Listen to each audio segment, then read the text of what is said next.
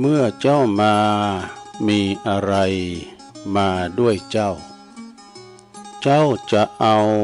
แต่สุขสนุกฉะไหนมามือเปล่าแล้วจะเอาอะไรไป เจ้าก็ไปมือเปล่าเหมือนเจ้ามา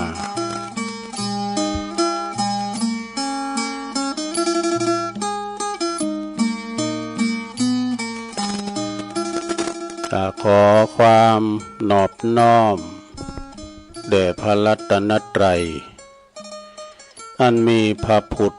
พระธรรมพระสงฆ์เป็นสรณะที่พึ่งกราบแนบไต่ไหวสาถวายความเคารพมายังครูบาอาจารย์พระมหาเถรานุเถระท่านเจ้าคณะพระสังฆาธิการพระภิกษุสามเณรเจ้าจุโตนจุองค์กุวัดวาอารามพลอมตึงสำนักติภักสงฆ์โดยขอเจริญพรมายังบรรดาปออกไม่ออกศรัทธาตันสาธุชนนักศีลนักบุญคนดีทั้งหลาย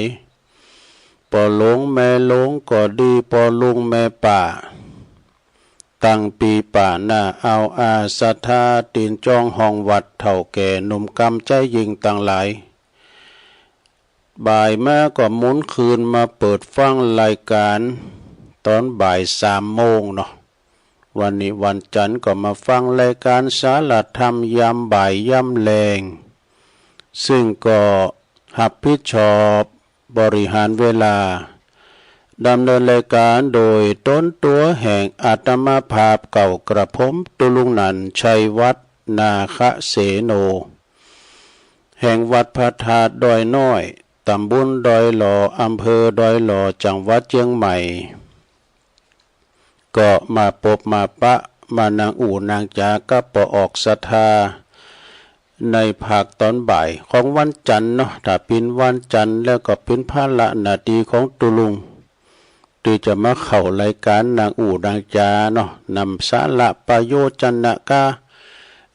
เอามาเสนอนำเสนอศรัทธาได้ฟังกันตั้งบ้านตั้งจองตั้งหอตั้งเฮินเนาะเอาธรรมมาเทศมาว่าธรรมหือฟังอ่านธรรมหือฟังพองมาเล่านิทานชาดกพองน่ะเอาเข้าห้ามกำเคอกำบะเก่าเราไว้เอามานำเสนอศรัทธาได้ฟังกันแก่งอมแก่เงากันไปลงแก่งอมแก่เงากันไปเนาะแรงมาบัดนี้มันสิวันแรงโวยได้บ่าย3เนี่ยโธ่ตะวันลุงไปจะหนักอะไรว่า6 โมงกันยามหนาวเนี่ยมันดูซุ่มซิมหมดแล้วคำแต่ว่ายามห่อเนี่ยโอ้ตะวันตกไงเนี่ยเวลามันจะแบบเหมือนกันแดดตะวันอ้อมข้าวมาปักกันก็ขอขอบคุณสถานีให้เกิดเด้อ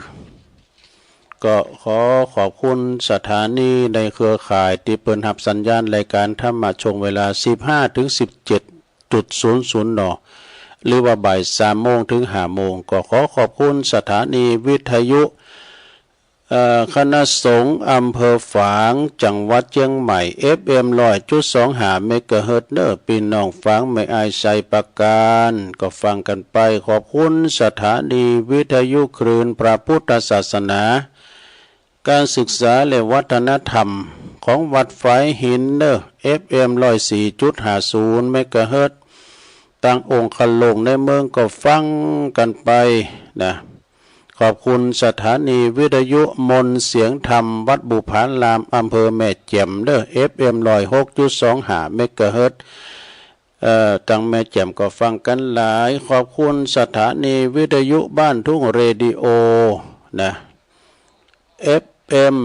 89.50 เมกะเฮิรตซ์เด้อของประดมพุทธวงศ์เนาะอันนี้ก็คืนไปไกลนะสันป่าตองขอบคุณสถานีวิทยุมจลหรือว่าวิทยาลัยสงฆ์นครลำปางวัดบุญญาวาสวิหาร FM 106.50 เมกะเฮิรตซ์เนอะอันนี้เป็นรายชื่อรายนามของสถานี คืนบุญต่างๆเนาะที่เปิ้นมีน้ำจิตน้ำใจงดงามนำเอารายการครูบาอาจารย์ไปออกสถานีวิทยุของตันแล้วก็กระจายเสียงไปต่างศรัทธาญาติโยมเนาะได้ยินได้ฟังก็นับว่าโอ้ตันมีน้ำจิตน้ำใจงดงามเนอะได้มาเอารายการครูบาอาจารย์ไปออกสู่ตันผู้ฟังกันมีเปิ้นเนี่ยผมได้ยินสักน้อยเนอะลงเนอะอันนี้เขาได้ยินเปิ้นก็กับเปิ้นออนไลน์มาเนาะฟังกันหลายตีหลายต่างศรัทธาญาติโยมทั้งหลายก็ฟังกันไปนะในรายการสารธรรมยามแรงยามบ่ายก็สลับซับเปลี่ยนกันไปตึงครูบาอาจารย์ตึงพระสงฆ์องค์สามเณรนะสามเณรแต่ก็มีมเก่าก่อนนี้มีเนาะที่เปิ้นมาออกรายการนะแต่อันนี้ก็จะเป็นพระคุณเจ้าเนาะเจ้าคณะพระครูนะสามเณรก็มีสามเณรเอาหลักปัญญานั่นหรอ เพิ่นก็มาออกรายการพูกะเวลาเดียวกันเนี่ยเด้อวันพุธนี้ก็เวลาเดียวกัน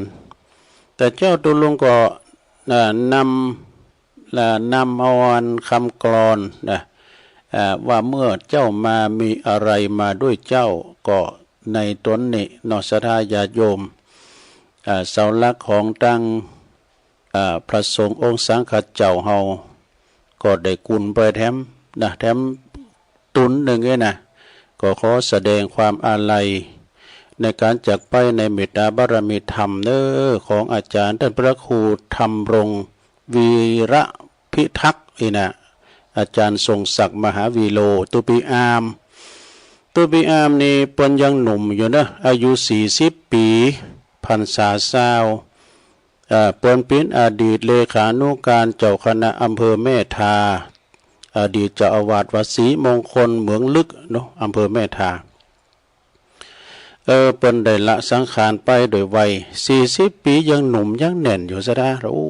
อันนี้เปิ้นมีความสามารถตุลุงก็ฮู้จักเปิ้นดีเปิ้นจะเป็นนักเทศน์โดยกะโลงกะเจ้าพิธีต่างๆมีความสามารถเนาะเปิ้นเป็นเลขาเจ้าคณะอำเภอโดยในเมตตาบารมีธรรมอาจารย์พระครูมนุกิจจาธรเจ้าคณะอำเภอแม่ทาวัดทากาศเปิ้นก็จะทรงน้ำศพวันนี้กันเนาะ14นะก็ได้ยินตังท่านพระครูปุ้นวัด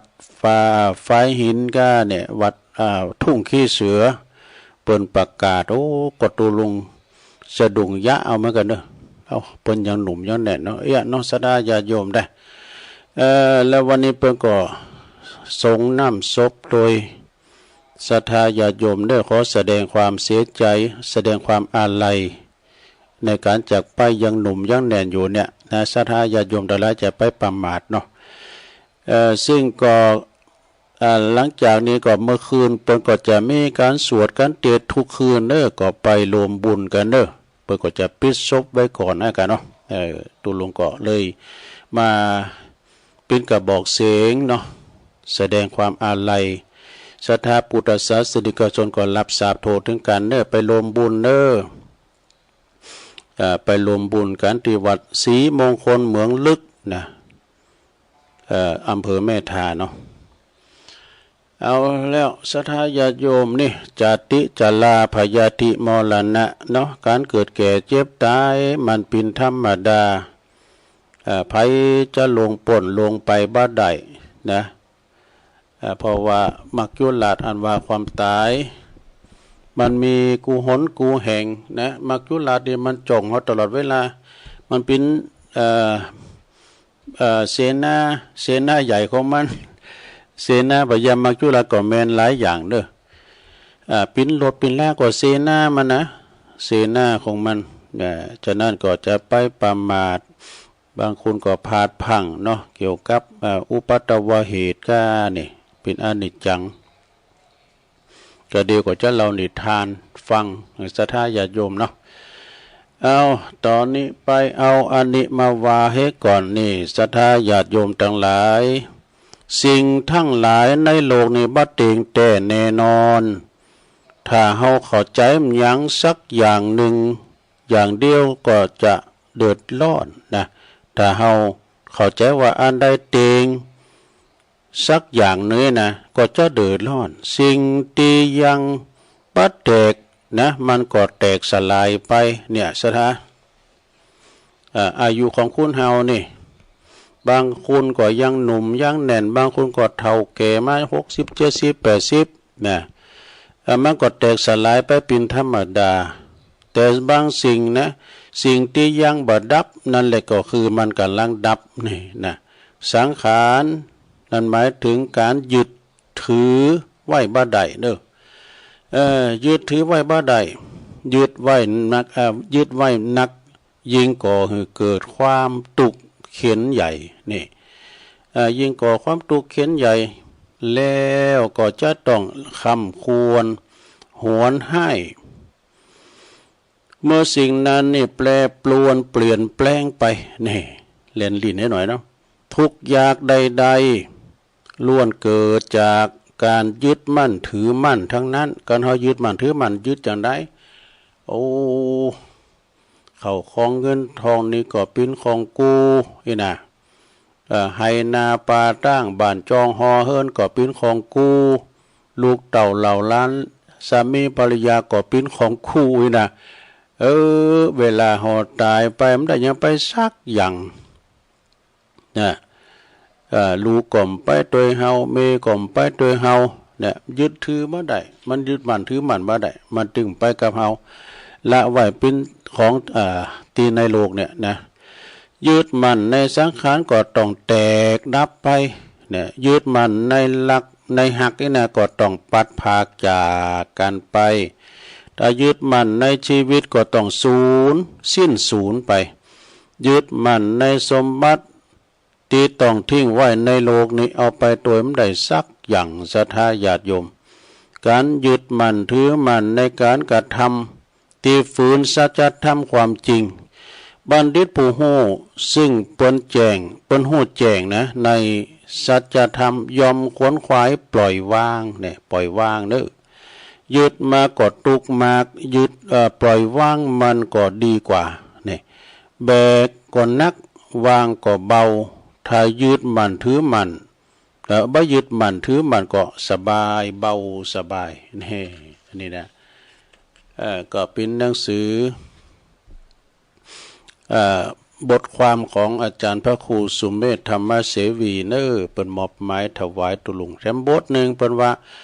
ปัญญาปัจจัยบารมีตัวสุดท้ายเน้อศรัทธาญาติโยมต่อจากปัญญา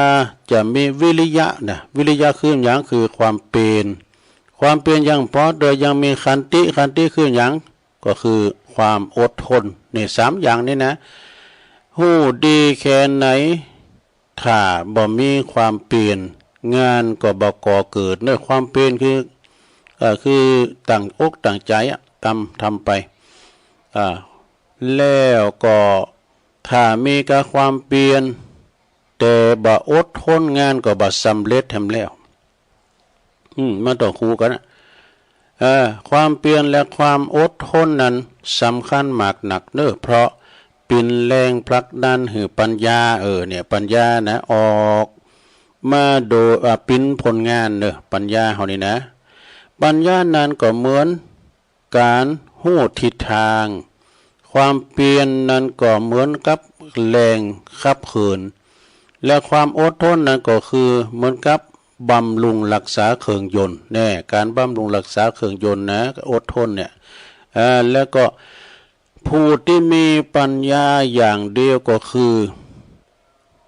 ผู้ที่มีปัญญาอย่างเดียวเนี่ยเป็นว่าคือคนอาภัพว่า อาภัพถึงหู้เพราะว่าถึงรอบรู้แต่ก็ทำอะไรยังก็บ่สำเร็จนะท่านผู้ใฝ่เจริญจงสร้างวิริยะขันติให้เกิดขึ้นในใจจะเป็นกำลังใหญ่ให้การงานสำเร็จลุล่วงไปได้ผลนะแล้วก็ถ้าว่าอย่าขี้เกียจจะไปขี้ข้านขี้เกียจนี่แปลว่าขี้ข้านอย่าปล่อยอย่าเปราะบาง อย่าเปราะบางบ่ฮู้จักการอดทนอดกันมิฉะนั้นจะกลายเป็นผู้อาภัพอับวาสนาไปจนตาย มี3อย่างเน้อสถาเนาะมีขันติมีวิริยะมีปัญญาเน้อนะถึง3อย่างนี่ควบคู่กันไปเอาแถมบท1บทต้อง1เนี่ยบทต้อง1เป็นว่าจะได้บุคคลผู้มีจิตใจกว้างขวางในจะมองต่างจากคนทั่วไปจะมองคนต่างหลายด้วยจิตเมตตาเสมอกันเป็นว่ามองในแง่ดีบักค่อยจับผิดผู้อื่นนะพอโลกมองคนในแง่ดีหมดพร้อมในการที่จะหืออภัยมากกว่าคนธรรมดาเด้อบุคคลที่เปิดใจกว้างนี่นะก็ยอมรับว่าโลกนี้บกพร่องว่ะนะบักกะเกณฑ์คือสิ่งทั้งปวงสมบูรณ์แบบเปิดตนปรากฏเวลาถูกคัดใจคัดแย่งเนี่ยเวลาเฮาโดนคัดแย่งกาคัดเครื่องคัดใจใกล้น่ะเฮาก็บ่โคตรบ่เกตถูกหักหลังทรยศก็คือถือว่าเป็นการเรียนรู้เป็นการเรียนรู้นะบ่เศร้าโศกเสียใจในสิ่งที่ผิดขาดหมายเนาะแล้วก็ยอมรับได้เนี่ยกับการลบหลู่ดูหมิ่นดูถูกเหยียดหยามเนี่ยยอมรับได้กันว่าไผเดี๋ยวว่าดูโดนเหยียดหยามดูถูกเนี่ยแบบนี้มันหยามน้ำใจกันนี่หวายนะก็ขันติได้แล้วก็แม่ว่าเฮาฮู้ทันนะเนาะแม่ว่าเฮาฮู้ทันกลยากลเรียกว่ากลมายาของผู้อื่นที่บักกล่าวเปิดโป้งให้เปิ้นอายนะมันแม้ว่าเฮาฮู้กลมายาที่บ่มาหลอกลวงเฮาก็บ่กล่าวให้เปิ้นอายนะยอมรับในการกับถ้อยคำวิพากษ์วิจารณ์เสียดสีนี่บ่ถือว่าตัวเองนี่สำคัญสุดแล้วก็ยอมรับคนอื่นเด่นกว่าได้อย่างพลอยยินดีนี่เมื่อมองโลกโดยจิตใจกว้างขวางความทุกข์ก็จะน้อยแล้วก็สุขภาพจิตก็จะมีความสุขใจอิ่มเอิบเบิกบานใจจบศรัทธาญาติโยม อันนี้ก็เข้าทาเหมือนกันเด้อศรัทธาญาติโยมทั้งหลาย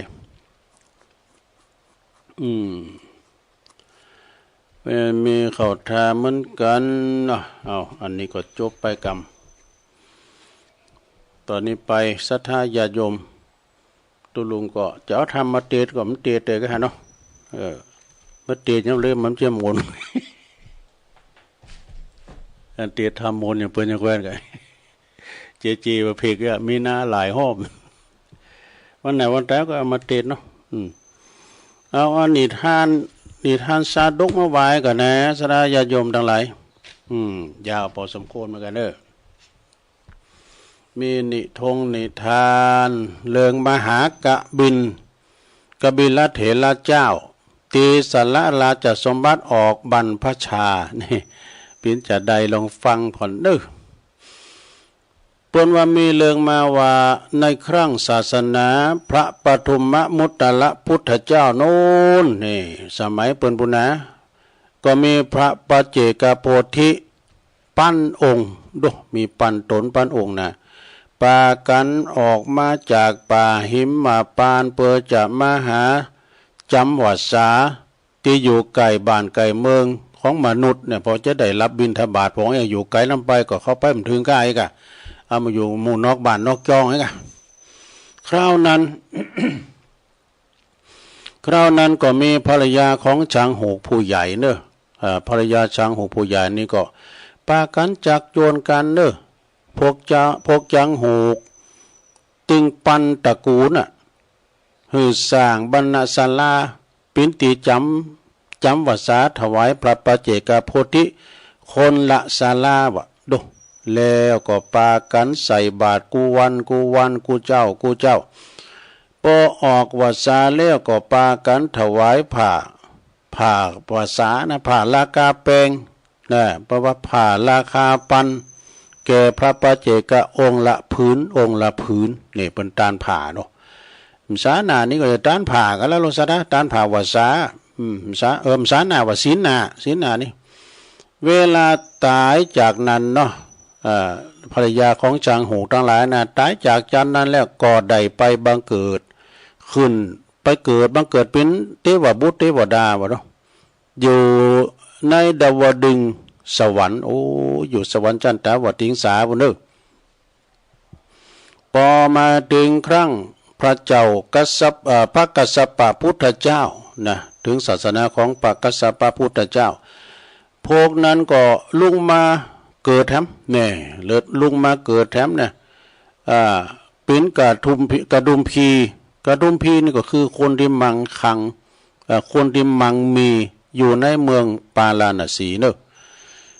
ได้ปากันสร้างบริเวณใหญ่ถวายแก่พระภิกษุสงฆ์แถมแล้วนี่จาได้แปลงพันดาสลาบรรณสลามาเกิดน้ำจาได้แปลงบริเวณสร้างบริเวณถวายแก่พระสงฆ์ส่วนภรรยาของจางหูผู้ใหญ่นะก็เมื่อจุติลงมาจากสวรรค์แล้วก็มาเกิดเป็นธิดาของกตุมพีผู้ใหญ่มาเป็นลูกสาวของกตุมพีเด้อก็ได้เป็นโหราจักปากันไปสร้างบริเวณใหญ่ถวายพระแล้วปาบริวารเนาะถวายมหาทานอยู่ถึง7 วันกับถวายผ้าไตรจีวรแก่พระภิกษุ20,000 องค์บทตุจอมก่อนนักได้20,000 องค์ส่วนภริยาของกตุมพีผู้ใหญ่ก็ถวายผ้าราคาปันสีราคาปันนะเป็นราคาปันสีดอกกุหลาบดูผ้าเปิ้นสีดอกกุหลาบได้กับกระเช่าดอกกุหลาบแก่พระกัสสปะพุทธเจ้านี่ในวันสุดท้ายแล้วก็ตั้งความปรารถนาเนอะนางปรารถนาว่าจะได้ข้าพระเจ้าจัดนาจะได้ก็ดีของข้าพระเจ้านี่มีผิวพรรณวันนะของหม่อมฉันนี่นะเหมือนกับดอกกุหลาบว่ะดูแล้วก็ขอมีจือว่ากุหลาบแน่ปรารถนาตั้งคำปรารถนาขอมีจือว่าดอกจือว่ากุหลาบไว้ว่ะพระพุทธเจ้าก็ทรงอนุโมทนาว่าจงสำเร็จดังปรารถนาเถิดโยมนี่นะเนาะเวลาพวกนั้นเปิ้นได้เสี่ยงบุญตายลมหายใจจากไปแล้วก็ได้ไปบังเกิดในเมืองสวรรค์นะพอมาถึงครั้งพระพุทธเจ้าของเฮาทั้งหลายพระสมณโคดมเฮาทั้งหลายนี่นะแล้วก็กตุมพีผู้ใหญ่หมู่นั้นก็ลุงมาเกิดเป็นพระเจ้ามหากบินนะอยู่ในเมืองกุตวดีพวกที่เป็นบริวารก็ลุงมาเกิดเป็นตระกูลอามาตย์เนี่ยเขามันได้ทำบุญรวมกันได้ได้มาเกิดเป็นตระกูลอามาตย์เนอะภรรยาของกตุมพีผู้ใหญ่ก็ได้ลงมาเกิดเป็นพระราชธิดาของพระเจ้ามัทราชนี่พระเจ้ามัทราชนะอยู่ในเมืองสาครมีผิวพรรณดังสีดอกกุหลาบแนวดังต่างกรรมพาธนาไว้นะมีผิวพรรณวรรณะเหมือนกับดอกสีเหมือนกับอันดอกกุหลาบแล้วก็ได้นามหรือได้ตั้งชื่อว่าพระนางกุหลาบต่างกรรมพาธนาก็ได้แต่เฮ้ยอันนี้ก็พาธนาเอาในลงเด้อใครได้ชื่ออย่างก็พาธนาเอาไม่เกี่ยวไม่ค้ำไว้ชื่อว่านางกุหลาบพระนางกุหลาบนั่นนี่นะแล้วก็ได้เป็นพระอัครมเหสีของพระเจ้ามหากบินหญิงอื่นๆก็ได้มาลงมาเกิดในตระกูลอามาตย์เนอะแล้วก็ได้ไปเป็นภรรยาของพวกบุตรของอามาตย์ทั้งหลายนี่เขาสามบุญมารวมกันเนาะเป็นอันว่า คนเหล่านั้นได้เสวยสมบัติโดยกันทั้งบนสวรรค์แล้วก็มนุษย์ถึงสองโลกนั่นนะโลกสวรรค์และโลกมนุษย์นะอยู่มาพระเจ้ามหากบิณ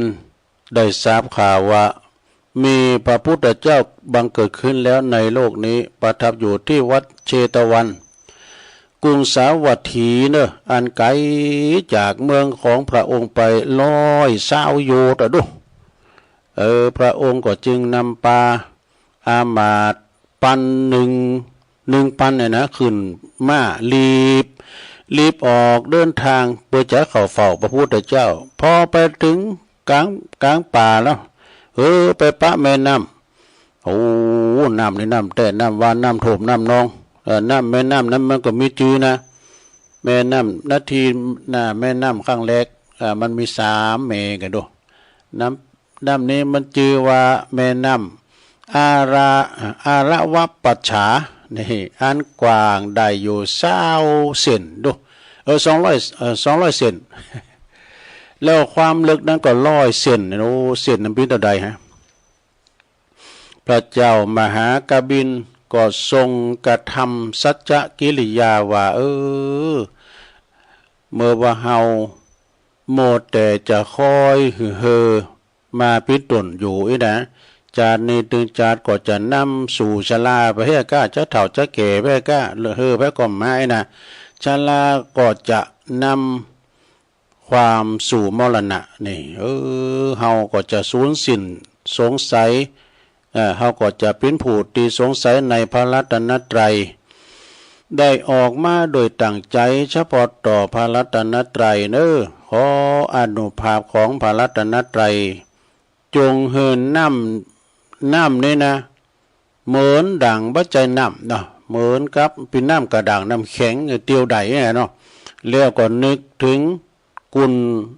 นึกถึงพระพุทธคุณและต้องอิติปิโสภะคะวะอะระหังสัมมาสัมพุทโธวะแล้วก็ปาบริวารโคบมาข้ามน้ำโดยที่ว่าบรรจุน้ำคือข้ามน้ำคือยำน้ำเหมือนกับยำแผ่นดินหรือว่ายำน้ำแข็งไปข้ามไปได้สบายวะเหมือนกับแผ่นศิลาเนี่ยแผ่นหินเนี่ยนะข้ามน้ำไปได้สบายปลามันตายหมดมันไม่ได้หายใจเมื่อไปถึงเนาะแม่น้ำแม่ที่2มันมี2 เมกันเด้อเจ้าผ่านมาแล้วอันชื่อว่าน้ำแม่นี้ชื่อว่านีละวาหะนะนีละวาหะนะในน้ำแม่นี้นะอันลึกและก็กว้างได้กึ่งโยชน์เนี่ยท่านเปิดก่ออธิษฐานอย่างเดียวกันและก็นึกถึงพระธรรมคุณสวาคาโตภะคะวะตาธัมโมนะแล้วก็โคบมาวิ่งข้ามไปอย่างสบายนี่เหมือนกับแม่น้ำแม่ที่1นะแล้วแม่ที่3มีทั้งหมดเมื่อมาถึงแม่น้ำแม่ที่3อันมีชื่อว่าจันทภาคานะแม่น้ำนี้ชื่อว่าแม่น้ำจันทภาคาอันลึกแล้วก็ความกว้างนั้นได้1 โยชน์ก็ทรงอธิษฐานอย่างเดียวกันแล้วก็ทรงนึกถึงกุณของพระสงฆ์ว่าสุปฏิปันโนภะคะวะโตสาวกสังโฆนะแล้วก็ปรากฏว่าน้ำก็กระดังโคบมาข้ามกันไปอย่างสบายปอไปแลหันพระลักษมี6 ประการนั่นแล้วพอไปแลหันพระลักษมี6 ประการของพระพุทธเจ้าซึ่งประทับอยู่ภายใต้ต้นนิโคธต้นนิโคธนี่ก็คือต้นไฮนะนิโคธารามต้นนิโคธริมแม่น้ำจันทภาคาก็ทรงแนพระทัยว่าท่านผู้นี้แหละก็คือที่เฮาต้องการที่จะมาเข้าเฝ้าก็คือท่านพระพุทธเจ้าจักเป็นพระสัมมาสัมพุทธเจ้าที่เฮาตั้งอกตั้งใจฝ่าข้ามน้ำข้ามทะเลมาเฝ้านะเนาะจึงเสด็จลงจากหลังม้าเนาะปาโภกอัมบาทั้งหลายถึงพันเข้าไปเฝ้าพระพุทธเจ้าฟังพระธรรมเทศนาแล้วก็ปรากฏว่าสำเร็จพระโสดาบันว่าได้บวชเป็นเอหิภิกขุครองไตรบาทจีวร ครองบาทจีวรอันทรงสำเร็จโดยฤทธิ์แน่เอหิภิกขุนี่คือพระพุทธเจ้าโบสถ์หื่นเด้อสถาแล้วก็ฝ่ายอัครมเหสีกับพวกภรรยาของอามาตย์ก็ขึ้นรถสามล้อบ่ใจรถสามล้อไปมีเฮ็มได้มก่อนก็ขึ้นรถตามเสด็จมาภายหลังเมื่อมาถึงแม่น้ำทั้ง3เส้นพระอัครมเหสีก็ทรงอธิษฐานอย่างเดียวกันแล้วก็ทรงขี่รถพระที่นั่งนางรถพระที่นั่งพวกภรรยาของอามาตย์ทั้งหลายทั้งพันคันนะข้ามน้ำไปถึง3 แม่ได้อย่างสบายเนี่ยบอมาไก่ถึงตีเฝ้าก็แลหันรัศมีของพระพุทธเจ้าแผ่ไปเด้อเปิ้นแผ่รัศมีนะจึงได้เสด็จลงจากรถพร้อมกับบริวารนะฮะเข้าไปเฝ้าพระพุทธเจ้าเวลานั้นพระพุทธเจ้าก็ทรงบันดาลบะหือได้หันพระภิกษุทั้ง1,000 องค์นะคือสามีเก่าของเพิ่นนะเพิ่นบวชหมดแล้วนี่เพิ่นในละมิตบะหือหันกันเด้อนะต่อเมื่อทรงแสดงธรรมจบแล้วพระอัครมเหสีกับบริวารก็ได้สำเร็จเป็นพระโสดาบันแน่พระมหากบิณก็กับบริวารก็ได้สำเร็จเป็นพระอรหันตาแล้วก็ทรงบันดาลหือหันกันแล้วทรงบันดาลหันก็เขาก็อู่มาจากกันสูก็บวชก็สุมาเดือนทานก็บวชก็นะมันก็มันเกยกันด้วยสูเปิ่นไปมันเกยกันด้วยสุมาเดือนนะทานก็บวชก่อนสูบวชก่อนเถอะเมื่อว่าพระอัครมเหสีกับภรรยาของอามาตย์ทั้งหลายได้ทูลขอบรรพชาเนี่ยทูลขอบรรพชาทำแล้วคือจะเป็นพระภิกษุณีจึงตรัสสั่งให้ออกไปเดินทางไปบรรพชาในสำนักพระภิกษุณีผู้เด้อแล้วก็พระภิกษุปั้นองค์เสด็จกลับสู่พระเชตวันโดยทางอากาศบนทางเหาะมาได้ก็ว่าขี่เครื่องบินมาทางอากาศว่ะรายการละต่อมาพระมหากบิณชอบเปล่งวาจาว่าสุขจริงหนอสุขจริงหนอมาอย่างนี้ออกจากพระโอษฐ์ออกจากปากของท่านเสมอนะพวกภิกษุทั้งหลายเข้าใจว่านึกถึงสุขในราชสมบัติกานะจึงไปกราบทูลพระพุทธเจ้าก็ตรัสว่าบุญของเฮาล่ะเด้อบุญของเปิ้นล่ะที่เปิ้นได้เปล่งวาจาว่าอย่างนั้นเพราะเปิ้นนึกถึงสุขราชเพราะว่าเปิ้นนึกถึงความสุขราชสุขเลยนะคือนึกถึงสุขนึกถึงสุขในพระนิพพานต่างหากดังนี้นี่เรื่องนี้เปิ้นจริงหันว่าผู้ที่ถึงนิพพานแล้วจึงจะรู้ว่านิพพานเป็นสุขอย่างเยี่ยมส่วนว่าผู้ที่ยังบ่ถึงก็บ่รู้ว่านิพพานเป็นสุขอย่างไรแน่จบลงไปศรัทธาญาติโยมอันนี้นิทานเนาะโอ้ซับซ้อนไปหน่อยก้าหลวงฟังหูเรื่องสลับซับซ้อนไปหน่อยต้องขอสุมาด้วยเน้อศรัทธาตอนนี้ไปก็อันนี้ปิ้นแหมเหลืองหนึ่งเด้อศรัทธามาในอันนี้นะก็โมนเหมือนกันอันนี้นะเป็นกรรมพังเพยจะฮือนะได้รับความเมตตาเนาะจากคนดอยนกยุงในเมตตาบารมีธรรมหลวงพ่อพระครูสันติเจติยากรหลวงพ่อมีสมณเมตตาเนอะถ้ามีอันใดดีเบิกก็ส่งมาให้ตุลุงเป็นเรียกว่าวิทยาทานเนาะให้ตุลุงมาเผยแผ่ทำกรรมหนึ่งวัดเกตกาลามเนอะเมตตาหลวงพ่อเปิ้นก็บอกว่าด็อกเตอร์นายแพทย์นะด็อกเตอร์แล้วก็นายแพทย์นะฮิเดกิวาดะเนี่ยอันนี้จะญี่ปุ่นก็นะเปิ้นแนะนำเนอะนี่เปิ้นเป็นด็อกเตอร์หมอนะ เปิ้นแนะนำผู้สูงอายุ70 ปีขึ้นไป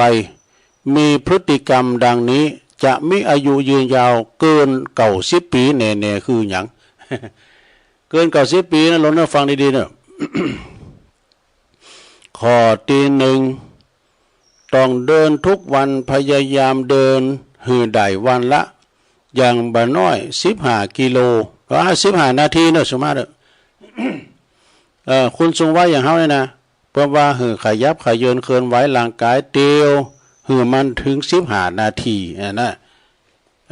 ขยับกายพอนะลงเนอะเตียวไปเตียวมาเตียวแวะเฮือนน่ะเหรออันย้ำใส่ขี่ม้าก็หาปนต้งแล้วบ่เอ้ยมัน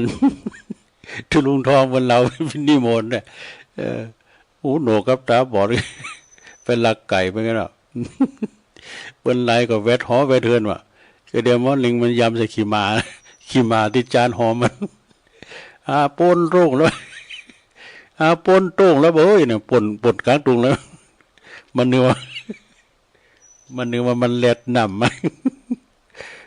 ต่อไปนะลงเนี่ย ข้อที่สองข้อที่สองนะโยมนะเมื่อนึกขึ้นเมื่อใดหายใจยาวๆลึกๆนะลงเนี่ยมันเป็นผลทำเฮาเนี่ยออกซิเจนเนี่ยไปเลี้ยงสมองนะหายใจลึกๆนะลงนะเปิ้นว่าอย่าลืมนะหายใจเข้าลึกๆเพื่อว่ามันจะได้ไปเลี้ยงนะออกซิเจนเนี่ยนะมันจะไปเลี้ยงสมองเขาเนี่ยเพราะว่ากำเฮาลุกกำก่อนนะลูกจะไปเฝ้าลุกนั่งให้ก่อนเนี่ยนั่งให้ก่อนเเลิศมันไปเลี้ยงสมองก่อนเนาะข้อที่สามพยายามยืดเส้นยืดกำเนอบิดโตบิดเนอบิดโตปินข้างปินข้าวนะยืดข้างนะลงเนอคุณจ้าก็ยืดข้างน่ะบิดเอวบิดหักคอพอน่ะหักคอคนดังคอดกันเนี่ยลงหักซ้ายหักขวา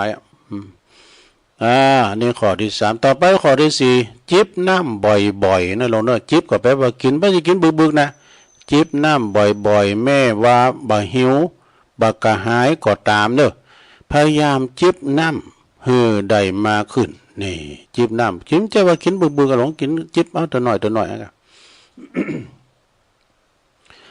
ต่อไปข้อที่ห้าพยายามขยับปาก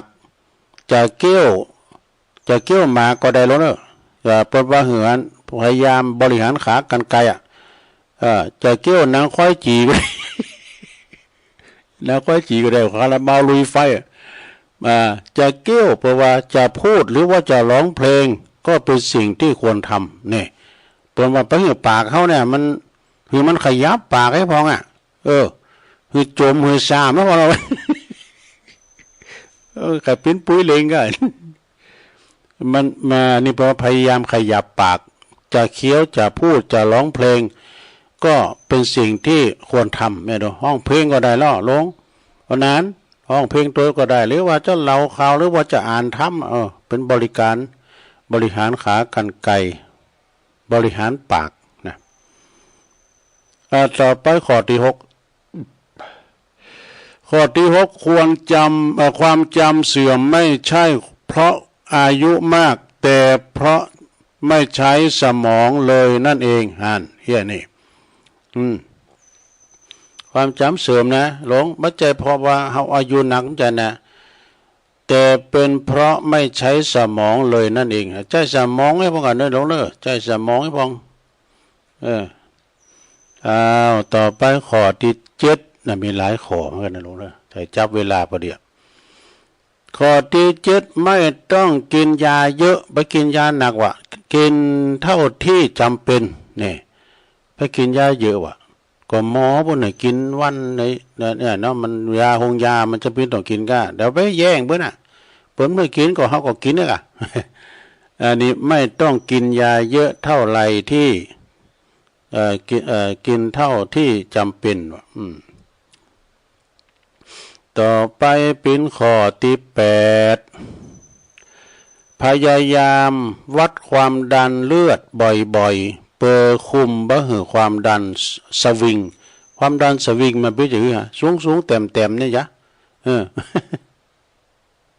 ความดันสวิงนะข้อที่9ทำในสิ่งที่ชอบปิดหูปิดตานะปิดหูปิดตาเฮาบ่หับหูในสิ่งที่บ่ชอบนี่ปัดหรือว่าปัดทิ้งหือมากขึ้นเนี่ยเปิ้นเล่าหน้าจ้าขวัญเปิ้นนินทาซุบซิบกันมันต้องไปฟังลงเด้อต้องไปฟังคือว่ามาปิดหูปิดตาว่ะนะปิดทิ้งว่ะอันนี้ก็แต่เนาะต่อไปข้อที่10อย่านั่งนอนตลอดเวลาหือขยับตัวลุกเดินหือบ่อยขึ้นว่ะหั่นจะไปนอนหนักลำไปลงเด้อจะปิ้นงอยนะเขาก็ขยับร่างกายของเตียวไปเตียวมานะข้อที่11กินอะไรอย่างใดก็กินได้เนอะที่ชอบแต่อย่าไปกินของที่มันปิ้นโตดเกิดโตดต่อร่างกายเขานี่กินอย่างขยันนี้ก็กินอันใดที่มันกินได้ก็กินแต่อันใดที่มันกินบาดถูโลห่อจะไปกินนะอย่างนั้น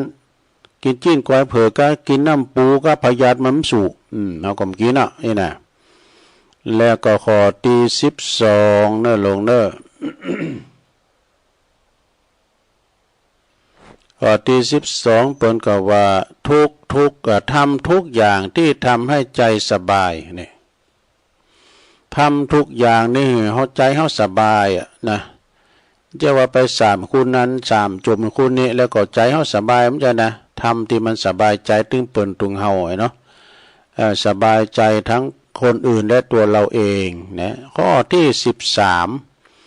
ปล่อยวางให้อภัยให้มากขึ้นเนี่ยปล่อยวางเด้อลงไปโขดไปเกลียดเด้อจะไปโขดไปเกลียดอันใดที่มันเขตก็ไม่ต้องไปเข้าไก่เนาะพอละครทีวีพอข่าวก็เขตไม่ต้องพอนะฟังน้ำฟังธรรมไป การเฮาเขตเนี่ยนะความดันมันจะขึ้น ปล่อยวางให้อภัยให้มากขึ้นอภัยเด้อหลวง คุณเฮาก็อยู่ที่อภัยนี่ก็คือยกตัวถึงเพิ่นไปนะต่อไปข้อที่14 เป็นโลกอันยังอยู่ก็ตามเห็นหู้ตีอยู่กับมันนะเป็นโลกอย่างก็ตามเห็นหู้อยู่กับมันจนคุ้นเคยจักดีกว่าเนี่ยเฮามีโรคภัยไข้เจ็บหยังนะหลงกินได้นอนหลับมันเป็นหยังอันใดมันโรคมันแสลงเฮากินบ่ได้เฮาก็บ่กินเฮาก็อยู่กับมันอันใดกินบ่ได้เฮาก็บ่กินนะ ต่อไปเป็นข้อที่15มองสิ่งรอบตัวในแง่บวกนะในแง่บวกเข้าไว้หันอันหยังก็ประวัติหันอันหยังก็ดีนะดีมีดีตีเป็นก็คือว่าพรแล้วก็ขอพรในแง่ดีนะเนาะต่อไปข้อที่16เนี่ยข้อที่16ปนก็บอกว่าถ้าเผลอรับนะถ้าเผลอรับอย่าฝืนหือยีบเลยนะเฮ็ดแต่กันเนาะเนี่ยเพิ่นขับรถขับลานะถ้าเพิ่นไขรับนะเพิ่นจะจอดข้างทางก็ตามปั๊มน้ำมันก็เพิ่นก็จะปลอดภัยไว้ก่อนนี่นะศรัทธาญาติโยมถ้างงรับนี่นะเปิ้นก็จะบาขับรถหรือว่าทำมันยังก็ตามถ้าว่าทำกับเครื่องจักรนะดีนะปุตตมือกุดนะศรัทธาเฮางงเนี่ยนะจะวูบกำจังไงนะฉะนั้นก็อย่าไปอย่าไปงงรับถ้างงรับก็รีบจอดแล้วก็รับไปกำได้ยิ้มได้ตื่นนี่นะจะมันถึงได้จังมันต่อไปเป็นข้อที่17เนอะข้อที่17นี่เปิ้นว่าจะได้ข้อที่17นี่ก็เปิ้นว่าหันสิ่งใดดีทำเลยสิ่งใดที่บ่ดีเลิกทำจอยหือใดจอยเลยนี่ถ้าจอยใดก็จอยเลย ถ้าว่าเลิกถ้าวันอันใดมันดีก็เลิกไปเลยนี่นะเนาะเห็นอะไรดีเห็นสิ่งใดดีทำเลยสิ่งใดไม่ดีเลิกทำช่วยใครได้ก็ช่วยเลยเนี่ยช่วยไผใดก็ช่วยเลยข้อที่18โอ้สาวปลายกันแล้วเนอะข้อที่18เพิ่นก็ว่าหา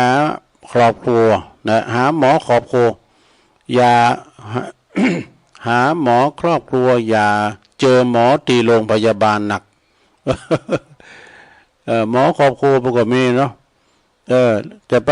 ฟังกรรมหมอโรงพยาบาลหนักลำไปโอ้ก็ฟังกรรมก็เวลาว่าน้ำตาลขึ้นกล้ามจังก้าเนี่ยหมอมันจะขี้ดูดนะ หมอประจำเขาเนี่ยข้อที่19ในลงนึกแก่งอมไปนะฟังอีกนะมีผิดมีภัยอย่างนี้นะมันเขาปิ้นอย่างก็ฟังเอานี่เด้อเนาะข้อที่19อย่าบังคับตัวเองมากเกินไปทำสิ่งที่สบายใจก่อนเต้อนี่ศรัทธาอันใดก็ตามแต่ไปบังคับตัวเก่าเขาทำอะไรก็อย่าทำเขาทำอะไรก็อย่าทำคือเขาทำที่ใดเศร้าขอที่เศร้าแก่แล้วบ่ต้องโลภตายแล้วเอาอย่างไปบ่ได้สักอย่างแต่กันเนาะเอาอะไรไปด้วยไม่ได้พอใจในสิ่งที่มีเตอะว่าแต่กันแก่แล้วก็ไปต้องบ่โลภโมโทสันเนาะสัตยาโยมนะกินไปตันไปนะปล่อยลูกปล่อยหลานเขาทำกันไปเป็นที่ปรึกษาเขาหันนะอันแก่มาแล้วนะจะไปบลินเล็กลินหอย สุมาเนี่ยข้อที่21สิ่งได้เป็นประโยชน์ต่อผู้อื่นถ้าทำได้ให้ทอเที่ยวทั่วไทยใจทอทำทันทีเนี่ยอันดึกๆจอยเหลือบนใดอย่างน้ำโถมน้ำนองเขาแล้วเนี่ยเขาจอยบนใดทันทีนะทำทันทีข้อที่22มองสิ่งรอบตัวไม่มีความสุขให้มีความสุขนะสมมติมองสิ่งรอบตัวให้มีความสุขเด้อนะพออันใดเป็นมรรคลาเป็นมงคลหมดนะจะไปมองต่างมุมข้อที่23มีเมตตาเด้อขอให้มีเมตตาช่วยเหลือเกื้อกูลนะช่วยเหลือเกื้อกูลคนแล้วก็หรือว่าสัตว์ใดทันที ทำทันทีถ้าช่วยเหลือเกื้อกูลบุคคลใดก็ตามหรือว่าสัตว์ก็ตามที่เปิ้นเดือดร้อนนะเฮาช่วยเหลือทันทีนะข้อที่23ต่อไปเป็นข้อที่24นะมีอะไรอย่างที่เกิดขึ้นมีอะไรที่เกิดขึ้นยอมรับในสิ่งที่เกิดขึ้นว่ามันเป็นเช่นนี้เองเนี่ยเดี๋ยวมันก็ผ่านไป มันก็เป็นเช่นนี้เองเดี๋ยวมันก็ผ่านไปนะศรัทธาญาติโยมทั้งหลายข้อที่24ต่อไปก็เป็นข้อที่25เด้อ ข้อที่25นี้พยายามช่วยเหลือตัวเองให้ได้มากที่สุดบาทำตัวเป็นภาระให้แก่ผู้อื่นแต่กันเนาะบทนี่นะทำตัวให้เฮาได้ช่วยเหลือตัวเองได้นะบ่จะว่าไปพึ่งพาอาศัยคนอื่นลำไปให้เฮาช่วยเหลือตัวเองได้อัตโนนาโถข้อที่26ข้อสุดท้ายเด้อหลงข้อที่26นี่นะคาถาอายุยืนนะ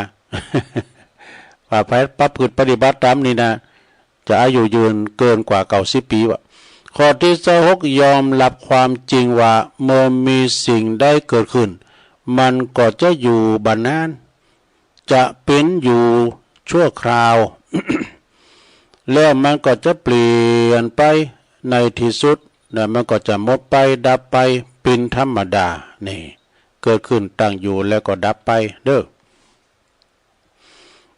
แล้วก็ทำข้อหนึ่งอันนี้แปลว่าใครมีพฤติกรรมเช่นนี้มีอายุยืน90 ปีขึ้นไปอย่างน้อยเป็นอย่างน้อยว่าโอ้เขาทาเด้อ อันนี้ก็เป็นการที่ว่าเอามาเราสู่จู้กันฟังจากนายแพทย์ดร.นายแพทย์ฮิเดกิวาดะเนี่ยเป็นแนะนำมาเกิน90 ปีแน่นอนนะตั้งแต่70 ปีขึ้นไปนะวัยสวเนี่ยก็ต้องขอกราบขอบคุณในเมตตาบารมีธรรมหลวงพ่อพระครูสันติเจติยากรอันเป็นเจ้าอาวาสวัดเกตกาลามเพิ่นจะมีตักบาตรเทโวประสงค์จำนวน29 รูปก็ในวันที่18 18 เวลาตั้งแต่6 โมงเป็นต้นไปพายุระแวกไก่เค้งหรือแวกไก่เค้งของวัดเกตกาลามในเมตตาบารมีธรรมหลวงพ่อพระครูสันติเจติยากรหลวงพ่อเปิ้นก็มีเมตตาธรรมเนาะคือยามมือหอดเปิ้นไปเข้ากรรมด้วยการตีดอยนางแก้วทำบุญวันเกิดจัดงานวันเกิดที่บุญกลางดอยเลยอ่ะ เปิ้นแบบเรียบง่ายเปิ้นมีความเป็นกันเองเนี่ยเปิ้นบ่ถือโยถือซักซังนะ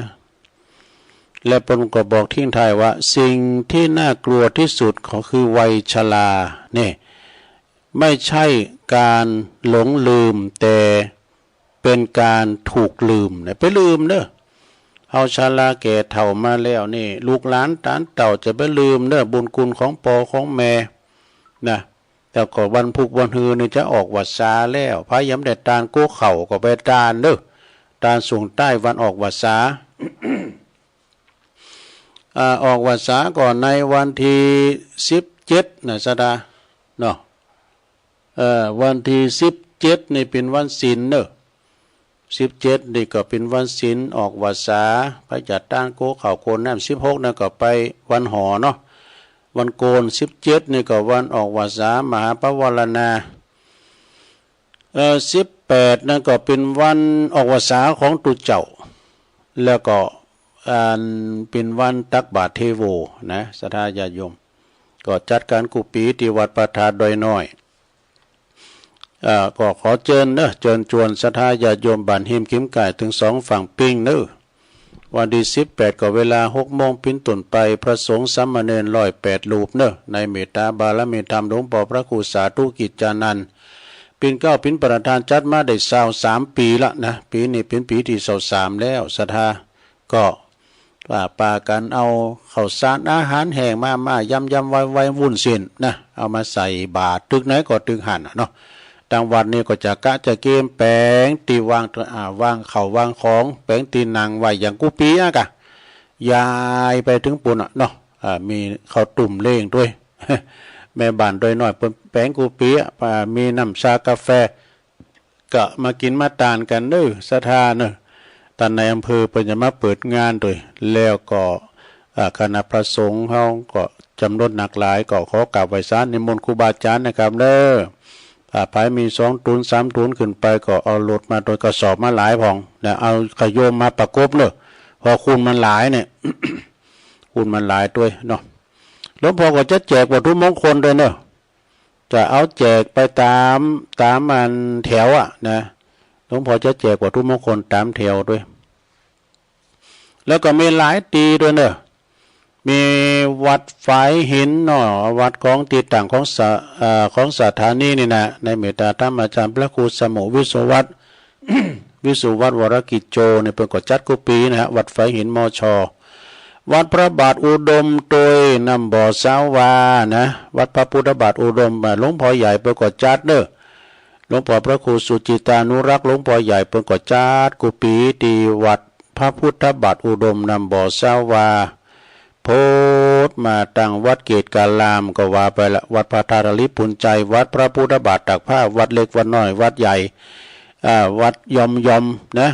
ก็มีหมดกำแพงจัดก็มาพี่มาวัดพระธาตุโดยน้อยเนาะไก่ที่ไหนก็ไปที่หันเนาะศรัทธาญาติโยมเนาะไก่ไหนไปหันเนาะ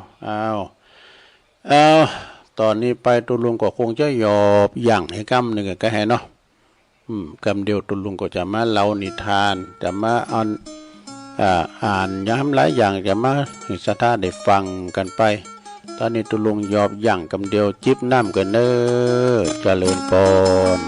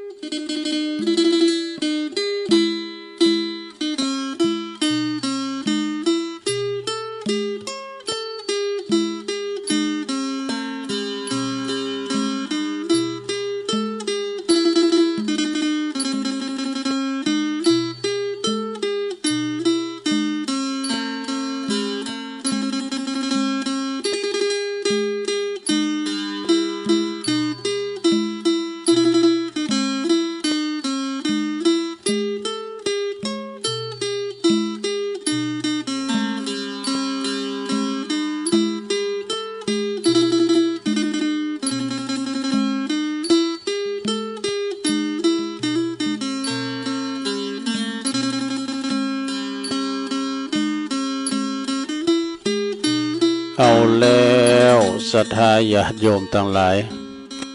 ตุลุงก็พักครึ่งนะพักเบรกแล้วก็ลุกเตียวไปเตียวมายืดเส้นยืดสายอย่างที่เปิ้นว่านั่นเนาะ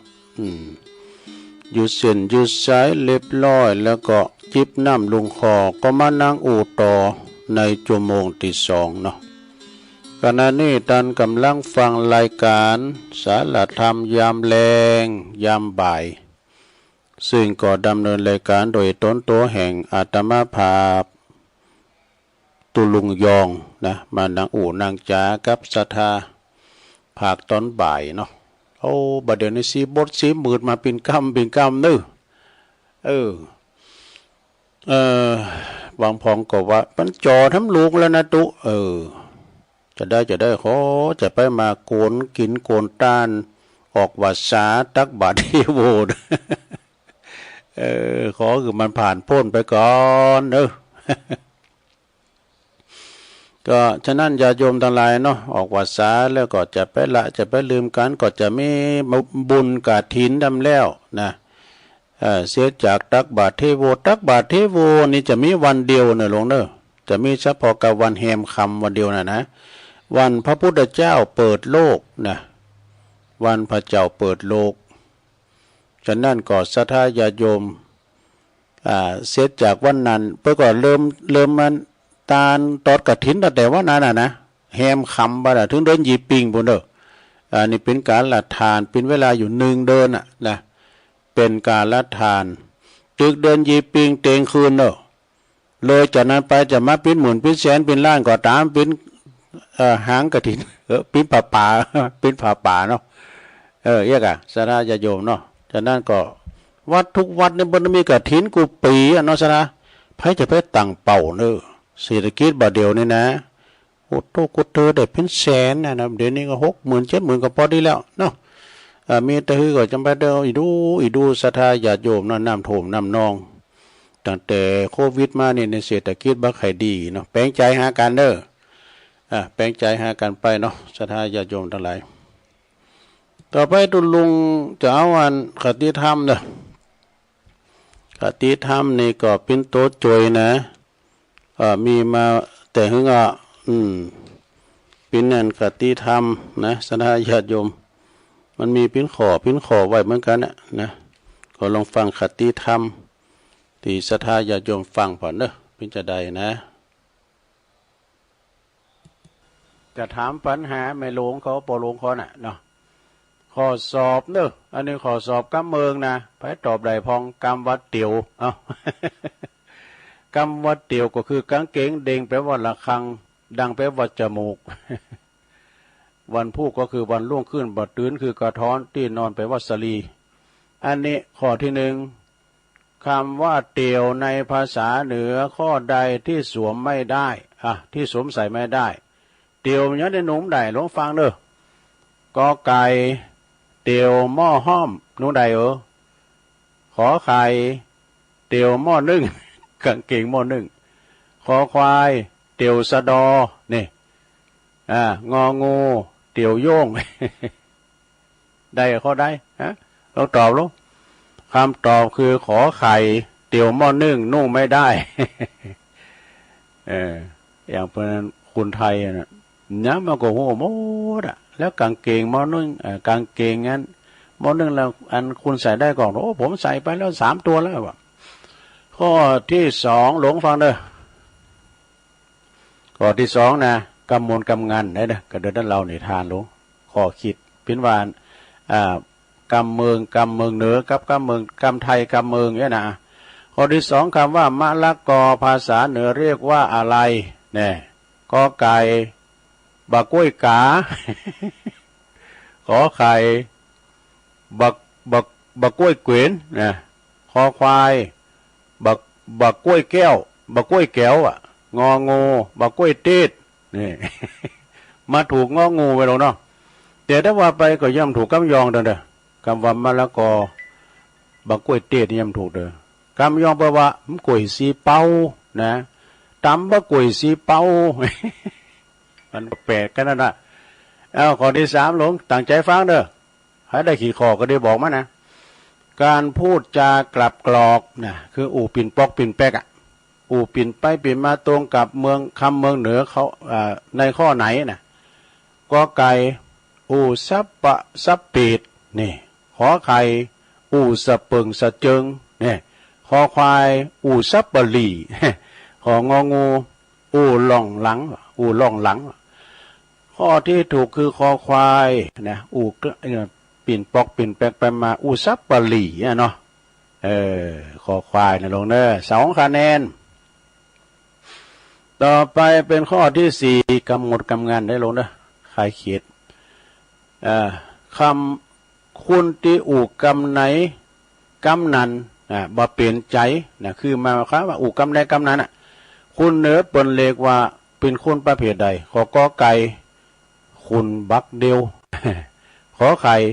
คุณบักคุณบ่มีบักคอควายคุณบักลึกเนี่ยขององูคุณบักเก่านี่งองูแน่นอนเลยเนาะอู่ไหนไม่หันนะคุณเก่าแน่เพิ่นอู่ตรงนะ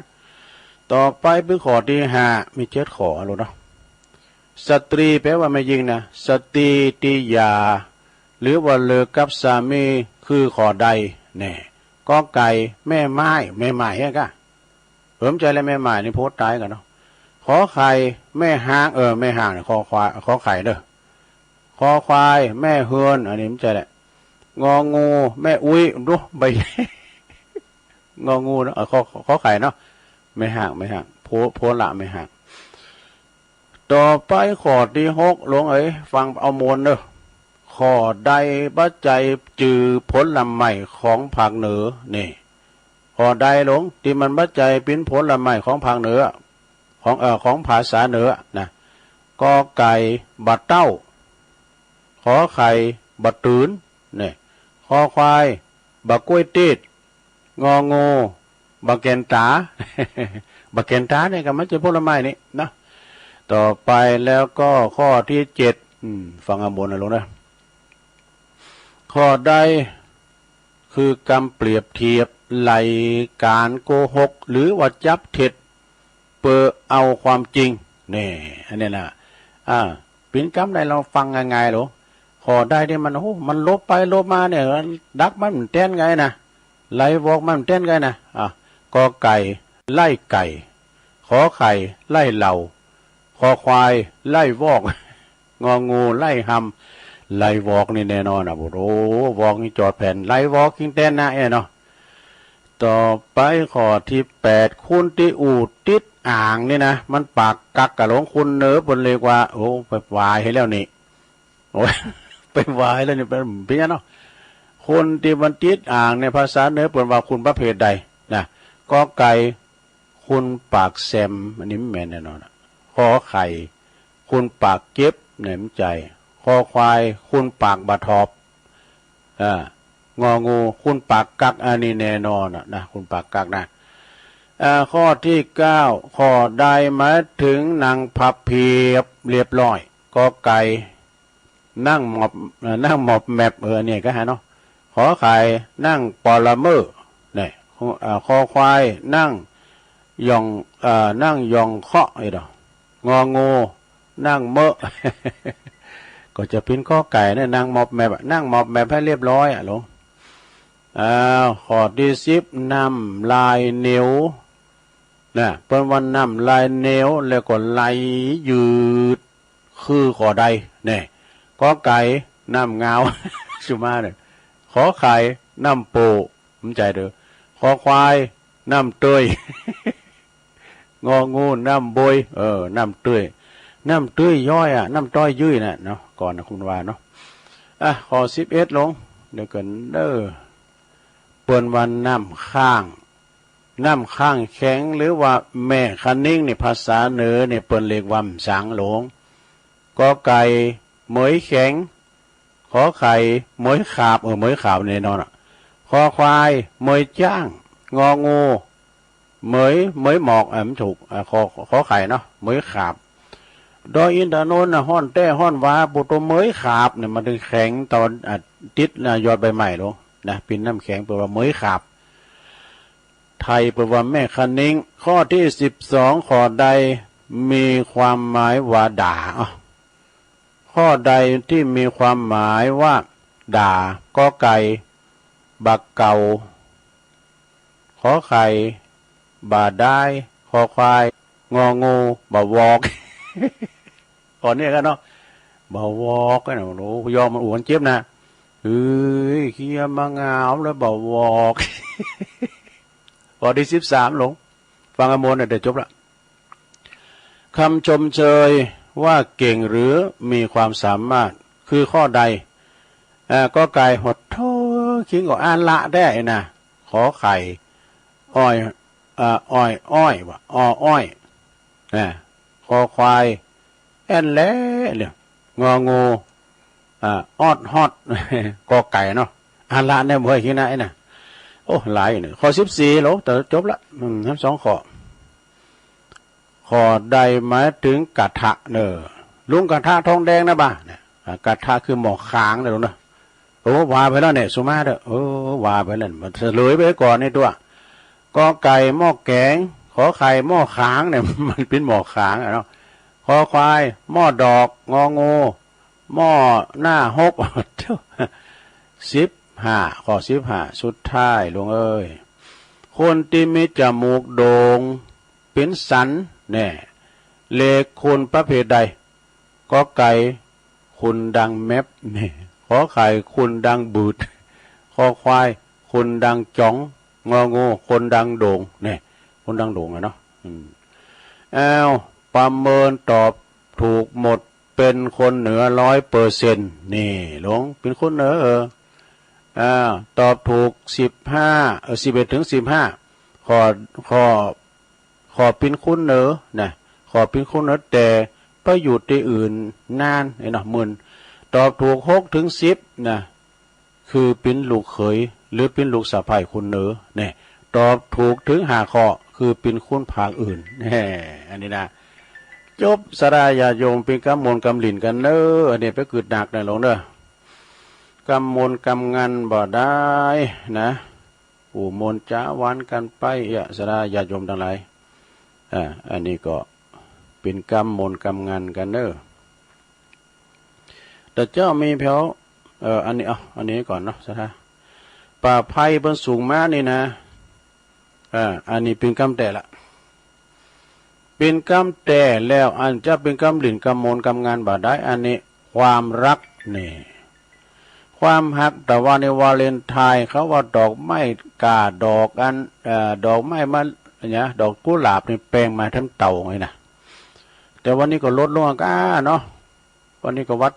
วันห่ำเผาแล้วนี่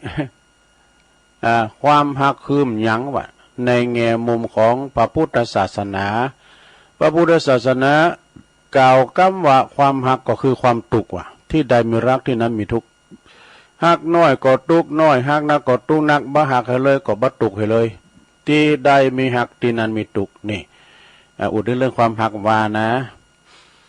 วันแห่งความรักวาเลนไทน์สุขสันต์วาเลนไทน์หากแต่กำกล่าวนี้แท้จริงบ่ได้สื่อความว่าบ่หือคุณหักบ่หือคุณเฮาหักกันก็บ่ได้แต่ความหักที่หือแก่กันจะต้องเป็นความหักดีโอบที่มอบหืออย่างบริสุทธิ์ใจนะอย่างบริสุทธิ์ใจอย่างมีเมตตานะมีเมตตาความรักใคร่บ่กึดยึดติดในอารมณ์รูปเสียงกลิ่นรสสัมผัสอย่างสักอย่างนะ หรือว่าความรู้สึกต่อความหักนั้นๆการแผ่เมตตาก็ถือว่าเป็นหักแหมรูปแบบหนึ่งเนี่ยศาสนาพุทธแบ่งความหักบนว่าวงเล็บปิยังเนี่ยปิยังมะปิยังมีอยู่สี่อย่างคือหนึ่งสิเนหาเนี่ยความหักที่เกิดจากความต้องการนะความลุ่มหลงความเถิดทูนเนี่ยสองปิยะนะปิยะก็คือความหักที่เกิดจากสัญชาตญาณหรือว่าความหักในเครือญาติเนี่ยหักเพื่อนพ้องน้องพี่หักเครือญาติเดียวกันสามเปมังเนี่ยเปมังความหักที่เกิดจากความผูกพันแล้วก็ช่วยเหลือกันซึ่งกันและกันมาเนี่ยหักกันแป้งกันช่วยเหลือโอบอ้อมอารีซึ่งกันและกันสี่เมตตาเนอะเมตตาก็คือความหักที่เกิดจากความฝึกให้มีคุณธรรมเกิดมีขึ้นในจิตใจคือหักผู้อื่นบ่หันแก่โตพระพุทธศาสนาบ่สอนให้รู้ว่าความหักมันเป็นอนิจจังเนอะคือมันบ่เตงมีการเปลี่ยนแปลงตลอดเวลานี่แต่ละแดนเนี่ยแล้วก็ความหักก็คือเป็นตุกเพราะหยังเพราะว่าความเปลี่ยนแปลงหากว่าความเปลี่ยนแปลงเกิดขึ้นนะเฮาหับการเปลี่ยนแปลงนั้นบ่ได้ก็ตุกทำแล้วเป็นตุกทำแล้วตีโพยตีพายนะแล้วก็ต้องปัดภาคจากสิ่งที่ตนหักโดยกันทั้งสิ้นมันถึงผัดภาคจากกันก็ทำมือเฮาต้องเป็นตุกทำแล้วนะแล้วต่อไปความหักก็เป็นอนัตตาทำแล้วนี่มันจะเป็นอนิจจังบัดนี้เป็นอนัตตาคือมันบ่มีตัวตนที่แน่นอนว่ะเพราะมีการเปลี่ยนแปลงตลอดนั่นเองนะจนสามารถกล่าวได้ว่าสิ่งที่แน่นอนที่สุดในโลกก็คือสิ่งที่ไม่แน่นอนนั่นเอง นะเพราะว่าหักแต่บ่ได้มาจากความบังเอิญเป็นสิ่งที่ต้องสร้างเอาต้องอาศัยความร่วมมือทั้งสองฝ่ายบ่ได้ลอยมาจากฟ้าเทพพรหมประทานมาความหักของอันปัจจัยไม่ยิ่งที่เกิดเหตุสองประการนั่นน่ะนะสองประการด้วยกันคืออย่างหนึ่งเปิ้นเคยเป็นกูกันมาทำบุญกันมาในจาดปังก่อนเนี่ยแปลว่าบุพเพสันนิวาสเนี่ยเป็นว่าอดีตเป็นเหตุเด้ออดีตเหตุนะเปิ้นสร้างบุญด้วยกันมานะสองเฟ้อเกิดกูในกันในปัจจุบันนะปัจจุบันนะเหตุนะปัจจุบันเป็นเหตุเหตุเป็นอย่างใดอย่างหนึ่งหรือว่าทั้งสองอย่างประเภทประกอบกันนะเปิ้นว่าฮักแท้มีจะคือพองเนี่ยรักจริงหวังแต่งนะรักแท้เกิดขึ้นเพราะคนสองคนคือมีศรัทธาเสมอกันนี่ศรัทธาก็คือความเจอเสมอกันแต่นี้โตเพิ่นก็ว่าอันน่ะรู้เนี่ยมันเสมอกันปัจจัยกามันคูณละลายเนี่ยนะสูเฮาไปก้ามน้ำยายโอ้มันเป็นลายก็บ่ไว้ปุดตื้นน่ะกะ มันเสมอกันแหละแล้วก็สองศีลเสมอกันเนอะนะโพสอบไปวัดเมไปหำอย่างนี่ก็ใจเปิ้นก็โหมไปถึงสองนะคือมันมีศีลเสมอกันแล้วก็ต่อไปนำใจเนอะจาคะคือการบริจาคจาคะเสมอกันนะเปิ้นกินโตกินเปิ้นตานโตต้านบาคัดกันนะแตกบามั่งกันอันนี้อยู่กันตลอดรอดฟังแล้วก็มีปัญญาเสมอกันนี่ปัญญาก็เสมอกันนะสดานะผู้ใดมีคุณสมบัติครบสี่ประการจะถ้าเมื่อมีใจดีต่อกันเล็งแลกันโดยสายตาอินดูมีบ่มีใจคิดอยากประทุษร้ายกันนะหรือว่าเอาชนะค้าคานกันอย่างไร้เหตุผลนะแต่ละวันเตอยู่ด้วยกันมีความสุขว่ะมีความสุขยิ่งอยู่นานก็ยิ่งมีความสุขหนักขึ้นติ๊กๆอันนี้เป็นเรียกว่าเป็นกูบุญกูบารมีเหมือนกูของพระโพธิสัตว์เจ้าเป็นต้นนี่นะเปิ้นว่าจากการอธิบายข้างต้นนะที่ว่าความหักเลยนะ เกิดขึ้นจากสองคนติดเกยทำบุญรวมกันมาแต่จาดปังก่อนหรือว่าเกิดจากความเอื้อเฟื้อเกื้อกูลกันในปัจจุบันโดยเกิดขึ้นจากการที่มีศีลเสมอกันมีศรัทธามีน้ำใจและมีปัญญาที่เสมอกันของคุณสองคนเนี่ยเรียกเป็นว่าดังนั้นเนี่ยถ้าจะกล่าวว่าปอใจเป็นจ้างตินนะเอาสมานะปอใจเป็นจ้างเท่าหน้าไม่ยิงเป็นจ้างเท่าหลังเนี่ยหรือว่าปอใจก็คือผู้นำไม่ยิงก็คือผู้ตามหรือว่าปอใจเป็นผู้ใหญ่ไม่ยิงเป็นผู้น้อยก็คงบัดใจแล้วนะเพิ่นบอกว่าแต่จะเป็นความเท่าเทียมกันทั้งสองคนเนี่ยคือมีพร้อมที่จะกล่าวไปโดยกันโดยพร้อมเพรียงกันบ่มีไผ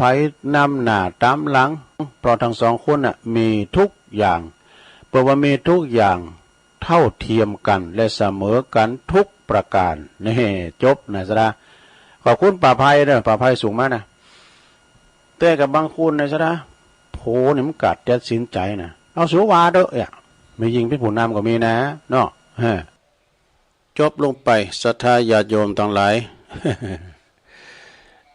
ก็เป็นข้อคิดบางอย่างเนาะเป็นตอบปัญหาบอมสังพองนะก็เอามาเล่าสู่จูกันฟังเด้อเป็นนั่นโตโจยขึ้นมาหูจากันไปศรัทธาบัดเดี๋ยวนี้ฟ้าห้องไก่นะก็เรื่องปุ่นกาดอยอินทนนท์บ่ก็ฮะตกก็ตกมาเดี๋ยวนี้ถึงวันศีลวันธรรมก็จะไปตกคนจะกินจะต้านกันศรัทธาญาติโยมทั้งหลายในเมื่อว่าไก่ออกวาสาแล้วออกวาสาลาพระเจ้าแล้วนะเปิดว่าข้องจองอย่าไปลาพระเจ้าเนอะไปมาหาแววันพระวันศีลย้ำแรงศีลย้ำกลางสามมันก็เหมือนกันนั่นนะ8 คำ 15 คำเหมือนกันนะจะไปลืมต่อใต้โดยทำกล่อมแถมหน่อยนึงนอกศรัทธาก็เป็นว่าธรรมบรรยายเมื่อกันนี่นะ ทุกโขปาปัสสะอุจโยตินี่ก็นับบัดนี่เด้อตุลุงก็จะได้อธิบายเนาะจะได้แสดงพระธรรมเทศนาอันเป็นสัจธรรมคำสอนขององค์ชินวรสัมมาสัมพุทธเจ้าเนาะปิดท้ายสักน้อย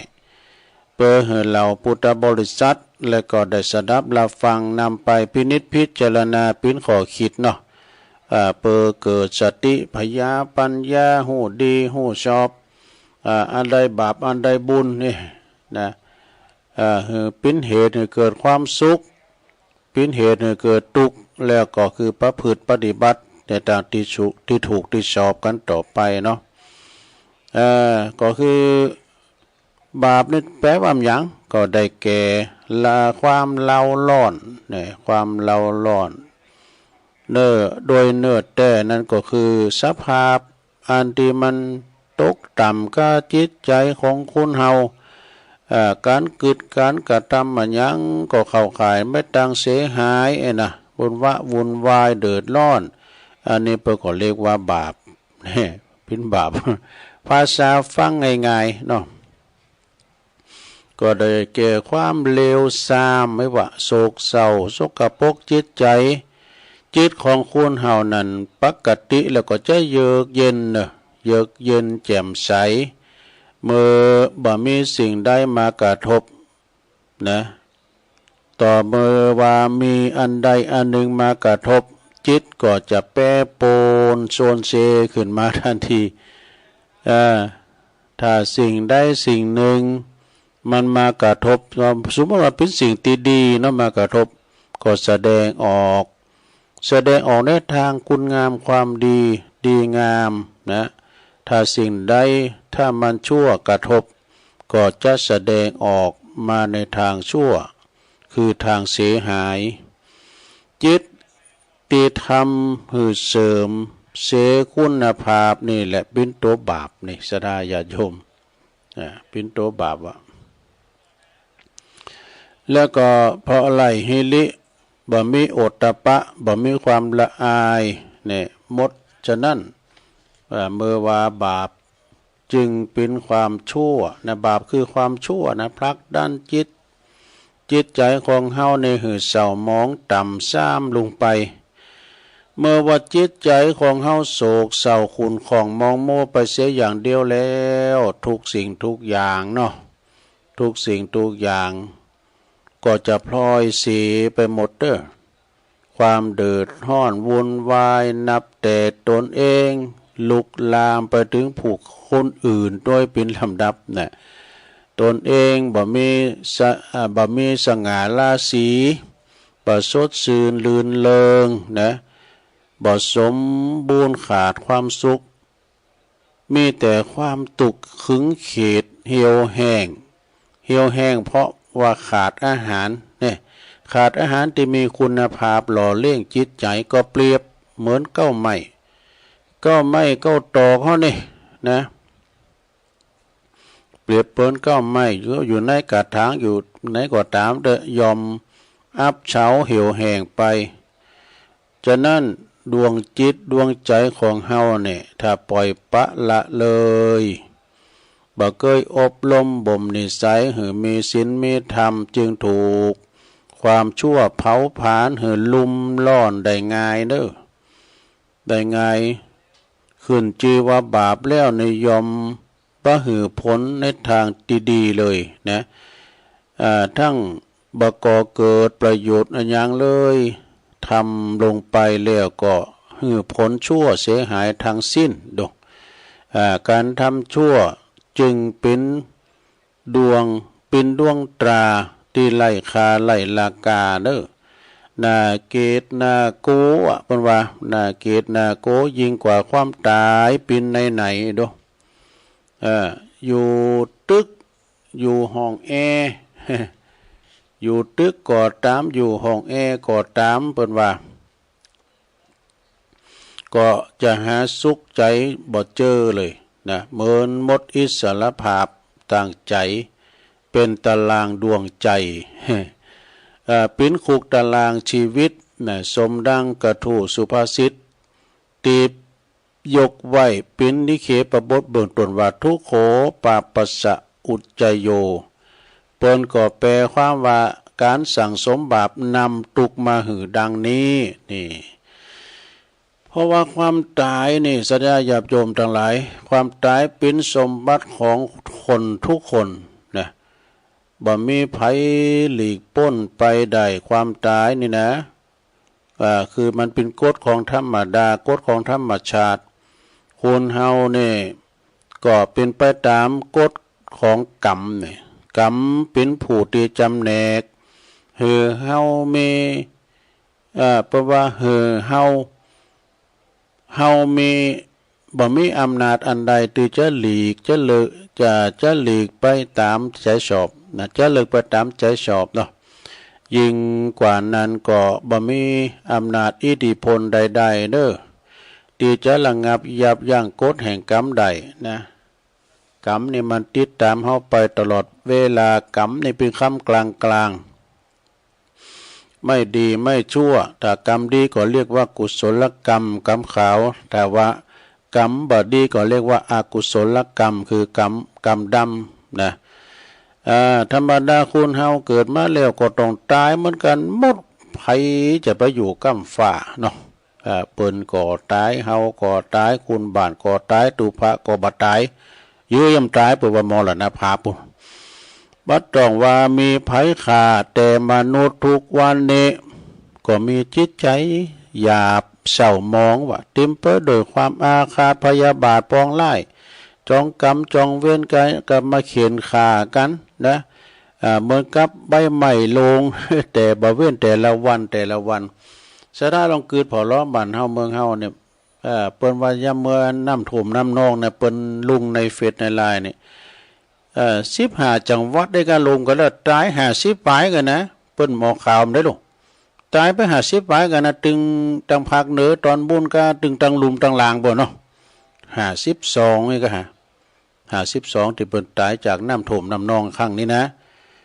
มีอยู่15จังหวัดวะนะเปิ้นลุงเฟซลุงไลน์ตัวลุงอ่านพอนะอย่างตั้งเมืองนอกสมัยเฮานี่ฮบกับสงครามนำตั้งเปิ้นเอ้ยสะท้าเว้ยเปิ้นเอาระเบิดโจงใส่คุ้มใส่โห่ใส่ตึกล้ามบ่จองในพังกันเป็นแถบๆเป็นที่เสียได้เนาะไฟใหม่ไต่ล่ามปุ่นก็หยุมได้แล้วจอหอบลูกจุงล้านนี้ออกบ้านออกเมืองนี้ได้ก่อนนี้บ่ได้ก็ตายเอามาเปิ้นนี้เฮาก็นี้ซะนะฮบกับสงครามเนาะแต่เปิ้นว่ากรรมภัยทำไปก็มันจะมาตอบสนองนะทันทีดังพุทธประสิทธิ์ดังพระพุทธองค์ได้ตรัสไว้ว่าทุกขโตทุกขฐานังนี่ให้ทุกแก่ท่านทุกนั้นถึงตัวต่างจะจ้าหรือว่าบุยต่ออ่านนะเนอะสาระต่างจะช้าหรือว่าเร็วเท่านั้นที่มันจะมาถึงเฮานี่นะทุกขท่านทุกขโถทุกขหัวโน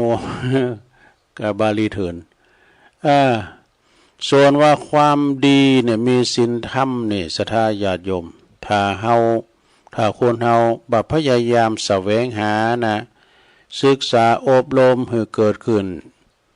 มีขึ้นในสันดานแล้วก็จะบ่มีขึ้นบ่เกิดขึ้นเองเป็นอันขาดเฮาก็ต้องแสวงหาเองนะศรัทธาญาติโยมหาแสวงเองหือเจริญลุงเริงรับลื่นได้ยากเนอะกันทำแสวงหานี่นะก็จะเจริญลุงเริงรับลื่นได้ยากเกิดมาในโลกระยะสั้นเช่นนี้จึงบับเป็นการสมควรเลยตีจะตายไปโดยไล่ศีลไล่ธรรมเนอะคุณงามความดีนะไล่ศีลธรรมคุณงามความดีอันเป็นตีปึงทั้งมวลชนทั้งในโลกนี้และในโลกหน้านี่ตึงโลกนี้แล้วก็โลกหน้าเนอะสดาแต่บาปคือความชั่วยอมทำหือผู้กระทำตายไปจากคุณงามความดีเนอะสดาเนอะคือตายทั้งเป็นนั่นเองนะดังบาลีแปลว่าเยปมัตตายะถามัตตาก็แปลความว่าประมาทนะความประมาทเหมือนคนที่ตายทั้งเป็นนี่จะไปประมาทอันความตายบ่ใจเป็นเวรประว่าบ่เป็นเวรเป็นภัยกับไผเพราะเป็นไปตามกฎสังขารนะเปิ้นว่าเกิดเท่าใดก็ถึงตายเท่าอันมันเป็นกฎของสังขารที่บ่น่าเกตด่าโกเหมือนกับคุณทำความชั่วเลยเนี่ยผลแห่งการทำความชั่วนั้นส่งผลนะบ่เคยส่งผลผู้กระทำเจริญผาสุขอย่างยืนถาวรเลยบาปยอมบ่มีแก่ผู้ที่ไม่กระทำความชั่วเนี่ยการภัยทำดีก็ถึงมีบาปเนาะเปรียบเหมือนส่วนต่างๆของร่างกายเฮานี่นะเปรียบเหมือนส่วนต่างๆของร่างกายเมื่อเฮาบ่มีบาดแผลแล้ว เอามีบาดแผลแล้วยอมว่ายาปิดยอมบ่ซึมซาบเข้าไปในแผลคือมันแสบได้ พวกเราจะพูดนี่ถือกันว่าการลุ่มหลงมัวเมาคลุกเคล้าแต่สิ่งมัวหมองสิ่งที่ชั่วมัวหมองนั้นเพราะว่าไม่รู้ฐานะวัยเนี่ยหู้ฐานะวัยแล้วก็ความเป็นอยู่ของตนเป็นการสร้างอัปมงคลเสน่ห์จังไรหือตัวเองแล้วก็ชีวิตอย่างยิ่งเนอนี่เมื่อสมดังว่าเพราะว่าเมื่อสั่งสมไว้มากนักเท่าไรสันดานก่อนหนาแน่นขึ้นไปยอมกล่าวไปสู่ความพินาศย่อยยับในที่สุดเนอะเหมือนกับก่อนเมฆนะก่อนเมฆเข้าปิดบังดวงจันทร์ดวงอาทิตย์แต่มีแต่ความมืดเข้ามาทุกขณะนี่พระบรมครูพระพุทธเจ้าก็เฮาได้ตรัสไว้ว่ากัมมุนาวัตติโลโกนะสัตว์ทั้งหลายประวัติสัตว์โลกทั้งหลายนี่ยอมเป็นไปตามกรรมวะนะ ก็ยอมไปปินไปตามกรรมนั้นยอมจำแนกยอมมีอำนาจกฎเนื้อกฎอื่นได้เด้อกรรมเนี่ยนะเนื้อกฎหมายและก็ธรรมชาติแต่ทรงไว้ซึ่งยุติธรรมเนี่ยความยุติธรรมเด้อกรรมนี่นะบ้าเข่าไผออกไผบ้ากินศีลบาทบ้าขาดศีลบุญไผถือลักว่าถ้าไผดำดีทำดีก็ยอมได้ผลดีตอบถ้าไผทำความชั่วก็ได้รับผลชั่วตอบนี่คือว่าหวานพืชเช่นไรก็ย่อมได้ผลเช่นนั้นนะยอมได้รับผลชนิดนั้นถ้าว่าปลูกพืชเช่นไรย่อมได้ผลเช่นนั้นกัลยาณกาลีกัลยาณังปาปกาลีจะปาปกัง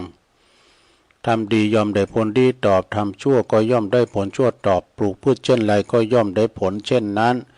จะไปวิงวอนกับพระเจ้าองค์ไหน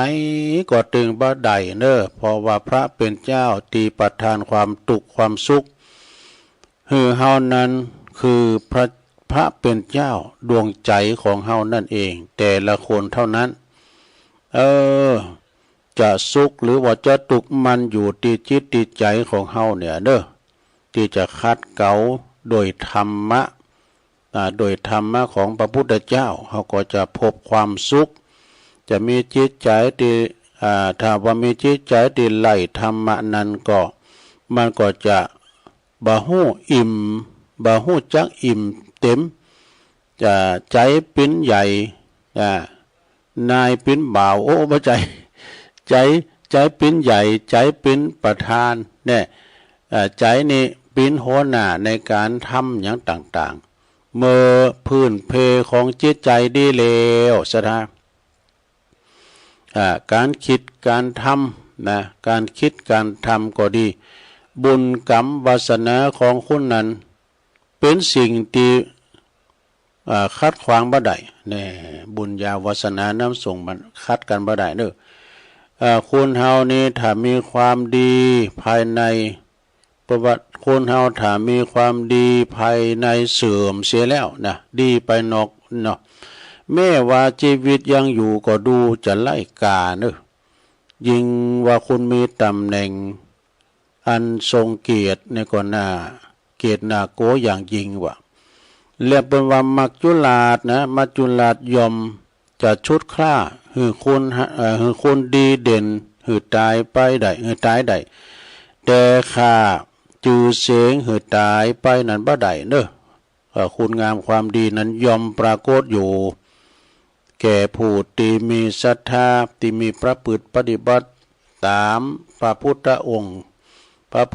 เปิ้นตรัสถามพระอานนท์เดชะว่าขอทำที่เฮาอู่ไปแล้วย่อมบ่มีผลแก่ผู้ที่ไม่ศึกษาโดยเคารพไม่ปฏิบัติตามนี่ประดุจจะด่างดอกไม้ที่มีแต่สีงามแต่ไล่กลิ่นหอมนะฉะนั้นวาจาสุภาษิตย่อมมีผลดีแก่ผู้ที่ทำตามเท่านั้นเนอะเหมือนดอกไม้ที่มีสีงามแล้วก็กลิ่นก็หอมโดยนะฉะนั้นในสมัยนี้อู่กันในด่านธรรมะธรรมโมก็เปิ้นก็เข้าใจในธรรมกันหนักกันหลายเนาะเข้าใจในธรรมกันหนักกันหลายแล้วจะไปประมาทถึงเรื่องความตายนะพระพุทธเจ้าเปิ้นได้ตรัสถามพระอานนท์เตชะว่าดูก่อนอานนท์ถึงวันนี้อานนท์นึกถึงความตายมีวันในขีดเตอ6 เตอพะยะครับพะยะค่ะยังประมาทอานนท์เธอยังประมาทอยู่เนี่ยควรจะนึกถึงความตายอันจะมาหาตัวเฮานี่นะทุกลมหายใจเข้าออกนี่ทุกลมหายใจเข้าออกคือหมายความว่าหายใจเข้าแล้วมันออกเฮาก็ตายหายใจออกมันเข้าเฮาก็ตายความตายอยู่ปลายจมูกไอ้น่ะเนาะสถานเนาะจะไปประมาททุกสิ่งทุกอย่างนั้นการห้อมประมาทแล้วหมายความว่าเฮาตื่นโตอยู่ตลอดเวลานะฉะนั้นเหตุการณ์ในชีวิตประจำวันจะจะคิดหรือว่าอยู่กับตัวใจก่อนนะจะจะคิดขึ้นอยู่กับจิตใจก่อนทั้งสิ้น ใจโกรธกิริยาจะวาจาก็โกรธโดยนะหน้าตาบูดบึ่งตึงเหมือนกับหยักเหมือนกับมารถ้าใจดีนะกิริยาก็วาจาอ่อนหวานเนอะสดชื่นผ่องใสน่าเคารพน่ากราบน่าไหวดังที่ตุลุงได้บรรยายมาเนี่ยจะจบละนะได้บรรยายมาก็ขอศรัทธาสาธุชนท่านผู้ฟังทั้งหลายผู้รักตนหวังความสุขความเจริญในภพนี้แล้วก็ภพหน้าจงยึดถือเอาศีลธรรมขององค์พระสัมมาสัมพุทธเจ้าคือมีหิริโอตตัปปะความละอายต่อบาปความเกรงกลัวต่อบาปความก็จะทำให้จิตใจเฮาผ่องใสเว้นเสียซึ่งเวรภัยแม้จะบรรลัยสิ้นชีวิตไปจากโลกนี้แล้วก็บ่เศร้า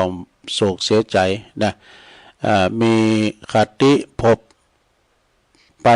ตีเบื้องหน้านั้นโดยสัมปรายภพนั้นจุงจักมีดังตีตุลุงได้แสดงพระธรรมเทศนามาก็พอสมควรหันแก่กาลเวลาเนาะก็ขอสมมุติยุติลงไว้เพียงเท่านี้เอวังก็มีด้วยประกาศนัยสาธุสาธุสาธุจบลงไปสถาเอาธรรมมาเสริมแถมเนาะเอาธรรมมาเสริมบรรยายมาเสริมแถมนะคือมันกลุ่มมันครบชั่วโมงกันไปนะวันนี้ตุลุงก็ยังบ่ได้โปรดสายเพราะว่าตอนแรงนี่คุณก็ฟังกันป้อนหลายพอรู้ไม่รู้เขาฟังก็ปออกปอใจแล้วเนาะตั้งสถานีเปิ่นก็มีหลายสถานีต้องขอขอบคุณตั้งเจ้าของสถานีที่เปิดรับสัญญาณนับรายการนะนำเอารายการธรรมะตอนมื้อบ่ายมื้อแลงก็สู่ท่านผู้ฟังก็ฟังกันไปลงจบรายการตุลุงก็ตุนอื่นมาแถมถึงมีวันคำคืนหงเนอะโดยเฉพาะวัดไฟหินเท่านี้นะฟังกันไปเตอตึงคารวะญาติโยมทางพระสงฆ์องค์สังฆเจ้านะก็ฟังกันไปในนำธรรมคำสอนขององค์สมเด็จพระสัมมาสัมพุทธเจ้าเนาะเอาละเนาะตอนนี้ตุลุงจะปันป้อนธรรมแล้วก็โหลดลารายการเกินเนอะแต่ส่งงานให้น้องเจเนอะอยู่ตั้งลุมสาวัดปากตั้งเจริญตุลุงก็สมควรเวลาที่จะยอบยั่งนะพอว่าหมดเวลา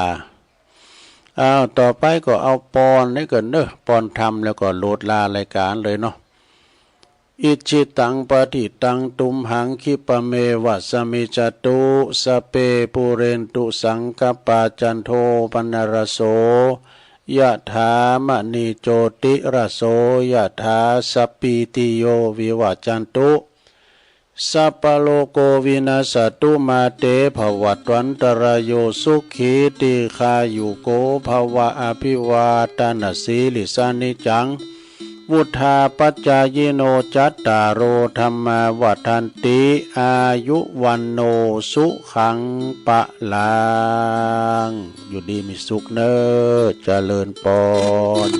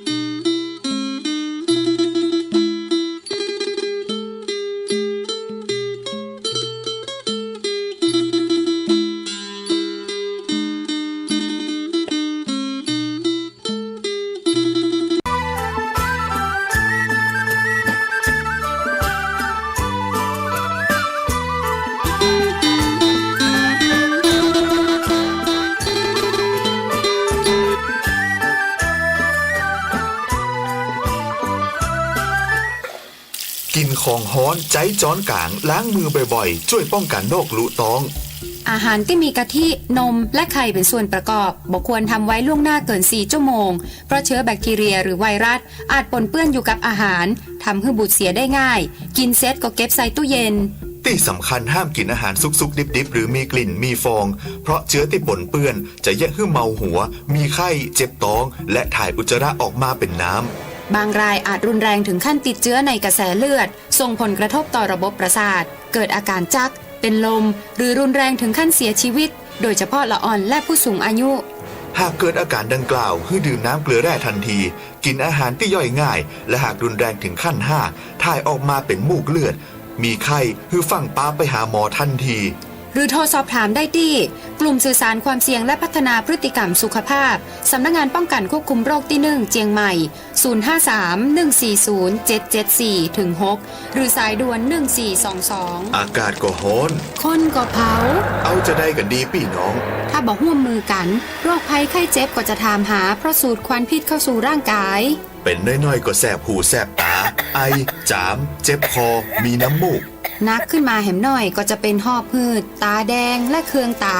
ถ้าหนักกว่านี้จะหายใจลำบากเจ็บหน้าอกโดยเฉพาะผู้ป่วยโรคหัวใจต้องระวังให้ดีเพราะอาจเกิดอาการหัวใจวายได้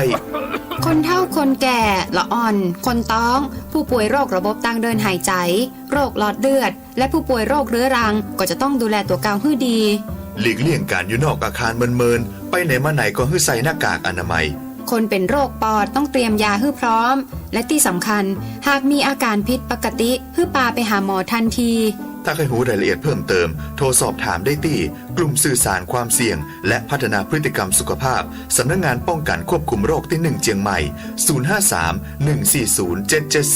053-140-774-6หรือสายด่วน1422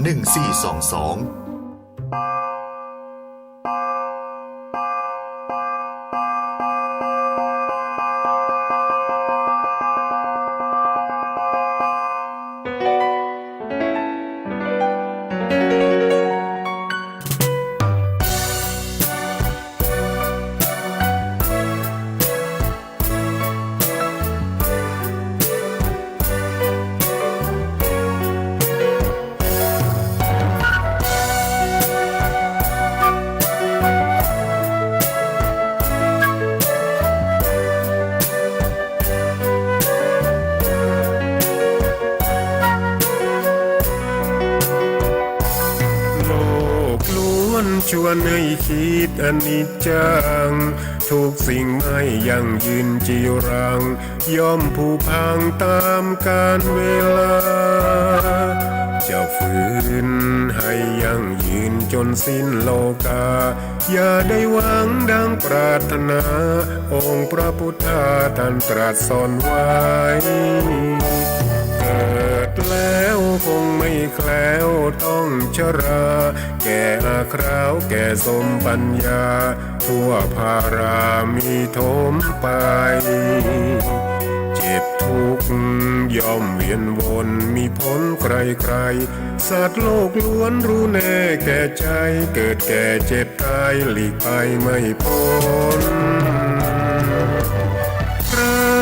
หลงคิดหลงติดอัตตาว่าใจแจ้งกมลแม้นใครปลงได้คงสุขล้นชีวิตมีมองมนเกิดมาเป็นคนสมบูรณ์ดับหายเพียงร่างกายไว้ชีวาแต่กุศลผลกรรมทำมาย่อมแปลงค่ากลายเป็นทุนส่งผลให้ทุกคนเวียนวนไม่สูญสุขและทุกข์เป็นไปตามทุนที่พวกคุณได้ก่อทำมา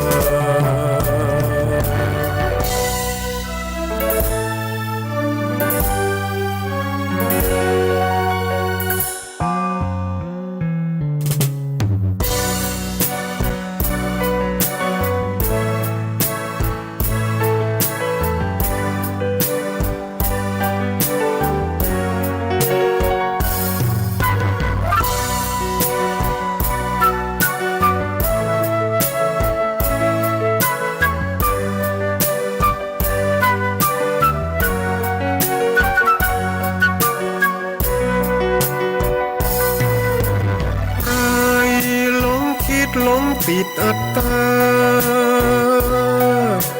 เอ่ยว่าใจแจ้งกมลแม้นใครปลงได้คงสุขล้นชีวิตมีมองมนเกิดมาเป็นคนสมบูรณ์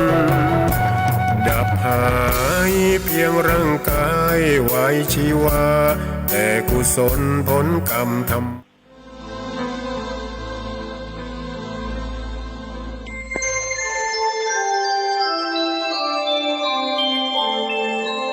ขณะนี้ท่านกำลังฟังสถานีวิทยุกระจายเสียง FM 104.5 เมกะเฮิรตซ์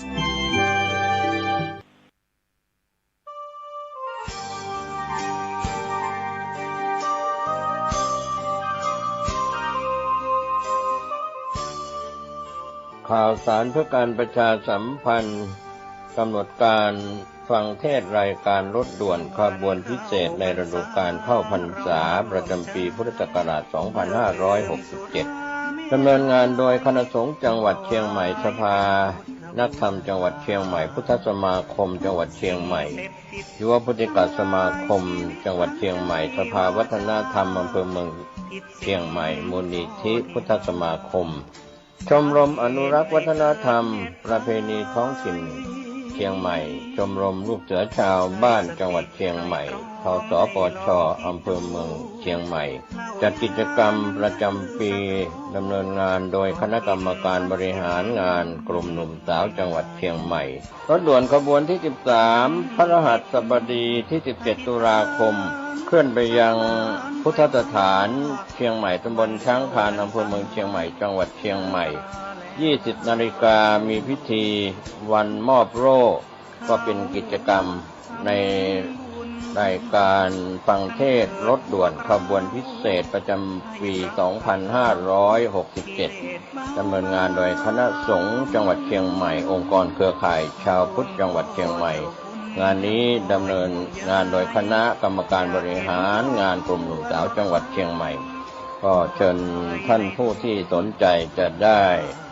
เดินทางไปร่วมฟังเทศน์บำเพ็ญกุศลกับรายการรถด่วนขบวนพิเศษทั้ง3ขบวนตั้งแต่ขบวนที่1จนถึง13ได้บุญได้กุศลจากการฟังธรรมบำเพ็ญบุญบารมีในช่วงเทศกาลเข้าพรรษาและออกพรรษาได้บุญโดยทั่วหน้ากันสวัสดีครับ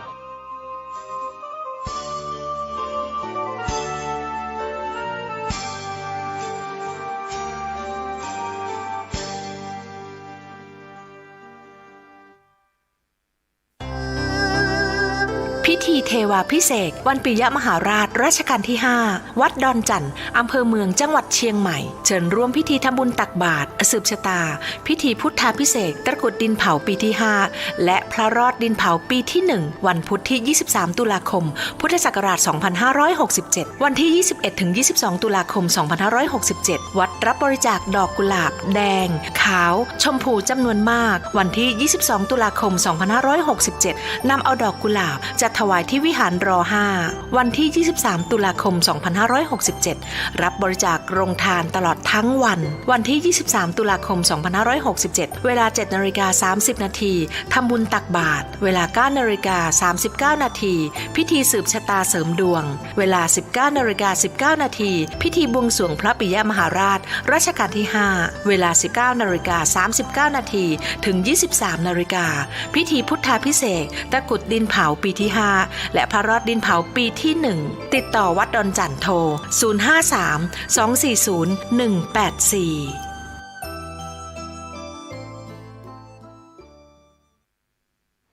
ข่าวสารเพื่อการประชาสัมพันธ์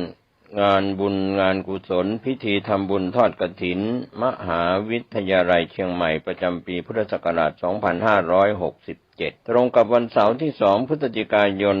ณวัดฝายหินตำบลสุเทพอำเภอเมืองเชียงใหม่จังหวัดเชียงใหม่ 9 นาฬิการวมตัวนักขว่งวัฒนธรรมมหาวิทยาลัยเชียงใหม่ตั้งขบวนแห่องค์กฐินและบริวาร ของมหาวิทยาลัยเชียงใหม่ขบวนแห่องค์กฐินและบริวารจากทุกคณะสถาบันสำนักและส่วนงานต่างๆพร้อมกันชมการแสดงของชมรมพื้นบ้านล้านนาสโมสรนักศึกษามหาวิทยาลัยเชียงใหม่ 9:39 นาทีเคลื่อนขบวนแห่องค์กฐินและบริวารเข้าสู่วัดฝายหินมหาวิทยาลัยเชียงใหม่อธิการบดีและผู้แทนผู้บริหารถวายผ้าห่มพระพุทธปฏิมาประธานในพิธีจุดธูปเทียนบูชาพระรัตนตรัยถวายตาลปัตรใหม่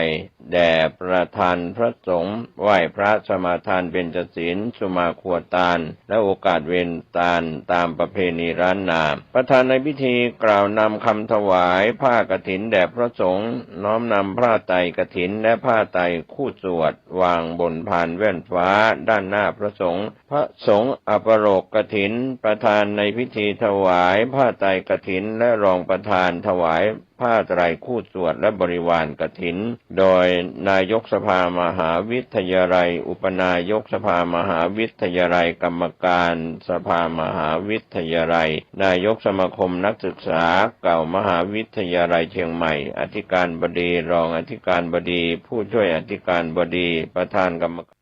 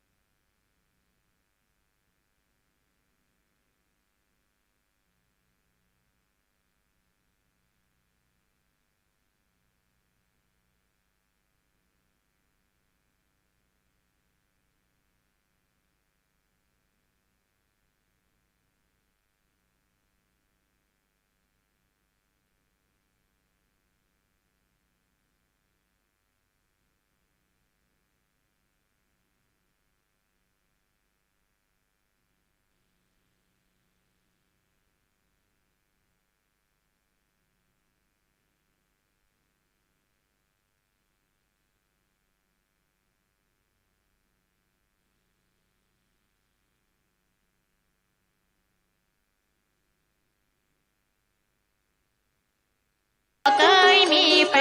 นจุกาแต่ละเจ้าบ่ท่าจีไหนไม่หา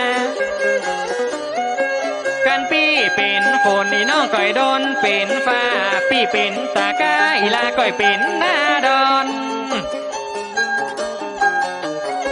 ว่าดวงดอกไม้มาไล่เกสรดอกใดหอมหอมจะเก็บไปไว้บ้านมาป้าใส่กันว่าในวันนี้แล้วว่าพี่อูแต่ใจในบ่ตามน้องคนบ่งามดอกคำเน็ตพี่เจ้างามขนาดนั้นสวิงเลยซ้ำเป็นชาซอในวันนี้เรามามองมนเศร้าใจในมาสองตาหนวดแต่ตักนักลายเขตจังหวัดเชียงรายเตียงแสนที่ดีเมื่อสันวันดีตึงบ่ไม่บ่ว่าจากอดีตถึงปัจจุบันเขาได้ติดได้ตามกันมาเหมือนแล้วเจ้าแม่นละได้ไปจ้อยไปสอว่าศิลปินมาเก่าว่าปีกับเจ้าได้ไปจ้อยไปสองที่ตามลามต้วยกันมาหลายพอสอมาเป็นคู่ซอของตัวพี่อายลำลิลำไหลในวันนี้แล้วได้มาวันนี้แต่ตักนักนำมาซ้อมตาในงานนอเจ้ามาป้าพี่ป้าน้องในวันนี้เราตึงบ่มองมนเศร้าไปไหนตั้งใดเจ้าจังหวัดเชียงรายเปิ้นมีน้ำใจบ่ได้ไปไหนตั้งใดหวานมาม่วนมางานต้วยกันแต่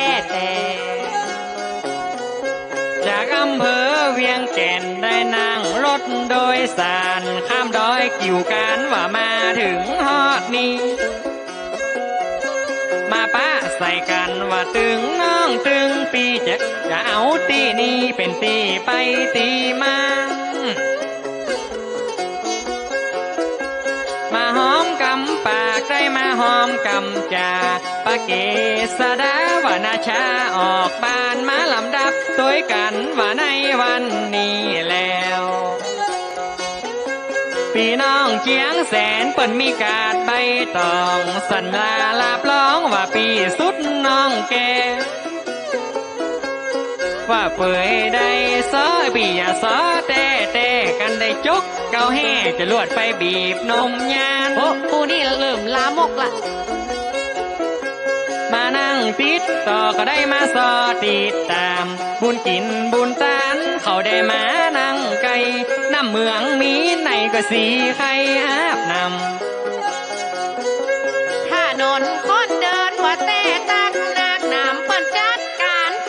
านเป็นที่ลึกใหญ่กว้าง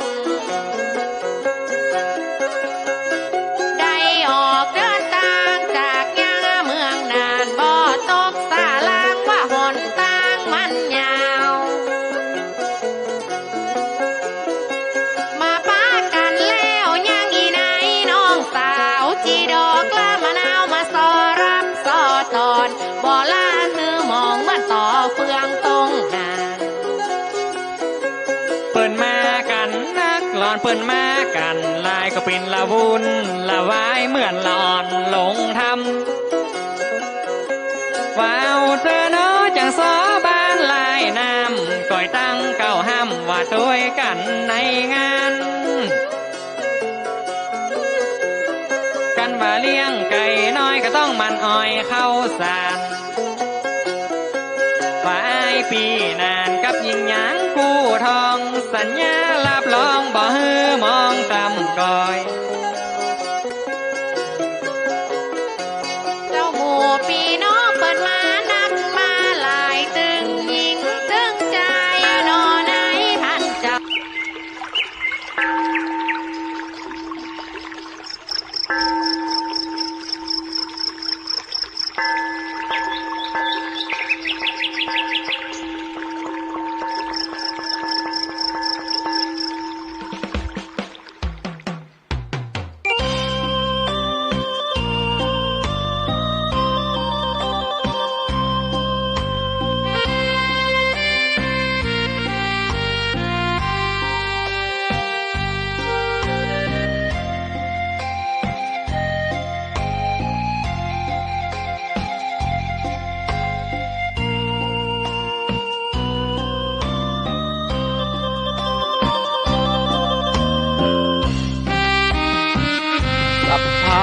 ทานังธรรมะ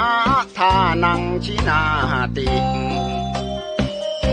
ภาษาบาลีที่พุทธองค์ท่านทรงตรัสสอนการให้ธรรมะชนะการให้จงได้สังวรให้ทราบภายในชะล้างจิตใจให้คำสั่งสอนธรรมะจะช่วยกัดกร่อนนิวรณ์จะได้เบาบางสัพพะทานังธรรมะทานังชินาติได้ฟังคำนี้ท่านทรงบ่งชี้หนึ่งไม่มีสองให้ทำเป็นทานสารต่อปัญญานำพาแสงส่องแสงธรรมชี้นำถูกต้องรับรองท่านต้องสุขใจ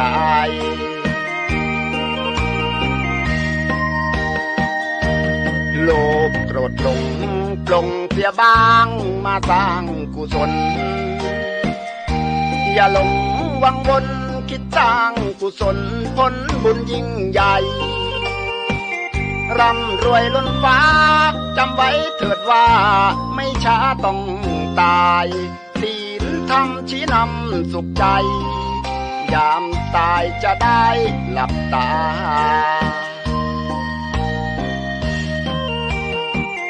สัพพะทานังธรรมะทานังชินาติ ได้ฟังเพลงนี้เชิญเถิดน้องพี่อย่าได้รอช้าให้ทำเป็นทานสานต่อกุศลผลเวทนา ชาตินี้หรือว่าชาติหน้าเกิดมา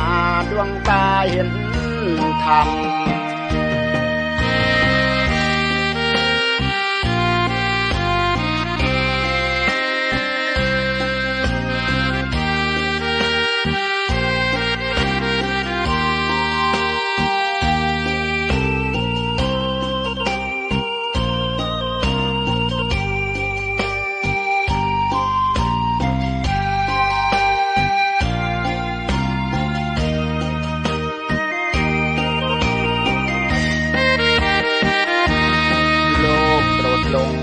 ปลงเสียบ้างมาสร้างกุศล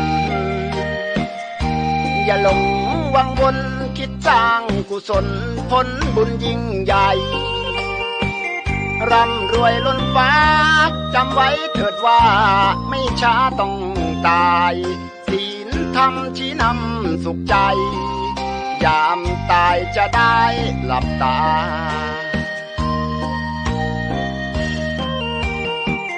สัพพะทานังธรรมะทานังชินาติได้ฟังเพลงนี้เชิญเถิดน้องพี่อย่าได้รอช้าให้ทำเป็นทานสานต่อกุศลผลเวทนาชาตินี้หรือว่าชาติหน้าเกิดมาดวงตาเห็นธรรม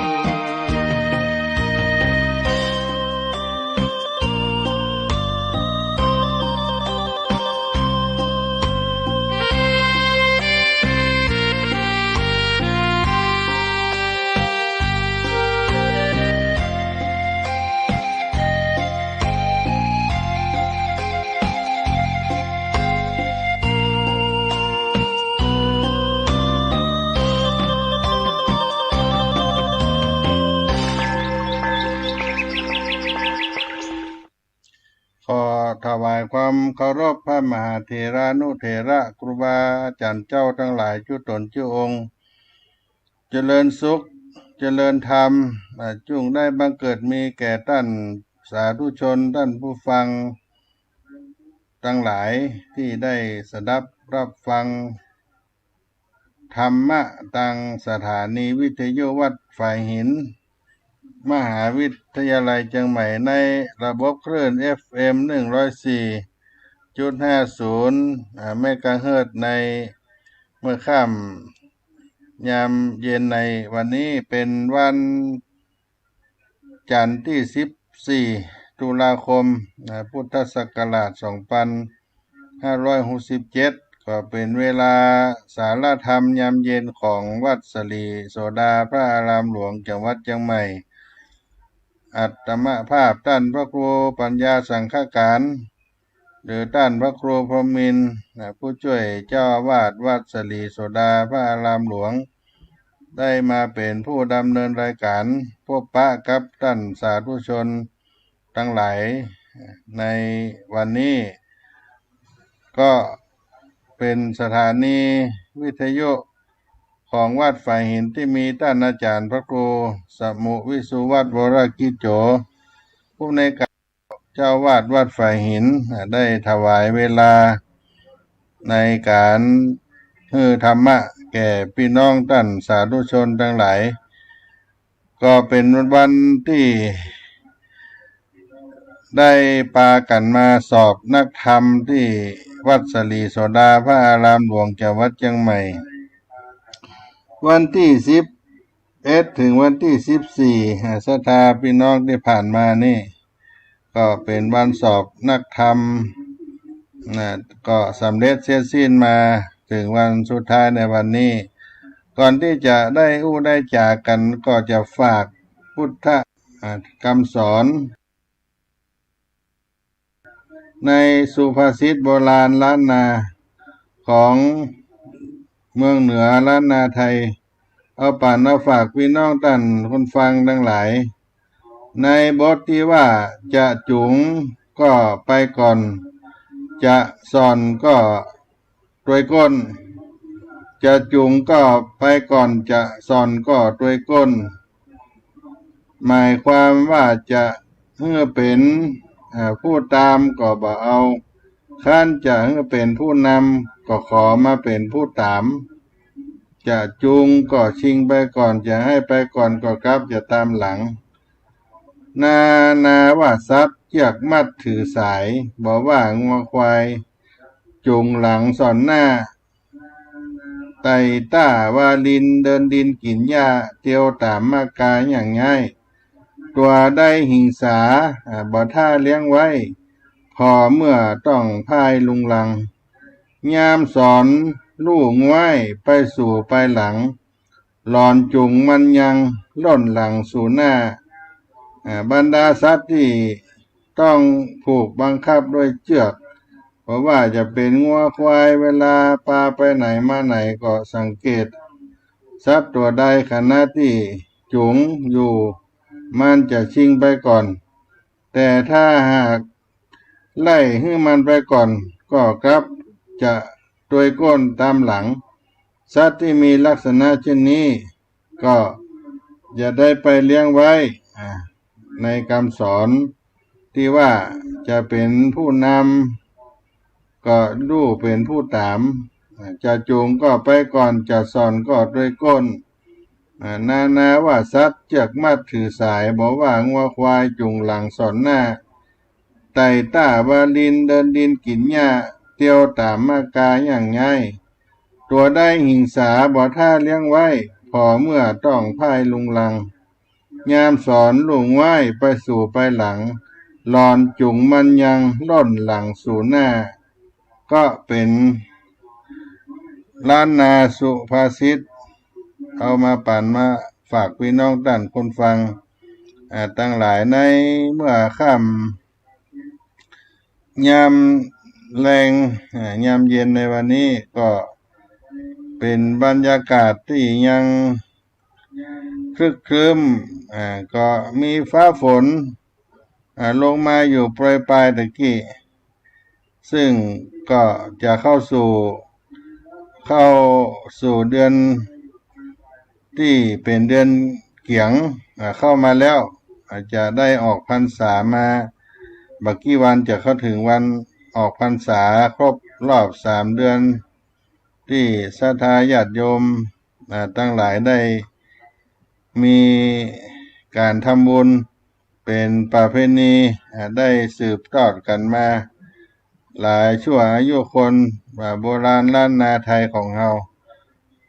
ก็ได้มามาจากันในต้นรายการเรื่องของล้านนาไทย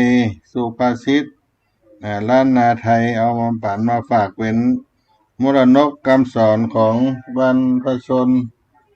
บรรพบุรุษของเราที่เพิ่นก้อนไก่เอาไว้เอามาปั่นเอามาฝากพี่น้องท่านผู้ฟังทั้งหลายได้รับข่าวสารนาบุญพร้อมกับธรรมะไปด้วยกันเพราะฉะนั้นก็เป็นสิ่งที่ได้มีโอกาสได้มาพบพี่น้องสาธุชนท่านผู้ฟังทั้งหลายในเมื่อค่ำเย็นตะกี้ได้เล่าสู่กันไปเรื่องการได้ดำเนินการทำข้อสอบสนามสอบของวัดสลีโสดาพระอารามหลวงเป็นแห่งที่3ของอำเภอเมืองจังหวัดเชียงใหม่ที่พระภิกษุสามเณรได้สมัครสอบในระดับนักธรรมชั้นตรีสนามสอบธรรมสนามหลวงสนามที่3ที่วัดสลีโสดาพระอารามหลวงและสนามที่1แห่งแรกก็คือวัดพระสิงห์วรมหาวิหารวัดที่2ก็วัดเชตุพนที่อยู่หลายน้ำปิงนครเชียงใหม่แล้วก็มาวัดสลีโสดาพระอารามหลวงเป็นสนามสอบที่3ได้พบกับครูบาสังฆะที่ได้เมตตามาเยี่ยมสนามสอบตั้งแต่เจ้าพระคุณสมเด็จพระมหาธีราจารย์ เจ้าคณะใหญ่หนเหนือได้เดินทางมาเยี่ยมสนามสอบพระเดชพระคุณพระธรรมเสนาบดีหลวงพ่อรองเจ้าคณะภาค7พระเดชพระคุณหลวงปู่พระธรรมวชิรโกศลวัดสลีโสดาพระอารามหลวงพระเดชพระคุณหลวงปู่พระเทพปริยัติที่ปรึกษาเจ้าคณะภาค7วัด7 ยอดพระอารามหลวงและก็พระเดชพระคุณพระเทพสิงหวราจารย์วัดพระสิงห์วรมหาวิหารรองเจ้าคณะจังหวัดเชียงใหม่เดชพระคุณพระภาวนาธรรมาภิรัตน์เจ้าหน้าอำเภอเมืองเชียงใหม่วัดตะโพธารามลำเปิงท่านอาจารย์เจ้าคุณพระสิทธิวชิรานุกูลรองเจ้าคณะอำเภอเมืองเชียงใหม่วัดพระธาตุดอยสุเทพโลกมุลีท่านหลวงพ่อพระครูโคสิทธิ์ปริยัตยาภรณ์เจ้าคณะตำบลสุเทพเขต1ประธานกองอำนวยการสนามสอบแห่งที่3วัดศรีโสดาท่านอาจารย์พระครูธีระสุตพจน์รองเจ้าคณะตำบลสุเทพเขต2รองประธานกรรมการสนามสอบกองอำนวยการและคณะกรรมการเจ้าคณะตำบลจ้างเผือกป่าตันเจ้าคณะตำบลป่าแดดเลขานุการหลายๆรูปในส่วนของอำเภอเมืองเชียงใหม่และคณะกรรมการกองงานเลขานุการสนามสอบแห่งที่3วัดสลีโสดาพระอารามหลวงงานหมายมีอาจารย์พระครูมโนนกิจจานุกิจประธานกรรมการกองงานเลขานุการสนามสอบท่านอาจารย์พระมหาประภัตปิยธรรมโมพระครูสังฆรักษ์ทวัชชัยสังฆพิทักษ์ท่านพระครูปัญญาสังฆการตลอดถึงครูบาอาจารย์ในตำบลสุเทพก็หลายๆโลกทั้งมีกรรมการของงานเจเลมีท่านพระครูประกาศธรรมานุยุตเป็นประธานกรรมการผู้เข้าสอบทั้งหมดก็มี198รูปทั้งหมดมีอยู่10ห้องละ20รูปห้องสุดท้ายมี18รูปในการทำข้อสอบในครั้งนี้มีวัดพระธาตุเจ้าดอยสุเทพวัดโลกมุลีวัดช่างเขียนวัดศรีโสดาวัดลำเปิงโป่งน้อยวัดที่อยู่ในตำบลสุเทพวัดฝ่ายหินวัดอุโมงค์สวนพุทธธรรมก็เป็นนักเรียนสามเณรได้มาสอบนักธรรมชั้นตรีประจำปี2567ในครั้งนี้ก็ได้สำเร็จลุล่วงไปด้วยดีตั้งแต่วันที่11เป็นวันสอบปัญหาวิชากทุธรรมการขยายความพุทธสุภาษิตคือแตกฉานถ้าเขาแต่งกระทู้ตีกระทู้ได้ก็สามารถแตกแขนงด้วยวิชาปัญญาเป็นนักเขียนนักนักจาได้อันที่2ก็เป็นธรรมะ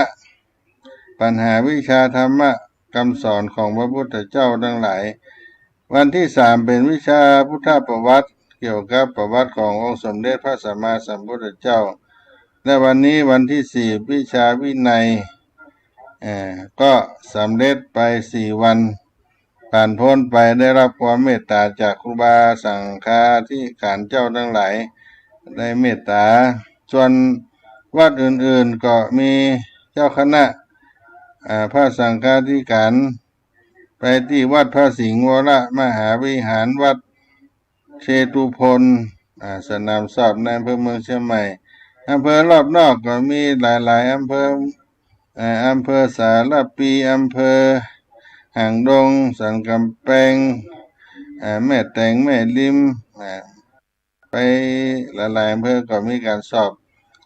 เช่นเดียวกันแล้วก็มีคณะกรรมการ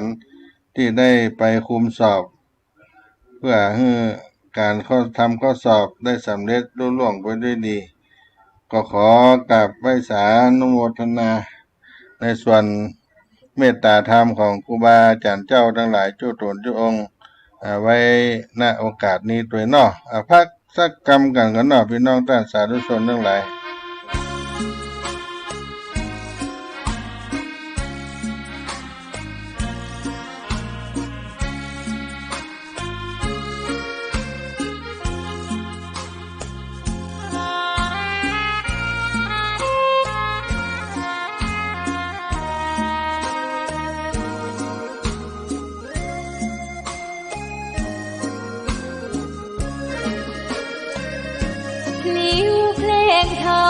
ถูกถ้อยคำเข้าถึงจิตใจฟังรายการวิทยุเสียงใสส่งถึงใจไปสู่ปลา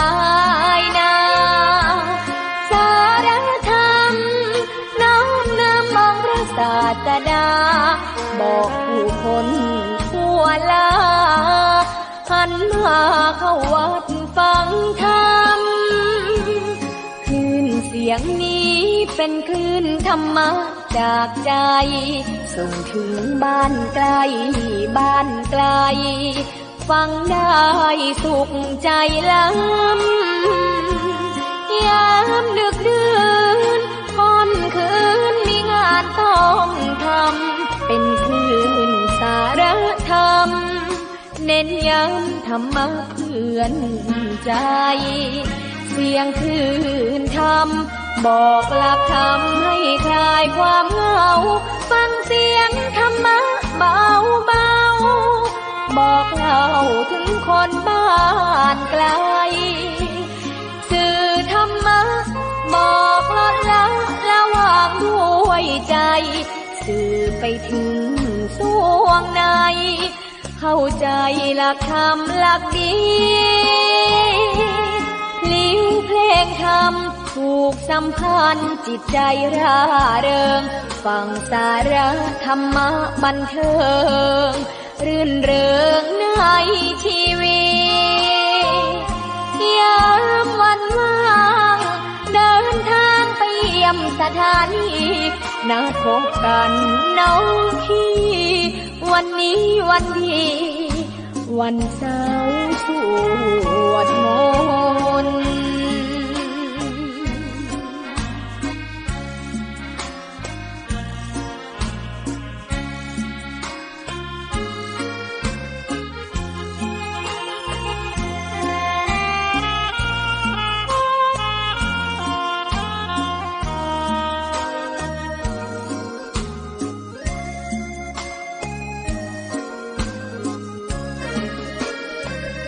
เสียงคลื่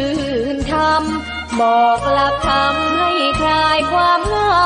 ฟังเสียงธรรมะเบาเบาบอกเล่าถึงคนบ้านไกลสื่อธรรมะบอกลดละระหว่างด้วยใจสื่อไปถึงสวงในเข้าใจหลักธรรมหลักดีลิ้วเพลงธรรมผูกสัมพันธ์จิตใจร่าเริงฟังสาระธรรมะบันเทิงรื่นเริงในชีวิตยามวันว่างเดินทางไปเยี่ยมสถานี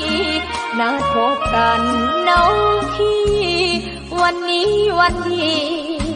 วันเสาร์สวดมนต์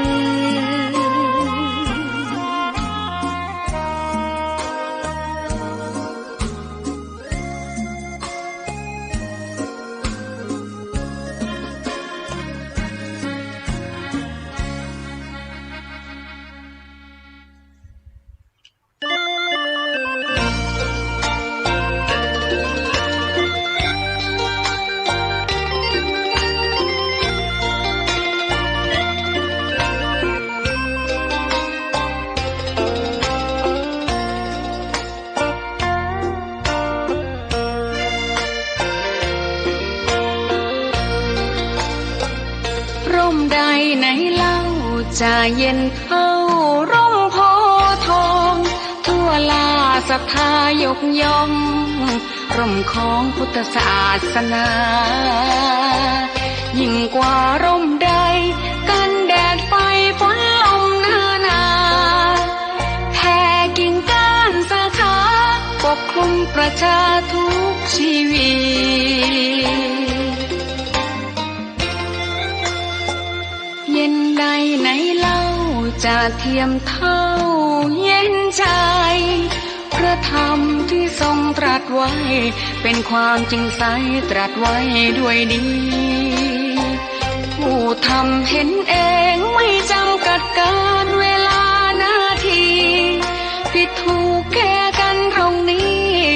จะไม่มีเรื่องราวก่อกวนพุทธศาสนาเชื่อมมากับเมืองสยา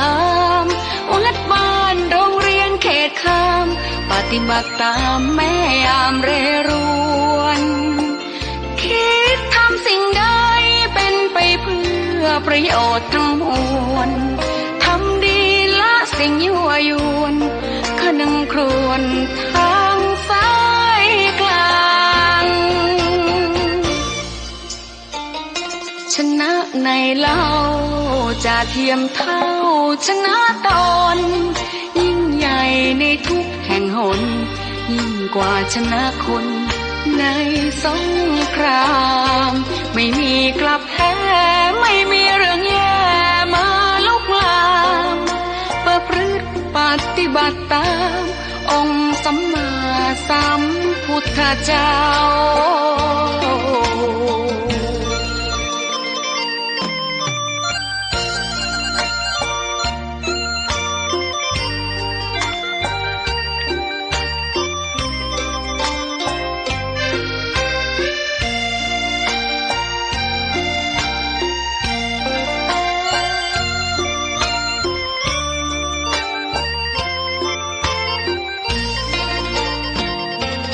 ศาสนาเชื่อมมากับเมืองสยามวัดบ้านโรงเรียนเขตคามปฏิบัติตามแม่ยามเรรวนคิดทำสิ่งใดเป็นไปเพื่อประโยชน์ทั้งมวลทำดีละสิ่งยั่วยวนขนึงครวญทางสายกลางชนะในเล่าจะเทียมเท่าชนะตนยิ่งใหญ่ในทุกแห่งหนยิ่งกว่าชนะคนในสงครามไม่มีกลับแพ้ไม่มีเรื่องแย่มาลุกลามประพฤติปฏิบัติตามองค์สัมมาสัมพุทธเจ้า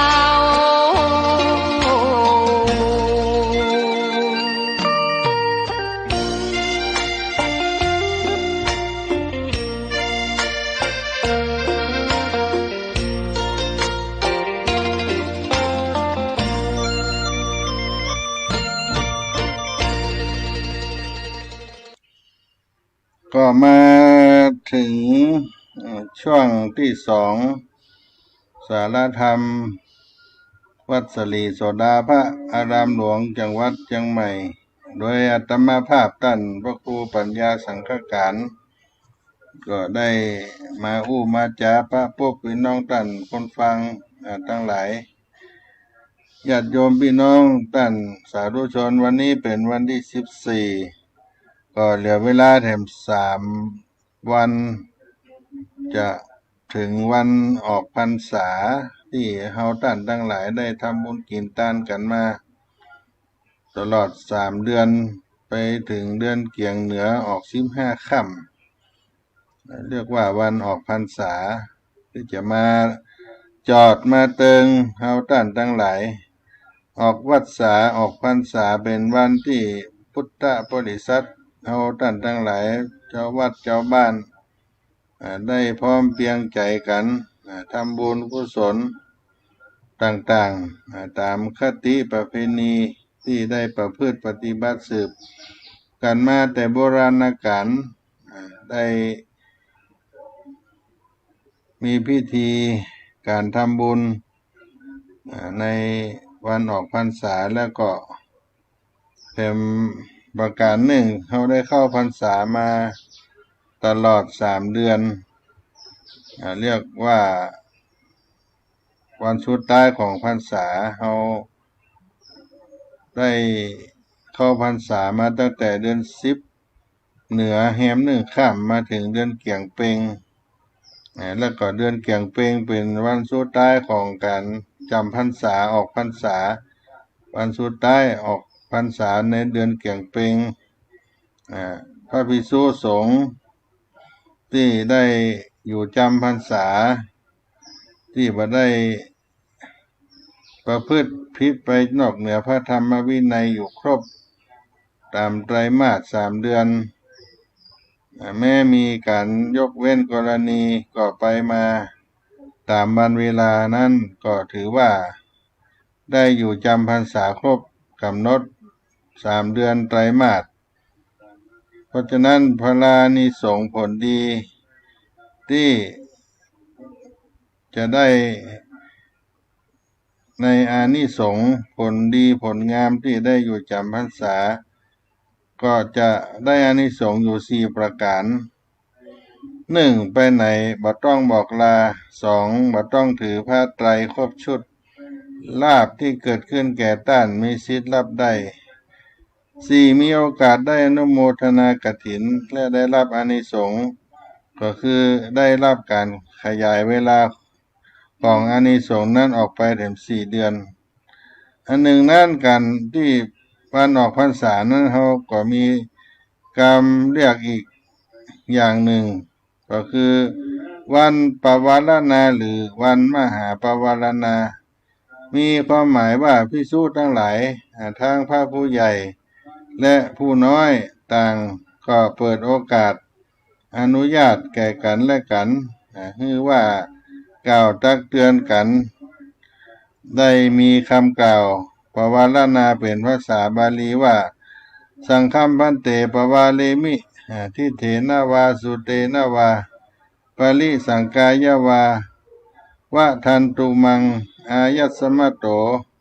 อนุกัมปังอุปาทายะปัสสันโตปฏิกลิสามิมีความหมายแปลตามทรัพย์ว่าข้าแต่พระสงฆ์ผู้เจริญกับผมขอปวารณาต่อสงฆ์ด้วยบ่ได้เห็น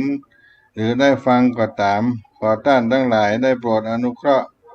เวลาตักเตือนกับผมได้กล่าวตักเตือนกับผมด้วยเมื่อกับผมมองหันความประพฤติก็ดี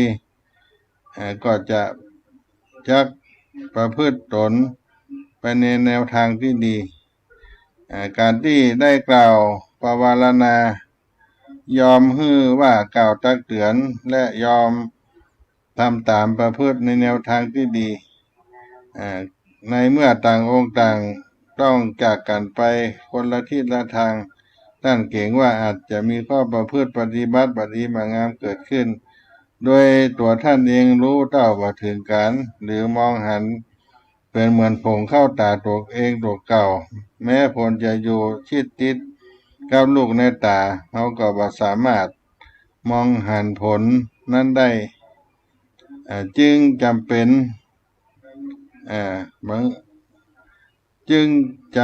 ต้องไหว้วานของขอร้องผู้อื่นให้มาช่วยดูส่องในใจในกระจกส่องก็ดีเพราะฉะนั้นพ่อท่านจึงได้ใช้วิธีการปวารณาตัดไว้เพื่อท่านลูกอื่นได้หันได้ยินได้ฟังเรื่องบดีเรื่องดีอย่างต่างๆก็เมื่อกล่าวแนะนำตักเตือนได้โดยบ่ต้องเกรงใจกันทั้งผู้ใหญ่ผู้น้อยด้วยเจตนาดีต่อกันพระผู้ใหญ่ก็กล่าวตักเตือนพระผู้น้อยและพระผู้มีอาวุโสก็สามารถชี้แนะผู้น้อยก็มีการชี้แนะผู้ใหญ่ได้เช่นกันก็บ่ได้สำคัญพิดว่าเฮานั้นเป็นผู้ถูกอย่างเดียวไปตลอดก็ต้องมีการชี้แนะกล่าวนำกันได้ปวารณาเป็นการที่ทำให้เกิดความสามัคคีกัน อันนี้ก็จะได้ทำเป็นการแสดงซึ่งสงฆ์ในวันที่17 ตุลาคมนี้ที่ได้เป็นที่มาใน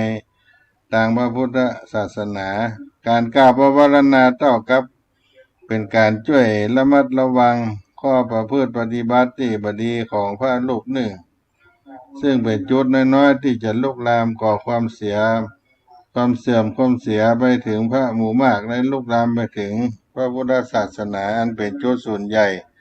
ท่านก็จึงใช้วิธีป้องกันไว้ก่อนดีกว่าการแก้ไขภายหลังก็มีตัวอย่างในอดีตก็เป็น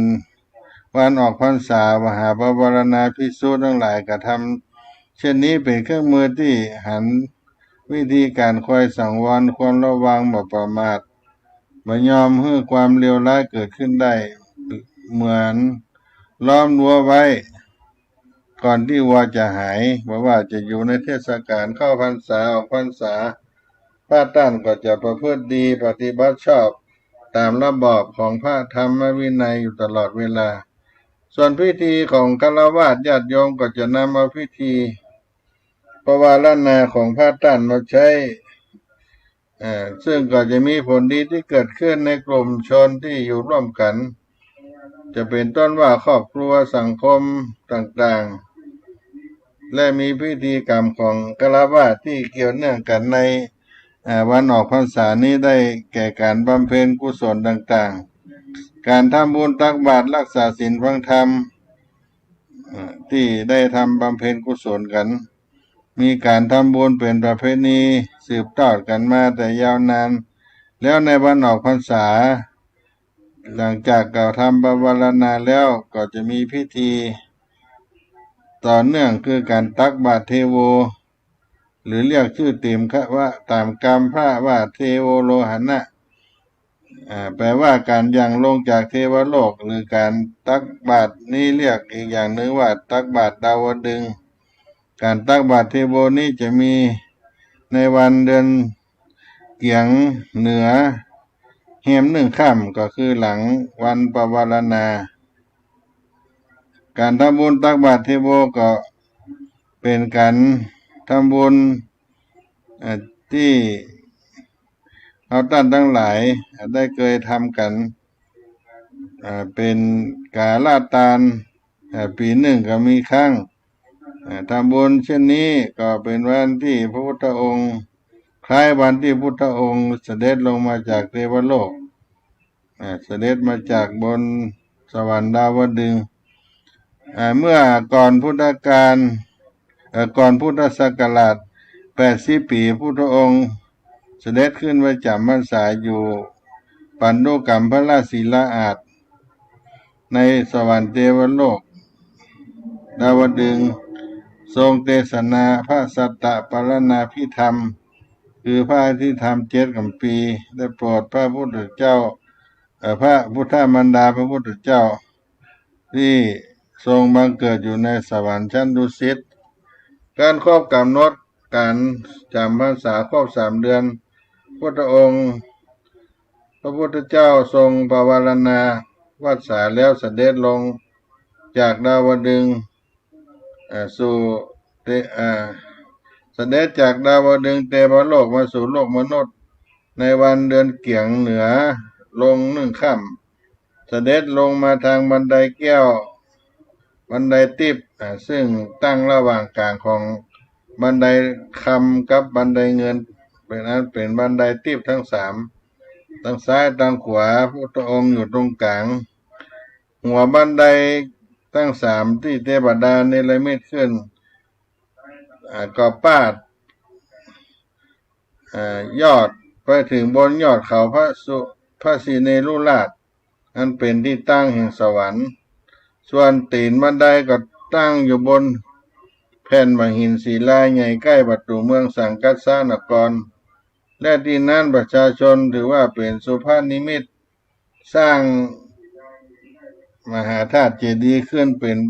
พุทธบูชานุสาวรีย์เรียกว่าอัจฉระเจดีย์อันหนึ่งในวันที่พุทธเจ้าทรง เสด็จลงมาสู่มนุษย์โลกนั้นประชาชน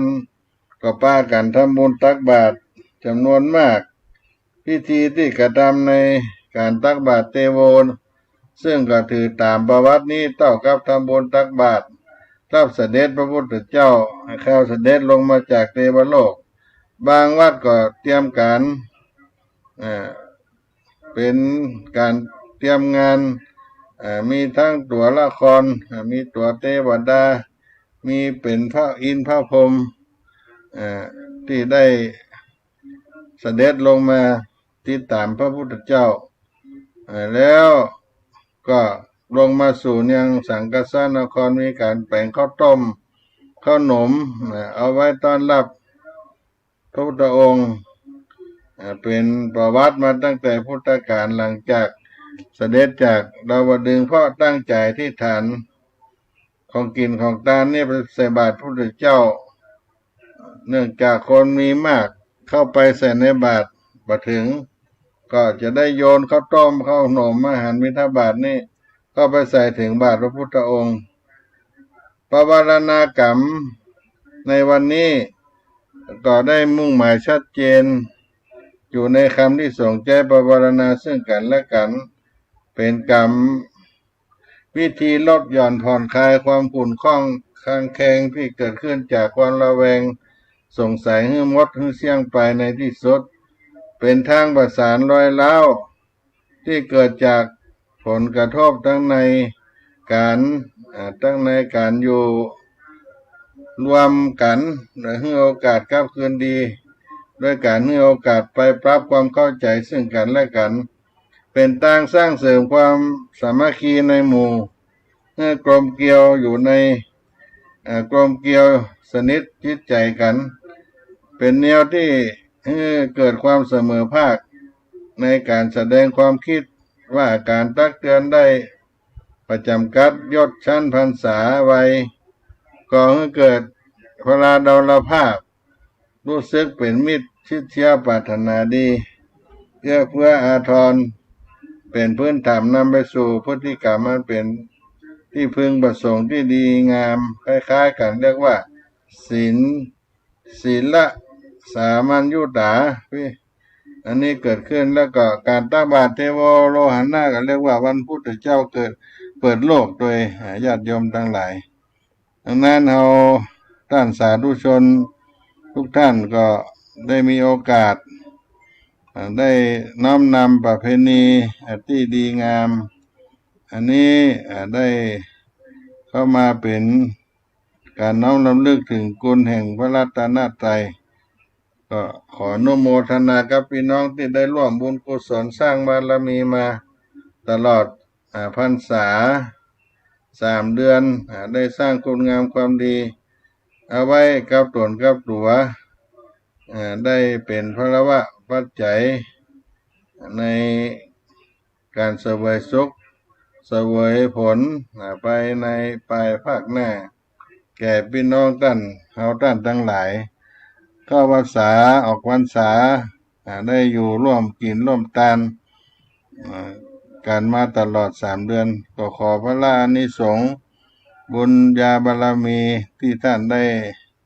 สั่งสมมาได้ประคบปกปักรักษาให้ท่านได้อยู่เย็นเป็นสุขได้สมกับมุ่งมั่นปรารถนาสิ่งใดที่เกิดด้วยคุณธรรมถูกต้องตามหลักธรรมคำสอนของพระพุทธเจ้าขอให้ความมุ่งมั่นปรารถนานั้นจงได้เกิดมีแก่พี่น้องท่านผู้ฟังทั้งหลายผู้ในคนด้วย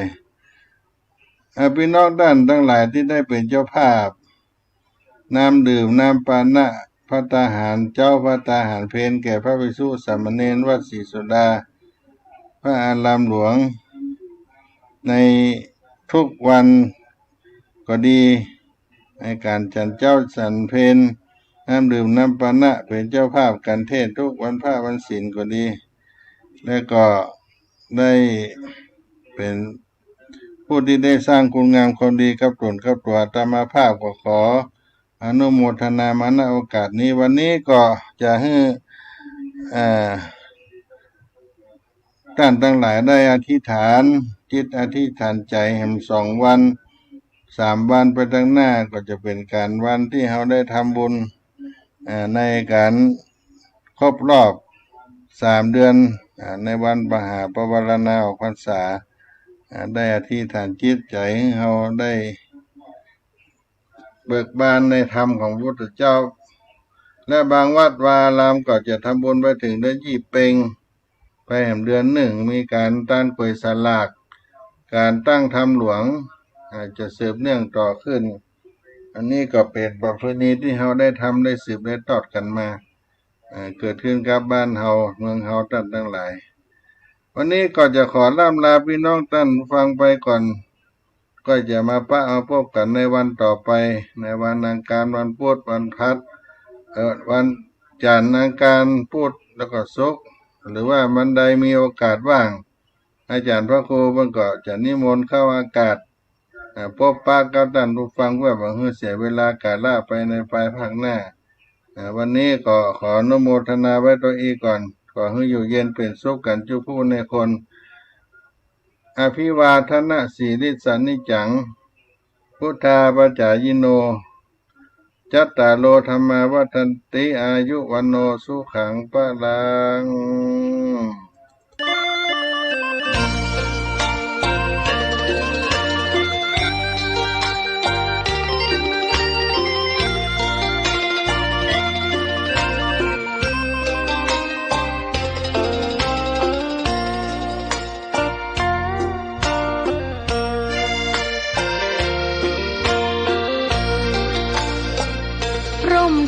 ไหนเล่าจะเย็นเท่าร่มโพทองทั่วลาศรัทธายกย่องร่มของพุทธศาสนายิ่งกว่าร่มใดกันแดดไฟฝนลมนาแผ่กิ่งก้านสาขาปกคลุมประชาทุกชีวิตเย็นใดไหนเล่าจะเทียมเท่าเย็นใจพระธรรมที่ทรงตรัสไว้เป็นความจริงใสตรัสไว้ด้วยดีผู้ทำเห็นเองไม่จำกัดการเวลานาทีผิดถูกแก้กันตรงนี้จะไม่มีเรื่องราวก่อก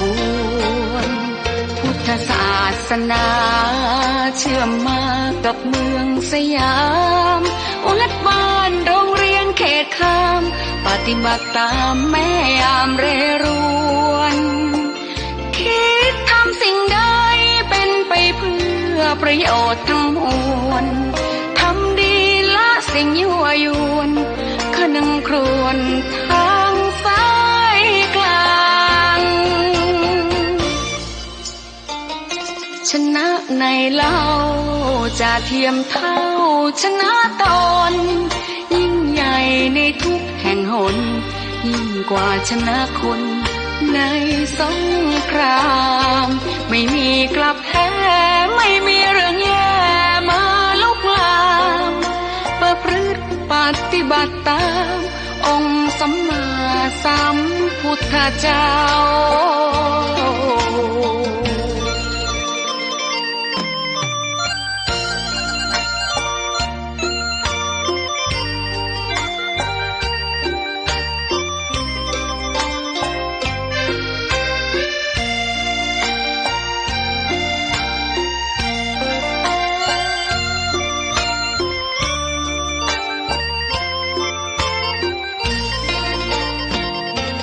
ศาสนาเชื่อมมากับเมืองสยามวัดบ้านโรงเรียนเขตคามปฏิบัติตามแม่ยามเรรวนคิดทำสิ่งใดเป็นไปเพื่อประโยชน์ทั้งมวลทำดีละสิ่งยั่วยวนขนึงครวญทางสายกลางชนะในเล่าจะเทียมเท่าชนะตนยิ่งใหญ่ในทุกแห่งหนยิ่งกว่าชนะคนใน ในสงครามไม่มีกลับแพ้ไม่มีเรื่องแย่มาลุกลามประพฤติปฏิบัติตามองค์สัมมาสัมพุทธเจ้า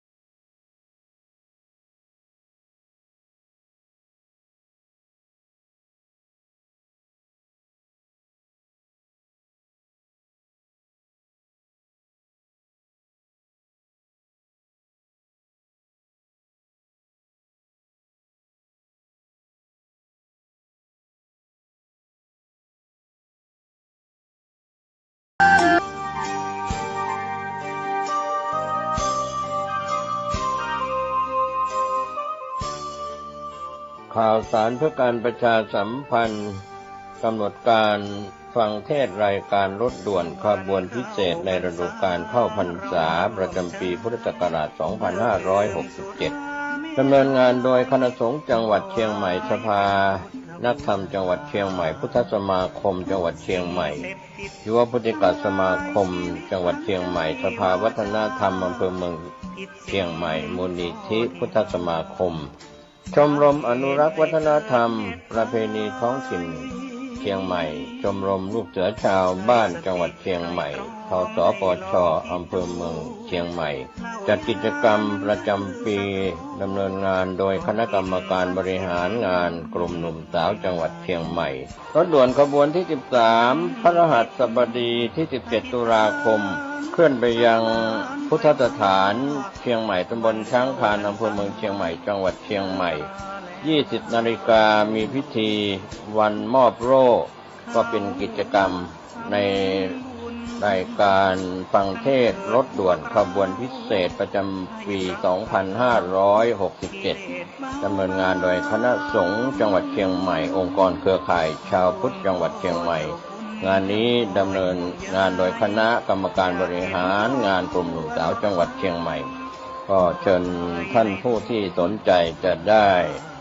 เดินทางไปร่วมฟังเทศน์บำเพ็ญกุศลกับรายการรถด่วนขบวนพิเศษทั้ง3ขบวนตั้งแต่ขบวนที่1จนถึง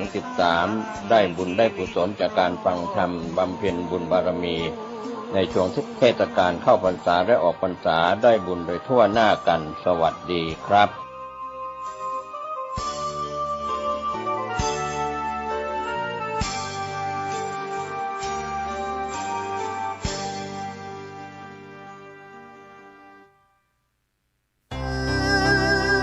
พิธีเทวาพิเศษกวันปิยมหาราชรัชกาลที่ 5 วัดดอนจันทร์อำเภอเมืองจังหวัดเชียงใหม่เชิญร่วมพิธีทำบุญตักบาตรสืบชะตาพิธีพุทธาภิเษกตะกรุดดินเผาปีที่ 5 และพระรอดดินเผาปีที่ 1 วันพุธที่ 23 ตุลาคม พุทธศักราช 2567 วันที่ 21-22 ตุลาคม 2567 วัดรับบริจาคดอกกุหลาบแดงขาวชมพูจำนวนมากวันที่ 22 ตุลาคม 2567 นำเอาดอกกุหลาบจัดถ วายที่วิหารร5วันที่ 23 ตุลาคม 2567 รับบริจาคโรงทานตลอดทั้งวันวันที่ 23 ตุลาคม 2567 เวลา 7:30 น.ทำบุญตักบาตรเวลา 9:39 น.พิธีสืบชะตาเสริมดวงเวลา 19:19 น.พิธีบวงสรวงพระปิยมหาราชรัชกาลที่5เวลา 19:39 น.ถึง 23:00 น.พิธีพุทธาภิเษกตะกรุดดินเผาปีที่5และพระรอดดินเผาปีที่1ติดต่อวัดดอนจันทร์โทร 053-240-184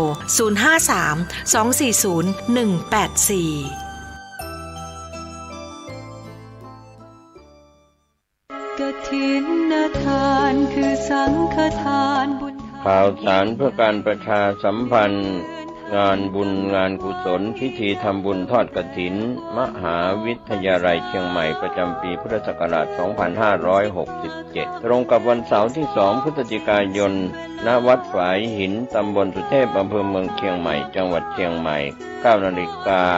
รวมตัวนักข่วงวัฒนธรรมมหาวิทยาลัยเชียงใหม่ตั้งขบวนแห่องค์กฐินและบริวาร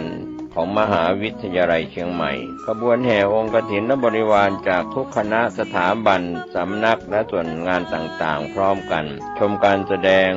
ของชมรมพื้นบ้านล้านนาสโมสรนักศึกษามหาวิทยาลัยเชียงใหม่ 9:39 น.เคลื่อนขบวนแห่องค์กฐินและบริวารเข้าสู่วัดฝายหินมหาวิทยาลัยเชียงใหม่อธิการบดีและผู้แทนผู้บริหารถวายผ้าห่มพระพุทธปฏิมาประธานในพิธีจุดธูปเทียนบูชาพระรัตนตรัยถวายตาลปัตรใหม่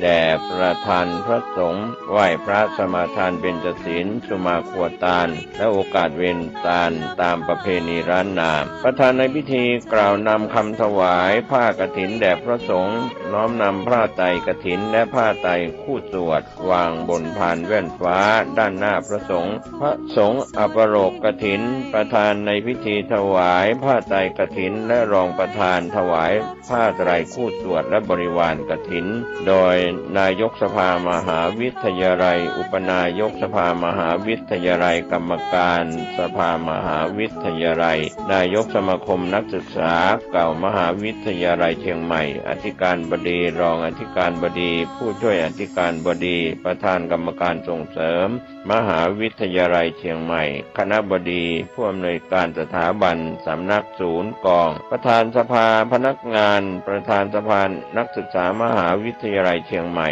นายกสโมสรนักศึกษามหาวิทยาลัยเชียงใหม่ประธานคณะกรรมการกลางหอพักนักศึกษามหาวิทยาลัยเชียงใหม่ตามลำดับถวายเครื่องบริวารกฐินและภัตตาหารพระสงฆ์อนุโมทนากรวดน้ำรับพรลาพระสงฆ์ประกาศผลรางวัลการประกวดขบวนกฐิน 10:30 น.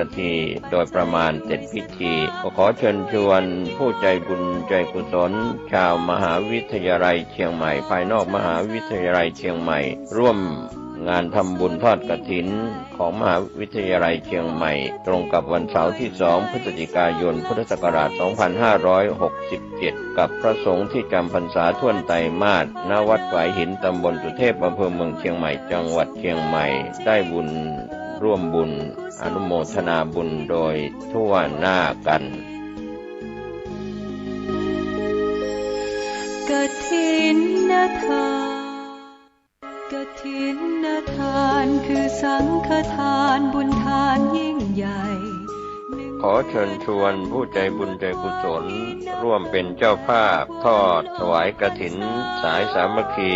สมทบทุนติดตั้งระบบโซล่าร์เซลล์เพื่อผลิตกระแสไฟฟ้าภายในวัดร้องอ้อทอดถวายณวัดร้องอ้อตำบลตันพิเสื้ออำเภอเมืองจังหวัดเชียงใหม่ตรงกับวันอาทิตย์ที่ 3 พฤศจิกายน พุทธศักราช 2567 ขึ้น 3 ค่ำเดือนยี่เหนือเวลา 10:19 น.เป็นต้นไปก็ขอเชิญชวนท่านแจ้งข่าวร่วมบุญได้ที่พ่อนายเอียนไวนกเอี้ยงผู้อำนวยการน้อยสุปัญญาใหญ่วงศ์คุณพ่อสุจริตบุญทริกและคุณแม่นาย เขาเดียพ่อหลวงสว่างธาตุอินจันทร์ประธานเครือข่ายกองทุนแม่ของแผ่นดินจังหวัดเชียงใหม่และภาคเหนือตอนบนก็เป็นงานบุญงานกุศลร่วมเป็นเจ้าภาพทอดถวายกฐินสายสามัคคีของพระสงฆ์ที่จำพรรษาท่วนไตรมาสของวัดร้องอ้อตำบลตันผีเสื้ออำเภอเมืองเชียงใหม่จังหวัดเชียงใหม่อาทิตย์ที่3 พฤศจิกายน 2567ได้บุญได้กุศลโดยทั่วหน้ากันขอเชิญสาธุชนสร้างบุญกุศลยิ่งใหญ่ร่วมทอดกฐินด้วยใจสร้างหลักชัยชีวิตให้ถึง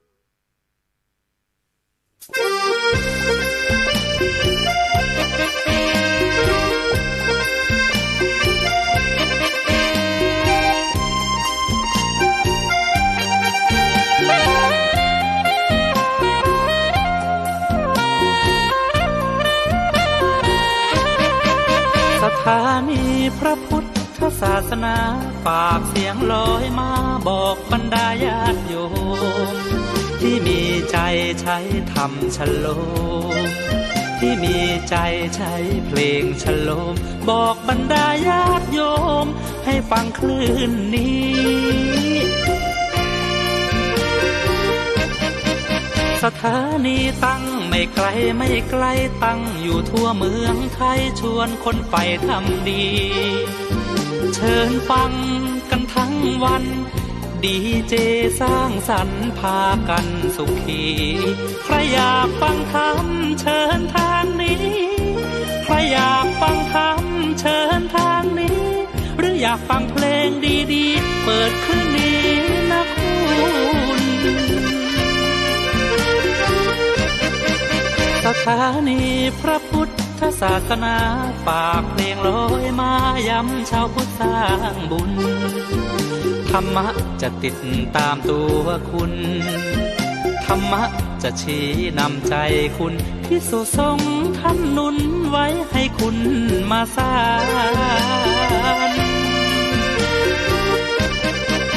สถานีที่ล้ำค่าชี้นำธรรมะเพิ่มปัญญาแตกฉานสอบถามธรรมะข้อใดเชิญลองถามไทยเรื่องที่อยากถามมีธรรมสลับกับเพลงเพราะมีธรรมสลับกับเพลงเพราะและดีเจชอละไว้เป็นเพื่อนคุณ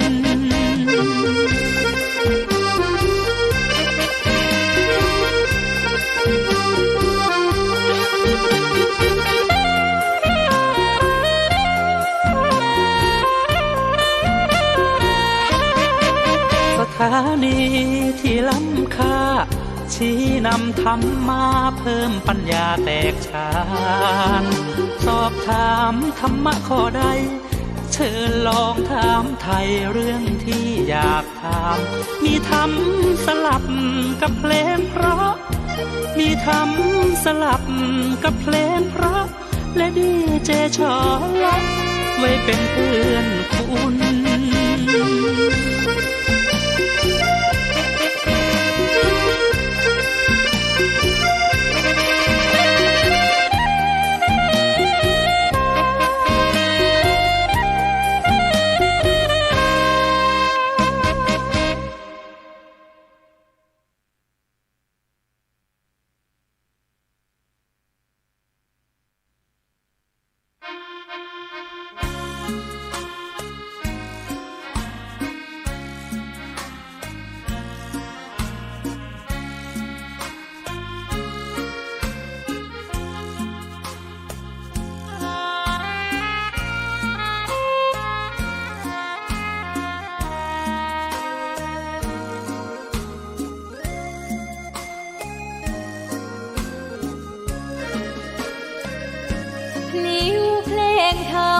ถูกถ้อยคำเข้าถึงจิตใจ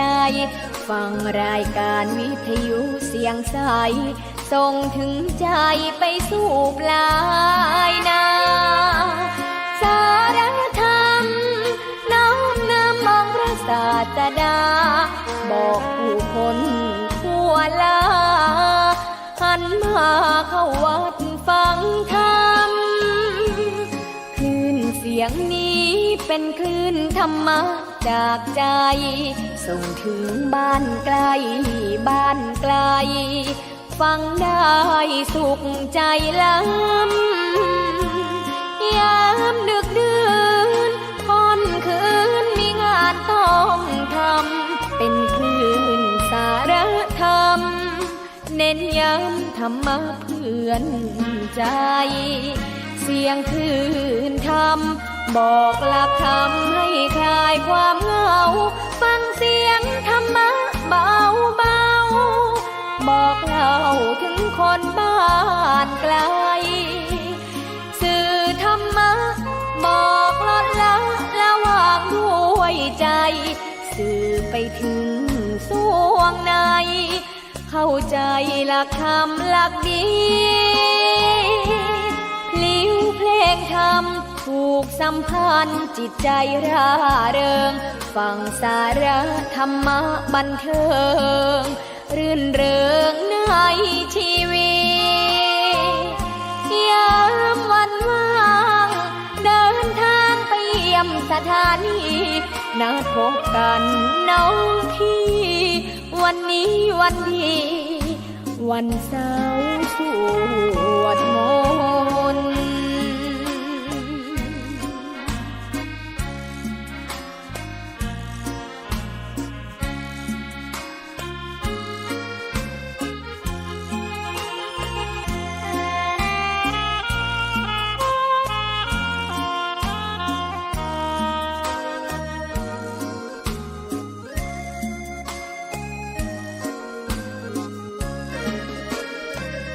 เสียงคลื่นธรรมบอกหลักธรรมให้คลายความเหงาฟังเสียงธรรมะเบาเบาบอกเล่าถึงคนบ้านไกลสื่อธรรมะบอกลดละละวางด้วยใจสื่อไปถึงสวงในเข้าใจหลักธรรมหลักดีเพลงธรรมผูกสัมพันธ์จิตใจร่าเริงฟังสาระธรรมะบันเทิงรื่นเริงในชีวิตยามวันว่างเดินทางไปเยี่ยมสถานีนัดพบกันน้องพี่วันนี้วันดีวันเสาร์สวดมนต์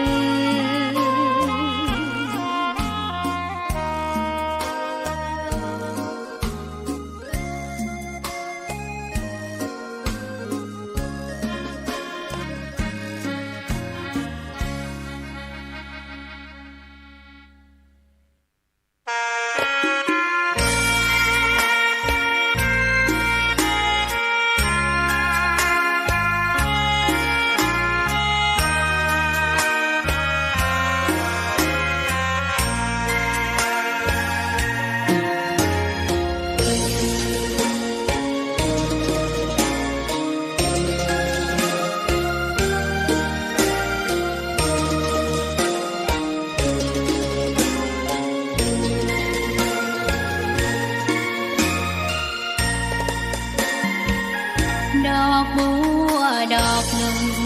พึงใจไว้เพื่อบูชาแด่องค์พระศาสดาสัมมาสัมพุทธเจ้ามีความงามเงียบไม่เปรียบเทียบเขาเทียบเราใครมองไม่งามช่างเขาแต่เจ้าก็คือดอกบัวด้วยความสัตย์ซื่อยึดถือความดีเป็นหลักใครรักไม่รักก็ไม่จมปลักมองมัวเมื่อโผล่พ้นน้ำก็เห็นความงามในตัวไม่ยึดติดในตมชั่วขอเป็นดอกบัวดอกเดียว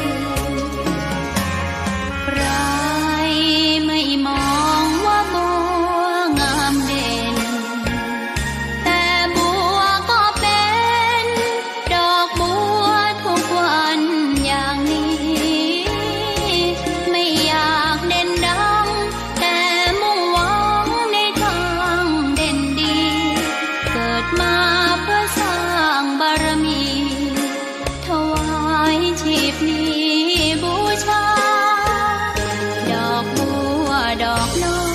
ยเฝ้าคอยคนที่ใจบุญมาโอบเอื้อเกื้อกูลรู้ค่าของบุญเก็บบัวขึ้นมาเพื่อสร้างความดี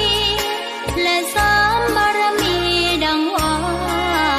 ใช้ดอกบัวนี้บูชาพระสัมมาสัมพุทธพระองค์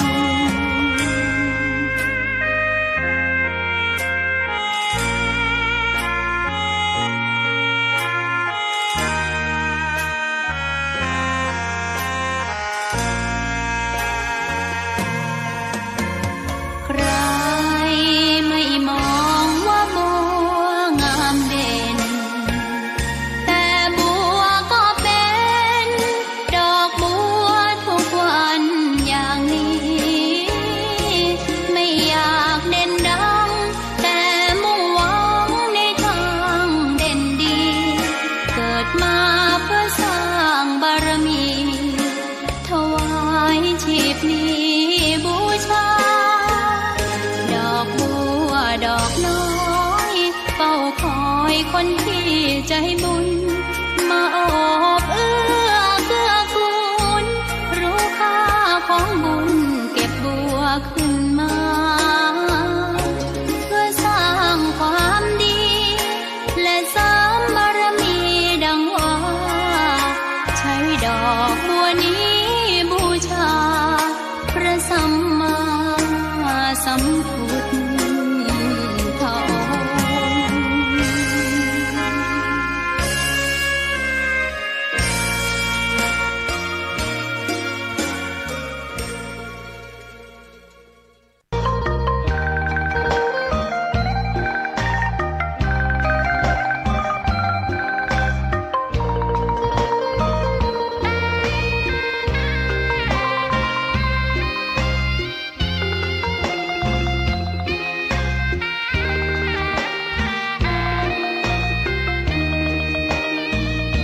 ชะตา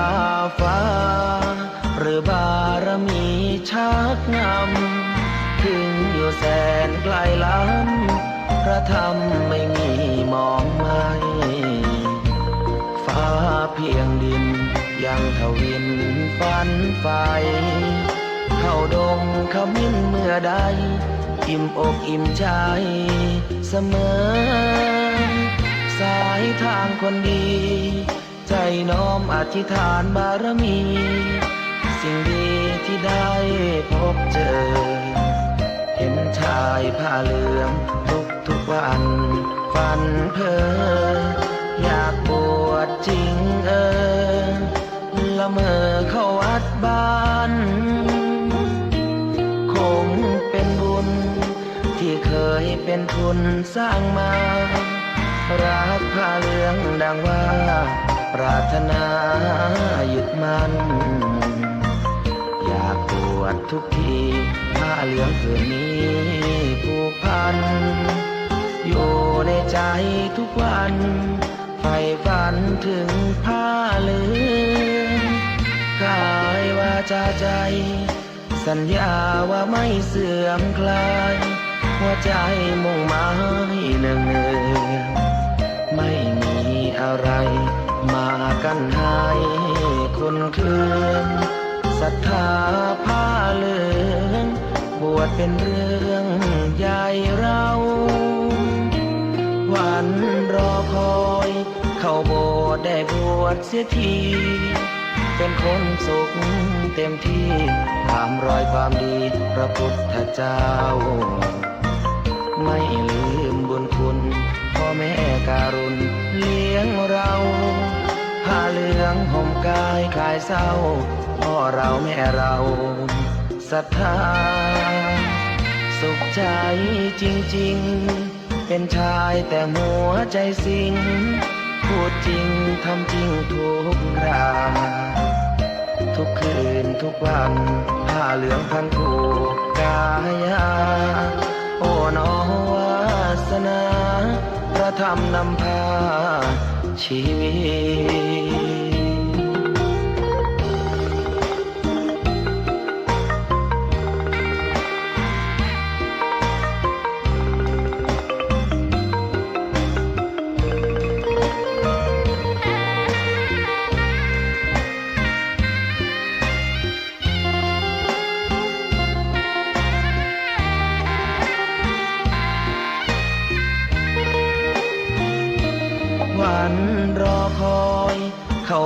ดได้บวชเสียที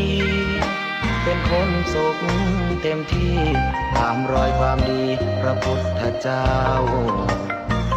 ไม่ลืมบุญคุณพ่อแม่การุณเลี้ยงเรา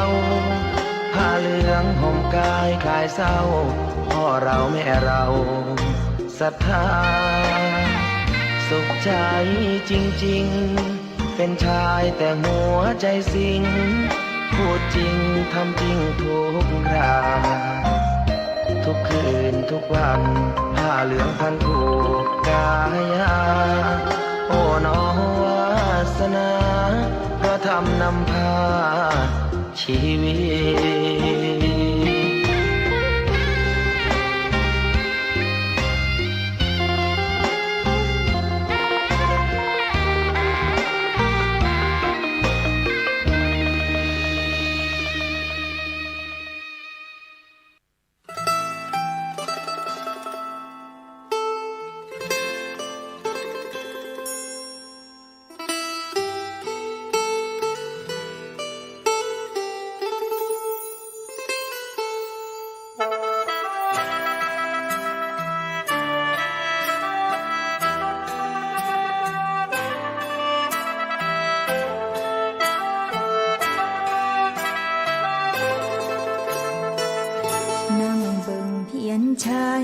ที่จุดไว้หน้ารูปในหลวง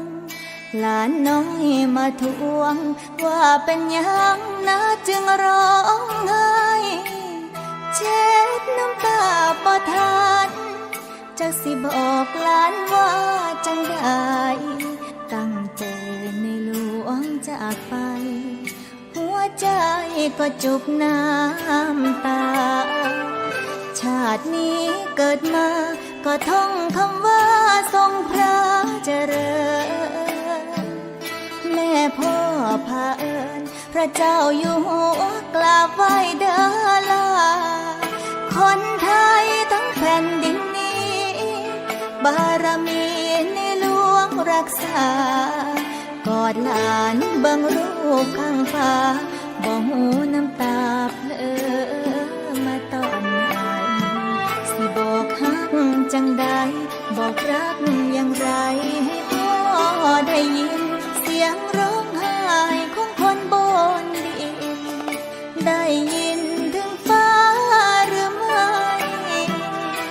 สิทำความดีรักษามัคคีที่พ่อสอนไว้เป็นวิธีบอกรักส่งไปถวายบุญให้พ่อบนสวรรค์เล่าสู่หลานฟังบอกรักดังๆโดยการทำดีรักพ่อแบบนี้ช่วยดึงใจพาไทยข้ามผ่านที่ในหลวงท่านทรงห่วงใยคืออยากให้คนไทยรักกันหากเรารักพระองค์ท่านก็ต้องช่วยกันตามรอยความดี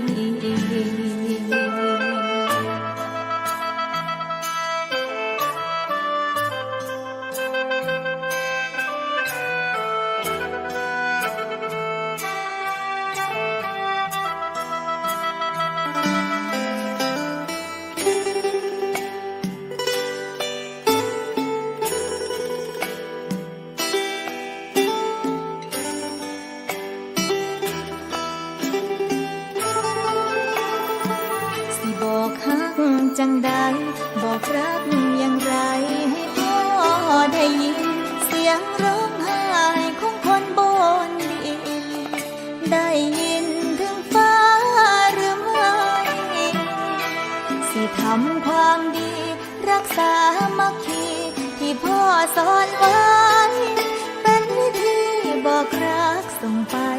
ถวายบุญให้พ่อบนสวรรค์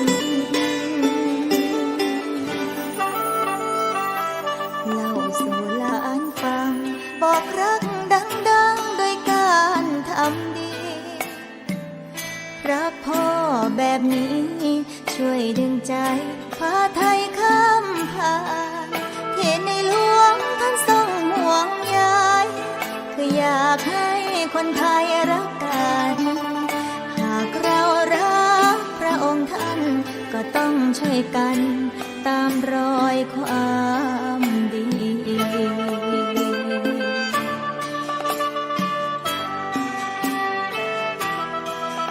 หากเรารักพระองค์ท่านก็ต้องช่วยกันรักษามัคคี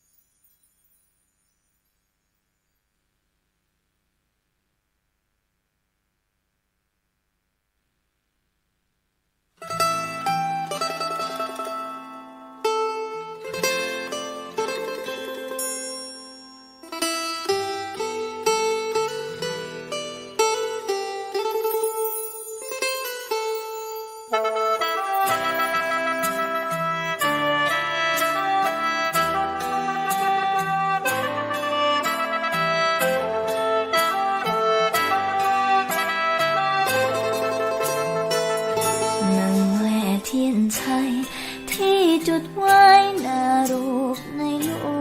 วงและหน่อยมาทวงว่าเป็นไรน่าจึงร้องไห้เช็ดน้ำตาไม่ทันอีบอกกันว่าเพื่อได้ตั้งแต่ในหลวงจากไปหัวใจก็จุกน้ำตาชาตินี้เกิดมาก็ท่องคำว่าทรงพระเจริญแม้พอสั้นเสินพระเจ้าอยู่หัวกราบไหว้บ่าวนางคนไทยทั้งแผ่นดินนี้บารมีในหลวงรักษากอดลานและรูปคำฟ้าไม่รู้น้ำตาไหลมาตอนไหนบอกรักอย่างไรที่แล้งพรือได้ไม่พอได้ยินเสียงร้องไห้ของคนบนดินได้ยินถึงฟ้าหรือไม่อีกคำความดีรักษามัคคีที่พ่อสอนไว้เป็นวิธีบอกรักส่งไปถวายบุญให้พ่อบนสวรรค์เล่าให้หลานฟังบอกรักดังๆด้วยการทำดีรักพ่อพันดีช่วยดึงใจพาไทยข้ามผ่านที่ในหลวงท่านทรงห่วงใยคืออยากให้คนไทยรักกันหากเรารักพระองค์ท่านก็ต้องช่วยกันตามรอยความดี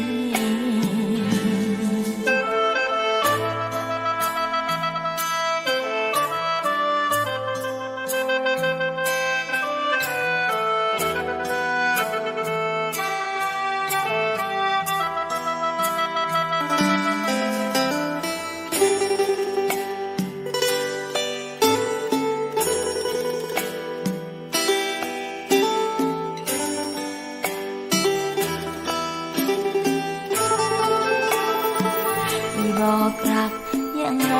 ที่แล้งพรือได้ไม่พอได้ยินเสียงร้องไห้ของคน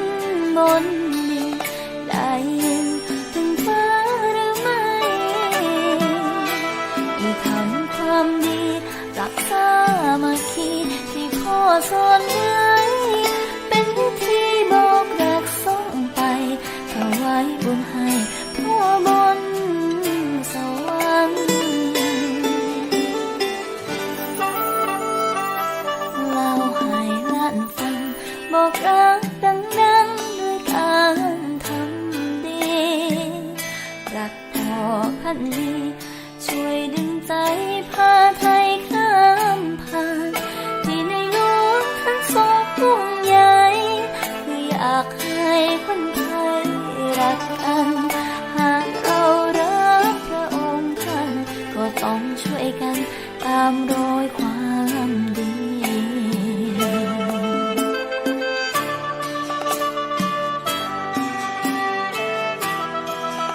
หากเรารักพระองค์ท่านก็ต้องช่วยกัน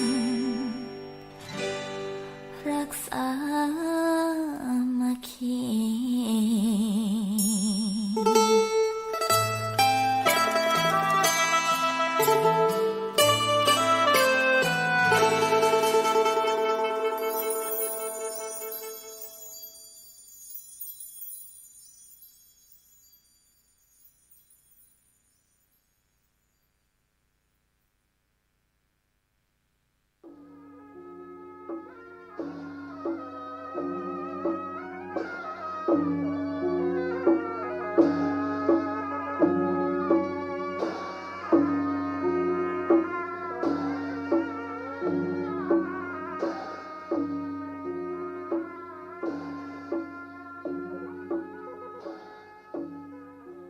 ขอความเจริญในธรรม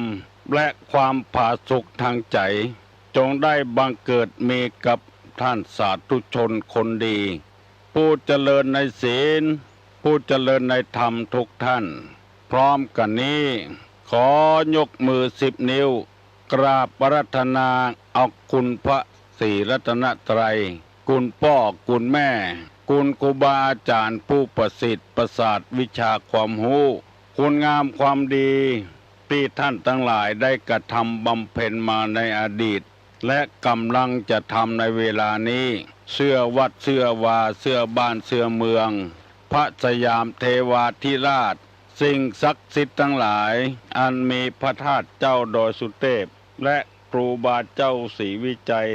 นักบุญแห่งล้านนาไทยเป็นต้นตลอดถึง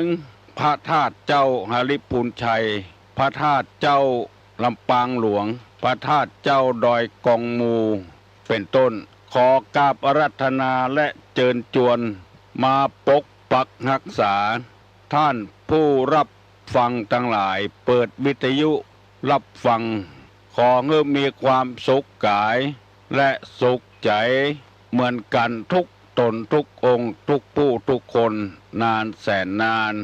พร้อมกันนี้ขอเชิญชวนมวลท่านผู้เจริญในศีลในธรรมไหว้พระเพื่อให้เป็นสิริมงคลต่อไปว่าพร้อมกันปนมมือขึ้นอะระหังสัมมาสัมพุทโธภควาพุทธังภวันตังอภิวาเทมิเจ้ากราบสวากขาโตภควตาธัมโมธัมมังนัมมัสสามิกราบสุปฏิปันโนภควโตสาวกสังโฆสังฆังนะมามิกราบหันธรรมยังพุทธัสสะภควโตบุพภาคณะมะกะลังกะโลมะเสนะโมตัสสะภะคะวะโตอะระหะโตสัมมาสัมพุทธัสสะนะโมตัสสะภะคะวะโตอะระหะโตสัมมาสัมพุทธัสสะนะโมตัสสะภะคะวะโตอะระหะโตสัมมาสัมพุทธัสสะพุทธังสรณังกัจฉามิธัมมังสรณังกัจฉามิสังฆังสรณังกัจฉามิตุติยัมปิพุทธังสรณังกัจฉามิตุติยัมปิธัมมังสรณังกัจฉามิตุติยัมปิสังฆังสรณังกัจฉามิตติยัมปิพุทธังสรณังกัจฉามิตติยัมปิธัมมังสรณังกัจฉามิตติยัมปิสังฆังสรณังกัจฉามิ อิติปิโสภะคะวาอะระหังสัมมาสัมพุทโธวิชชาจารณะสัมปันโนสุขโตโลกวิทูอนุตตะโลปุริสะธรรมสารถีสัทธาเทวะมนุษย์สานังพุทโธภควาติสวากขาโตภควตาธัมโมสันติติโกอากาลิโกเอหิปัสสิโกโอปนะยิโกปัจจัตตังเวทิตโพวินโยหิติสุปฏิปันโนภควโตสาวกสังโฆอุจุปฏิปันโนภควโตสาวกสังโฆญาญาปฏิปันโนภควโตสาวกสังโฆสามิจิปฏิปันโนภควโตสาวกสังโฆญาติตังจัตตาลิปุริสายุคานิอัฏฐาปุริสาปุคลาเอสะภะคะวะโตสาวกสังโฆอาหุไนโยปาหุไนโยทักขิไนโยอัญจลิกาลนิโยอนุตตะลังปุญญเขตังโลกัสสติกราบหนึ่งกราบสองกราบสามกาเลนะธรรมัสสวนังเอตัมมังคละมุตตะมันตะมังการฟังธรรมตามการเวลาเป็นมงคลอันประเสริฐมาแล้วเนอะเสียงก้องเสียงก้องเสียงมองต่ำเข้าเสียงตุเจ้าเทศนาธรรมมาแล้วมาถึงบ้านมาถึงเฮือนมาถึงในวัดมาถึงในที่นอนมาถึงในมุ้งในสุดถึงครัวเรือนถึงห้องน้ำมาถึงในรถมาถึงกุฏิกุฏางเพื่อให้พี่น้องทั้งหลายได้ฟังธรรมะอันเป็นอาหารทางจิตทางใจตุลุงจะได้ย้ำแถมคำหนึ่งว่าอาหารก็ดีน้ำก็ดีข้าวก็ดีลมหายใจทุกวันนี้ก็ดีอันนี้เป็นอาหารทางร่างกายเฮาได้กินเข้าไปทุกวันบัดเดียวนี้กินเปี่ยวเมื่อค่ำเมื่อคืนปุ่นพอดึกพอดื่น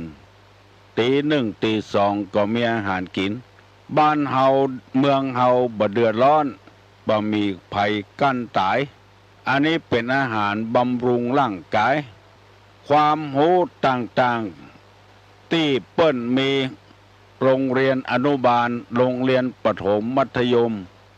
ตลอดถึงปวสปวช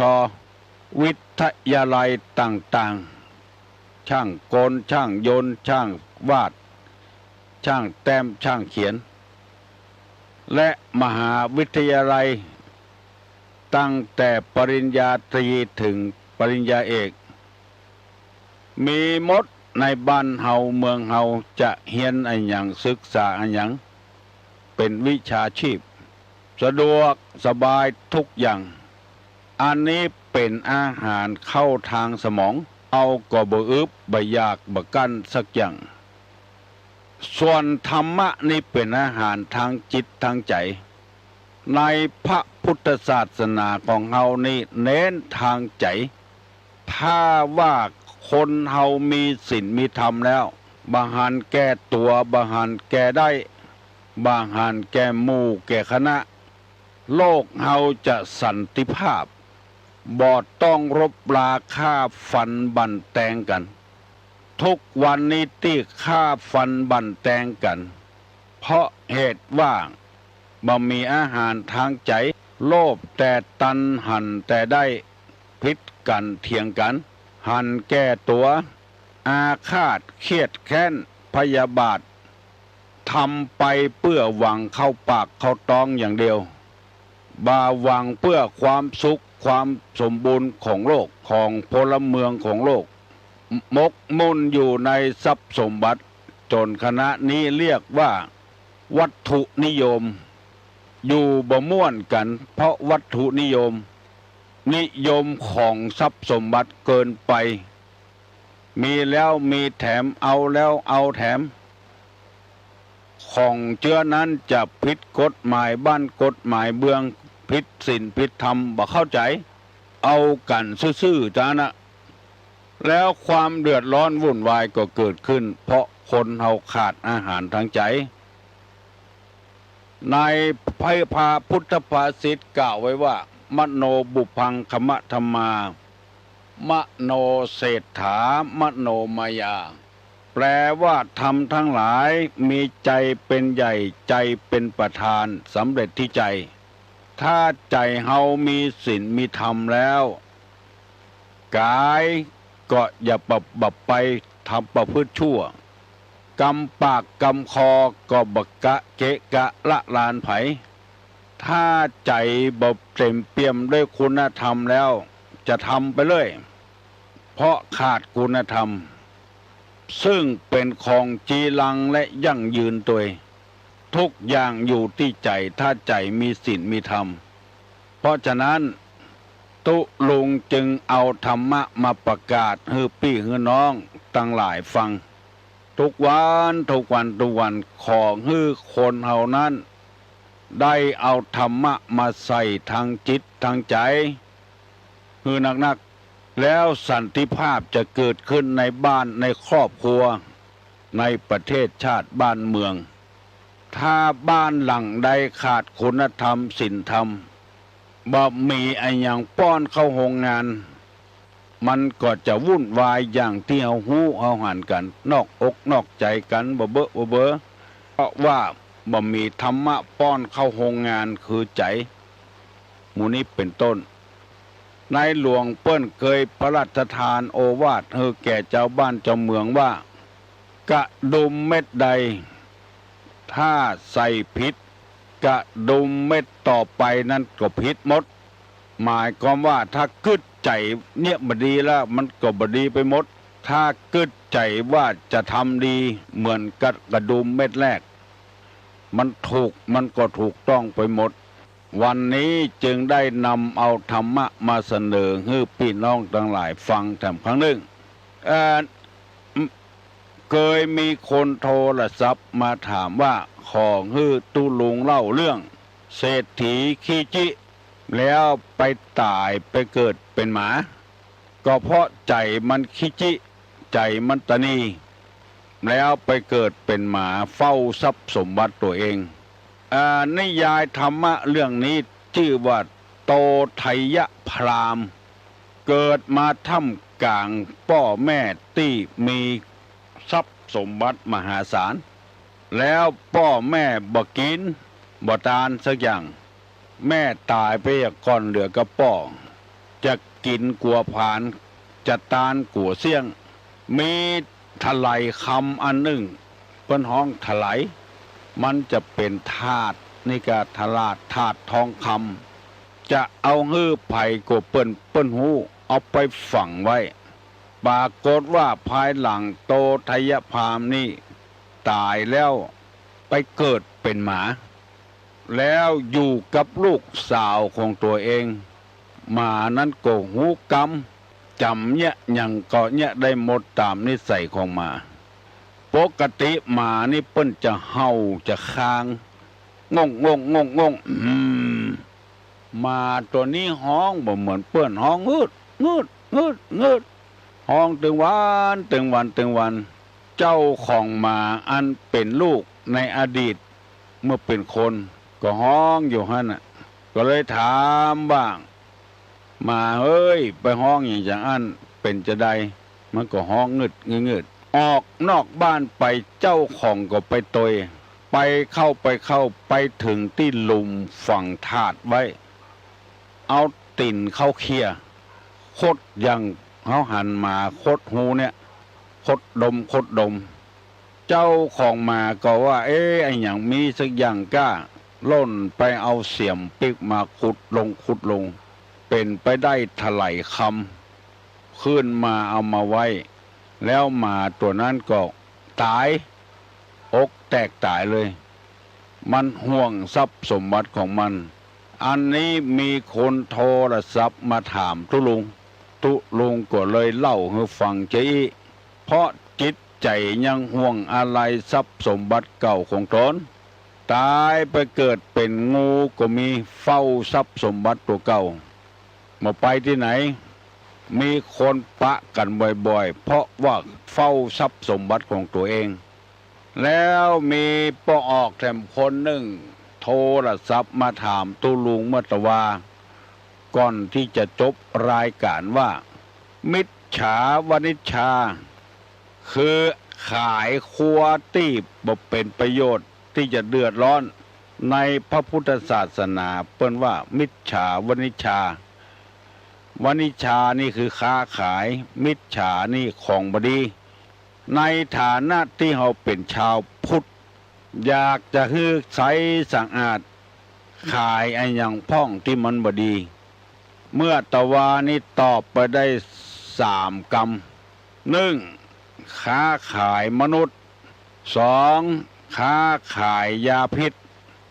3. ค้าขายสตราอาวุธข้อที่ 4นี้ค้าขายยาเสพติดของเมาของดื่มของเมา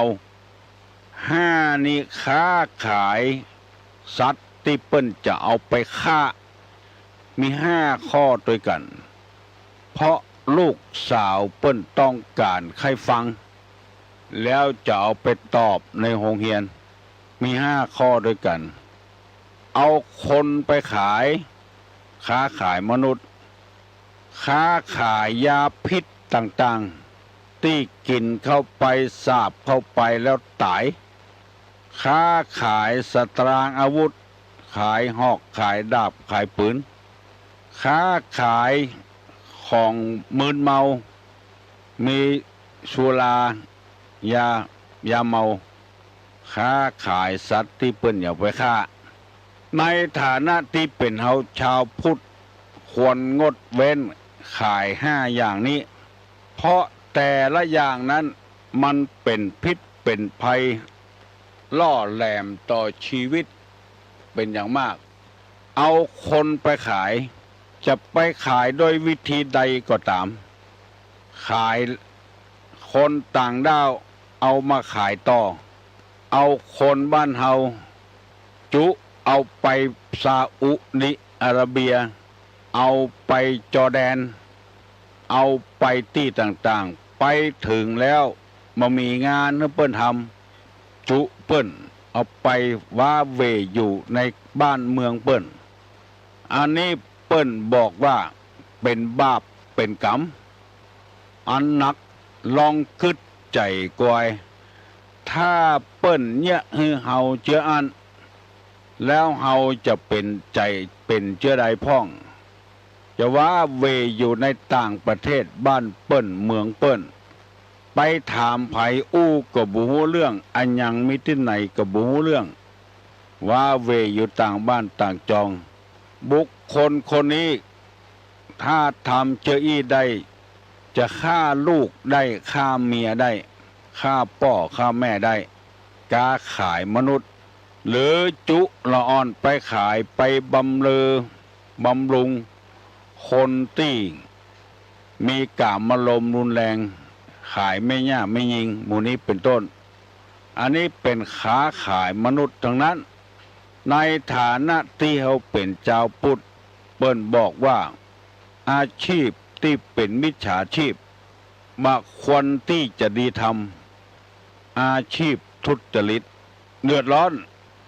ลองคิดใจดีๆเนอะบางคนก็บ่เคยได้ยินกำเพื่อนะบอกว่ากินหัวคิ้วหัวเคิลในกับแม่นกันหมดอะกาขายมนุษย์หมดกินแห้งเพิ่นตัวบ่ได้ออกบ่าออกแหงใจสมองทุจริตอย่างเดียวขอให้ได้สตางค์เป็นดีกัน บุคคลที่เฮาขายไปแล้วจะทุกข์จะยากจะลำบากลำบนเต้าใดถ้าเปิ้นจุเอาลูกเฮาไปขายเฮาจะเจ็บใจก็เฮาจะม่วนใจก็เฮาบ่ได้กึดลองเป็นลูกเฮาหลานเฮาหรือว่าจุเมียเฮาละจากเฮาไปมันจะว้าเวขนาดไหนบุคคลจำพวกนี้เปิ้นว่าคบหาสมาคมบ่ได้มุ่งแต่จะเอาเงินอย่างเดียวมันหมดในชาตินี้กินชาตินี้ก็หมดชาตินี้สองสตราอาวุธตั้งแต่ลูกปืนและปืนหมู่นี้เอาไปฟันอย่างก็บ่ได้นอกจากเอาไปยิงกันเอาไปล่าสัตว์ตายเอาชีวิตปิดชีวิตเปิ้นเพื่อเอาร่างกายเปิ้นมาใจยิงกันฆ่ากันเดือดร้อนตึงวันก็เพราะมีคนขายอาวุธขายมีดที่เอาใจเนี่ยการมุยที่เอาใจเนี่ยการอันนี้คงจะบ่เป็นหยังมีดแถมอย่างสปาร์ตาการอย่างกานี่มันเอาใจกันยังบ่ได้นอกจากจะไล่ฟันกันอย่างเดียวอันนี้เปิ้นว่าเฮาบ่ควรเอามากามาขายมีดขายอาวุธที่ฆ่ากัน1ขายมนุษย์2ขายสตราอาวุธ3ขายยาพิษที่กินเข้าไปดมเข้าไปแล้วมีอันตรายปิดชีวิตคนไปถูกยาพิษแต่แล้วตายกับตายในฐานะที่เขาเป็นชาวพุทธเปิ้นก็ว่าบัดดีเอามาขายมันจะทำให้คนได้พรากจากกันอยู่ดีๆไปถูกยาพิษตายมาว่ายานั้นจะเป็นยาเบื่อคนกะ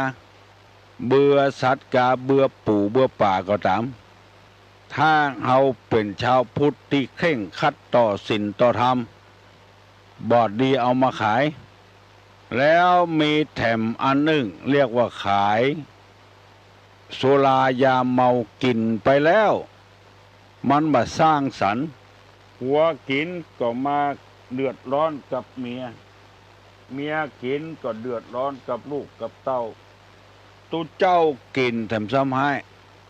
คุณงามความดีที่ทำมาสร้างวัดสร้างวาหมดลึก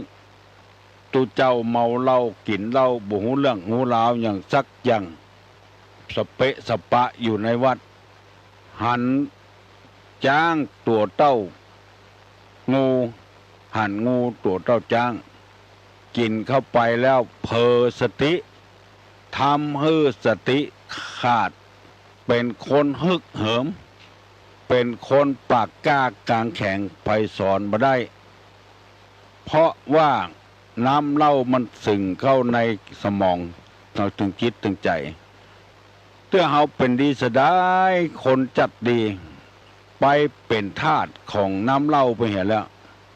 เพราะมีคนเอาไปขายตู้ลงไปหันวัดหนึ่งเปิ้นมีการอบรมศีลธรรมกันเปิ้นปัดปั่นกันไปนุ่งขาวห่มขาวเพื่อเปิ้นนิมนต์ตุลุงไปเทศโอ้เทศได้ดีวันนั้นเกือบ2 ชั่วโมงแล้วเปิ้นมีกิจกรรมอย่างต่างๆที่จะต้องทำแถมเฮาก็เลยลาเปิ้นมาก่อนพอออกประตูวัดมาเอาเหี่ยแล้วตั้งโต๊ะขายเหล้าซุ่มกะหันเป็น10 ป่ายเปิ้นไปฟังเทศบ่ไปนั่งแวดวงเหล้าแมะกำแพงวัดหั่นละอันยังเป็นลำเป็นเรือมันบ่มีอาชีพที่จะต้องทำนะกะมันน่าละอายเฮือตัวเก่าน่าละอายเฮือเจ้าหมู่ไผก็ไปวันนั้นไปปะใส่ร้านเหล้าตุลงว่าต้องพิจารณาเหี่ยก่อนมันอาจจะได้สตางค์ละเพราะว่าขายดีอะเพราะว่าวันนั้นบ่เปิ้นบ่ขายลูกจิ้นขายปลาบึกขายจิ้นทอดอะไรอย่างกันแต่บ่มีเหล้าแต่ร้านนั้นขายดีไป เป็นชาวพุทธแล้วบอกควรทำเจืออันมันหมดท่าไปเห็นบทตกบทเสียงตลอดถึงยาบ้ายาเมาอย่างต่างๆที่เขาขายกันถึงวันเนี้ยมุ่งแต่จะได้เงินอย่างเดียวพอเปิ้นจับได้ยับได้ถูกข้องถูกขังก็อ้อนวอนขอความเป็นธรรมเตอะมาเคยทำกำเตื้อครั้งนี้เป็นครั้งแรกศาสนาเฮานี่ตามเสรีภาพแต่ต้องพิจารณาเหตุก่อนถ้าบ่มีกฎหมายบ้านกฎหมายเมืองเห็นแล้วคนเขาจะทำไปเลยเตื้อก็เป็นเจ้าเป็นนายเป็นคนหูคนหลวกแต่จิตใจนี่บ่หูบ่หลวกไปเหียไปอยู่ที่ไหนก็เมนโอเมนทราบคนเล่าหน้าจากขวัญกันยิ่งเป็นตุเจ้าพนายไปเนี่ยจะอ่านแถมซ้ำหายเพราะคนขายมันขายน้ำเหล้ากินแล้วมันบ่สร้างสรรค์กินแล้วมีแต่ทำลายบั่นทอนชีวิตของคนเกิดโรคภัยไข้เจ็บติฉินนินทาผัวเมียพิษหัวกันอันสุดท้ายฆ่าสัตว์ที่เปิ้นจะเอาไปฆ่าโหอยู่ว่าเปิ้นจะเอาไปฆ่าแล้วเอามาขายเข้าโรงงานมีเปรอะเปเตอรวยแต่หาความสุขบ่ได้ปลายหลังมาพอเท่าแก่น้อยเต็มไปด้วยโรคภัยไข้เจ็บเงินที่ขายงัวขายควายขายชีวิตเปิ้นไปฆ่าเอามายาตัวเห็นติ๊กโรคภัยไข้เจ็บมาเบียดเบียนเพราะฉะนั้นในฐานะที่เฮาเป็นชาวพุทธเป็นพุทธบริษัทเป็นลูกของพระเจ้าแผ่นดินลูกของพระพุทธเจ้าบ่สมควรอย่างยิ่งที่จะกล้าขายสิ่งห้าอย่างนี้วันนี้ได้เอากรรมที่ปอกออกเปิ้นโทรศัพท์มาถามให้ตูลุงอธิบายไปเรียบร้อยกูอย่างแล้วเนอะเพื่อให้ญาติให้โยมได้มีความเข้าใจไปนับได้นับก้านับได้นับขายของบดีเอาไปให้เปิ้นของดีเอาให้ตัวถ้าคนเขาตายไปอย่างหมดในโลกนี้เขาจะอยู่จะได้ถึงวันนี้จำเป็นจะต้องอาศัยพลโลกเปิ้นก็เปิ้งอาศัยเฮาก็อาศัยเปิ้นคนเนี่ยให้ใส่สวนก็อุ่นใจขายคนขายก็เปิ้งคนเนี่ยให้ใส่สวนเอาผักเอาไม้ในให้ในสวนเปิ้นประขายเอากินกำไรคือมีจิตใจเที่ยงตรงเที่ยงธรรมมันมีความจำเป็นที่คนเขาจะต้องศึกษาพระธรรมคำสอนตุลงได้นำมาเสนอให้พี่น้องทั้งหลายหันว่าผมควรที่เราจะหลีกเว้นสิ่งเหล่านี้ค้าขายถูกต้องตามศีลตามธรรมผักไม้ไส้เครือหมู่นี้เป็นอาหารการกินให้คนได้สร้างสรรค์ให้คนได้อยู่เย็นเป็นสุขต่อไปเพื่อให้วุฒิจำเริญใจสืบต่อไปเจริญก้าวหน้าอันนี้ก็ขอนำมาฝากมาฝังไว้ถ้าภายได้กล้าได้ขายมอกพอหายพอดีก็ย่างได้ก็ไปกล้าขายอันอื่นถ้าย่างมาได้ก็พอหายพอดีก่อนบาดเดี๋ยวนี้มัน6 โมงฝ่ายละฮัลโหลครับขอถามปัญหาครับผมปัญหาว่าอาหารของความโกรธกับอาหารของความประกบอาหารของความโกรธครับและอาหารของความบ่โกรธครับผมคืออันหยังครับอาหารทางใจนี่อย่างครับเจริญพรอาหารของความโกรธนั้นมันจะเข้าในทางตาทางหูดังแล้วก็ทางลิ้นถ้าตาไปสัมผัสของที่เฮาบ่เปิงใจอันนี้จะทำให้เฮาโกรธอย่างคนที่เฮาบ่ชอบตัวใดแล้วไปไปปะใส่การกลางต้ากลางตางเลยโคตรกินแหนงได้มาเงาไปปะใส่บ้านี่แล้วคนเขาก็แปลกของดีบ่ชอบ ไปชอบผ่องบดีพุ่นเตื้อไปปล่อยไปลามไปปะใส่หมู่เดียวกันไปถามมาด้วยไผมาคนเดียวนะไอ้วอกนั่นมากะเนี่ยอันเนี้ยคืออาหารของความโกรธเข้าทางหูไปได้ยินกรรมตี้บดีบดักก็โคตรบางเตื้อเปิ้นบอกว่าเฮาสักหน่อยก็ลูบไปเสาะหาอยู่กรรมบดีเข้าทางหูดังไปสาบกินที่บดีเหม็นก็โคตรเข้าทางลิ้นไปแตะต้องใส่เพชรกาเกมกาก็โคตร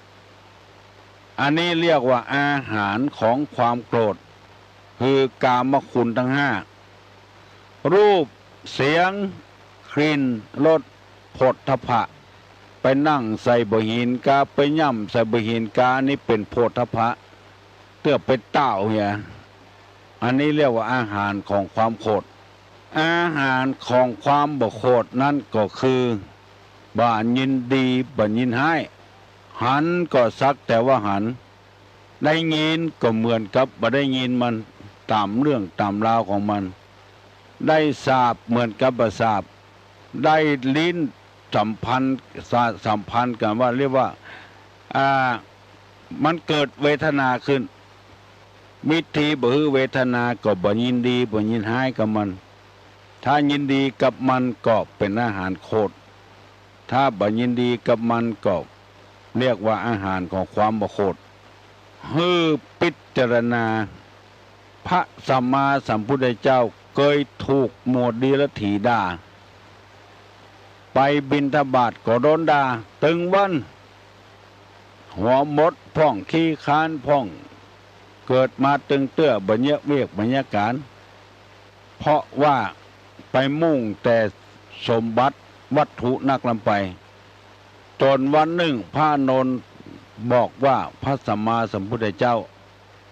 ย้ายจากที่นี่ไปเหียเตอะเพราะเขาด่านักล้ำไปหมวดนี้ละถีมุมมีศาสนาพระพุทธเจ้าบอกว่าย้ายไปที่ไหนย้ายไปบ้านฮันบ้านนี้ถ้าเขาด่าแถมเย่ๆจะใดจะย้ายไปแถมติ๊ก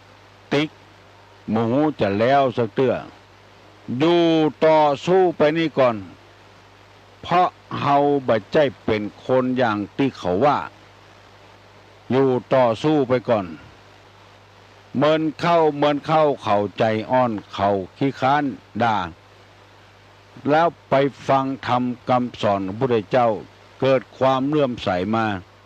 พวกเดรัจฉีหมู่นั้นก็กลับเข้ามานับถือพระพุทธเจ้าเหมือนกับนายกเดียวเนี่ย